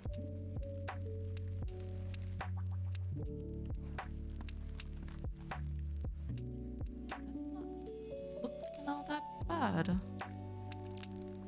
At least, I like it.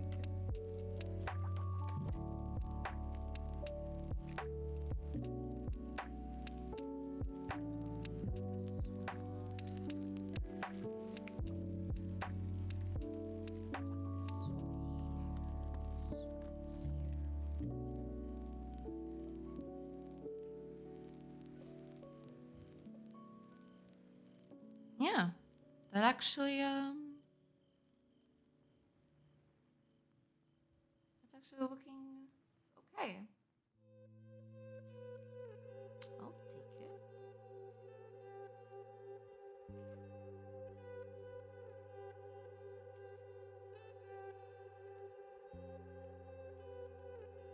Yeah.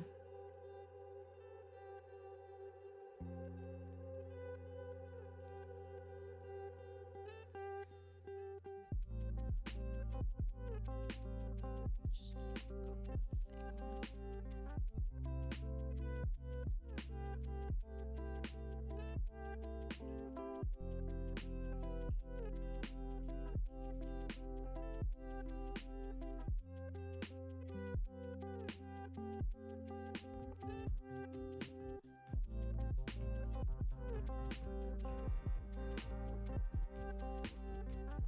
then.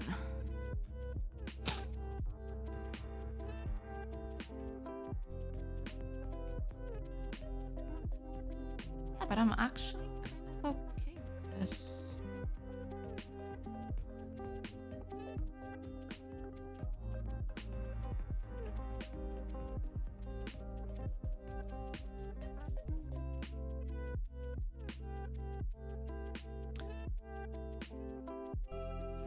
I need to do the new colors for this one. Completely.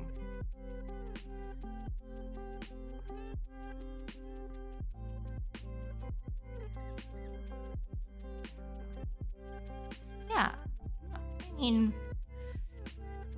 with the stones around it, I do like the leather ones a bit better. Because it there's a bit more contrast there, for sure. These ones are terrible. I am not doing these. These ones are actually bad. Because they don't look like anything at all. They'd be okay as modern curtains, but I'm not doing modern curtains at all. So, yeah, we ain't doing that one. That one ain't part of the bit.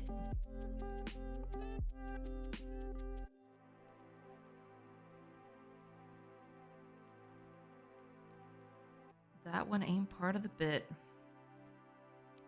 No curtains for modern audiences. Exactly.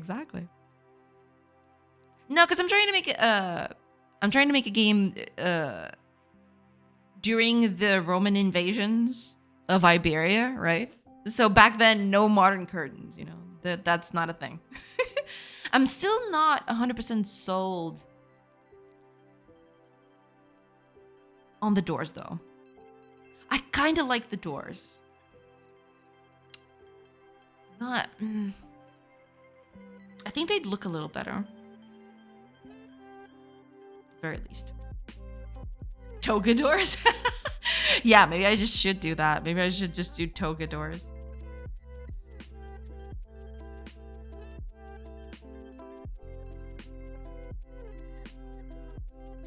I might use the curtains for inside stuff, though. I'm definitely gonna use them. Can also use them for tents. That's also a thing. Actually, how would a velvet curtain look like? And I'm curious. Nice palette. Thank you so much. It's nanner pancakes. Oh, actually, let me snooze that. Snooze. I want to snooze again. Thank you. There you go. No ads. I'll be hitting off soon anyway. But thank you so much. I can actually, I need a thing for the palette. I need a link for the palette, a command for it, for sure. Let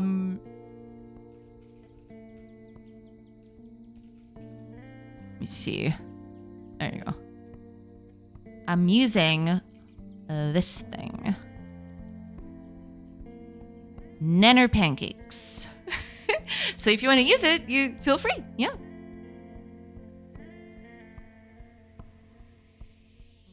Let me try to do a velvet thing. That's gonna be so funny. Where's my palette? I like this one better. The side one is okay, but not as good as this one. I need to put this in this way. I like it better. Yeah, let's do a red thing. I probably should. Yeah, I'm gonna regret that. Okay. Let's go back to forward.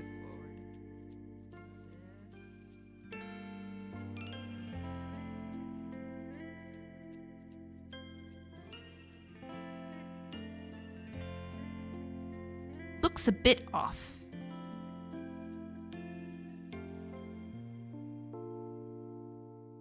But you know what? I'll take it, you know?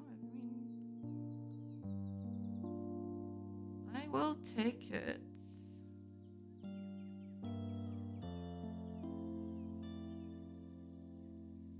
Because I want to do some Roman tents later.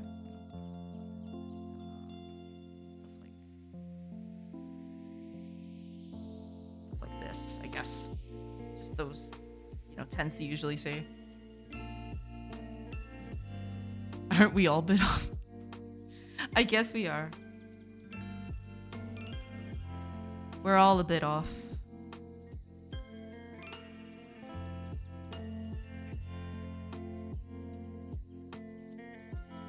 I wanted to try something a little darker than this, but then the whole line art thing is just not gonna... Well, I could... Yeah, I could just do like this. Just to darken things until... Yeah, but this looks too dark, I think. Nice curtains. Thank you. Hi, Attack. Welcome, welcome. Yeah, doing curtains. You know, leather curtains to... One needs to be insane to not go bad. That is true. That is true. Daytime, nighttime. I've also thought about that. I want to do some palette shifting. I don't have... The only thing I have for daytime, nighttime right now is basically I have an overlay on top of the whole game. So if I do a few passing of hours here, I just have a small overlay that does this like dark blue color on top of everything. I would like to palette shift though. Palette shifting would be pretty nifty. But I haven't done that yet. But yeah, that would be a pretty good case for, you know, daytime, nighttime. Yeah, absolutely. Just do a little bit of palette shifting. Yeah. These two velvet curtains look like the same one during day and night. Yeah. No, it totally does. Yeah, absolutely. I'll have to do some research on palette shifting. I haven't done that yet because, you know, there's a bunch of other things that I'm considering. But yeah, that is something that I definitely should think about. For sure. For sure. Yeah, but I've had plenty of other things that I've you know, I've had the light version and the dark version, and I thought, yeah, that would be a pretty good way of doing nighttime. It's just shifting the colors a little bit to the darker version. That wouldn't be that bad.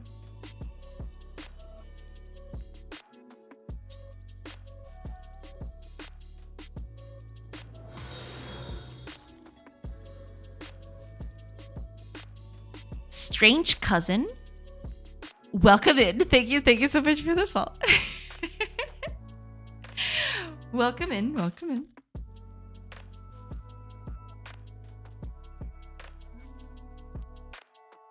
Okay, you know what? All right, I think I'm good for now. I think I'm gonna leave this as is. I'm gonna marinate over this.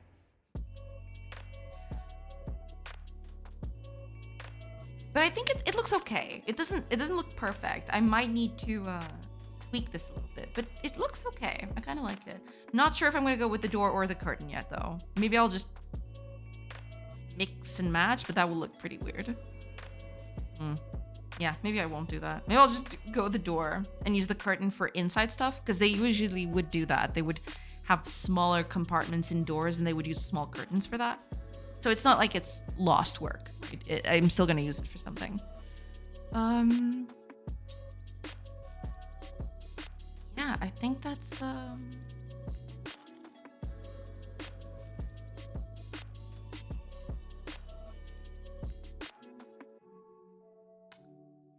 I don't totally dislike it. Because that's the thing. Like, yeah, I look at this and, you know, it kind of looks okay. You know? It's fine.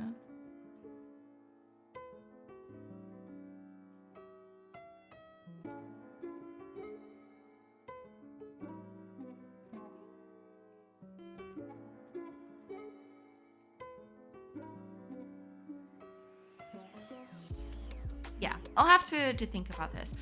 Probably because I'm running out of stuff to do for inside the houses. I think I'm gonna tackle nature next. Because right now, the thing that stands out the most out of this is the trees. The trees look weird at this resolution, at this scale, I guess. I think what I'm gonna tackle next is probably gonna be a tree. If I can add that in. Also, I have to add this into the game, yeah? So if I do the tree tomorrow, I would have a tree and these curtain/doors things to put inside of the game, which would be pretty nifty. I'll just have to think about it. Yeah. We'll see. We'll see. Not sure about that though. But yeah, if I do stuff tomorrow, it'll probably be the tree. Yeah. I'll do an oak. Just a regular oak. I want to do a bunch of different kinds of trees to add a bit more variety to things. But I'll start with one. Because it's gonna be a lot of work. Trees are especially bad. Trees are especially iffy to do.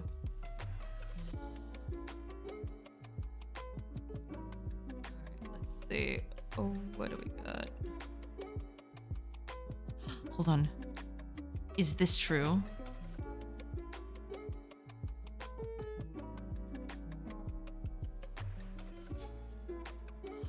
Okay. All right, here's the deal. Okay. One lion is doing stuff. He is there. He is doing the thing. I am hoping I don't get in there and that he has to finish stream immediately. That'd be pretty bad. But, you know, I don't have a lot of chances to raid one lion. I think I'm just gonna take it. Yeah, he's 3 hours in, so he's probably, you know, he's probably still kicking and going strong. See you next time. Thank you so much for being here, Cuscopia. Thank you so much. I do appreciate it. And yeah, I'll see you next time for sure. Thank you so much. Yeah, I think that's gonna be it for today. I am going to have a little thought to either tonight or tomorrow morning. I don't know yet, because I have to, you know, work through this whole thing and see exactly what I'm going to tackle next. But yeah, it's probably going to be the tree. It's because tree is the thing that stands out the most right now. There's also resources, which I need to do. These resource piles, they look a bit iffy. I need to focus on those. But yeah, outside of that, there's not a lot here that I want to focus on.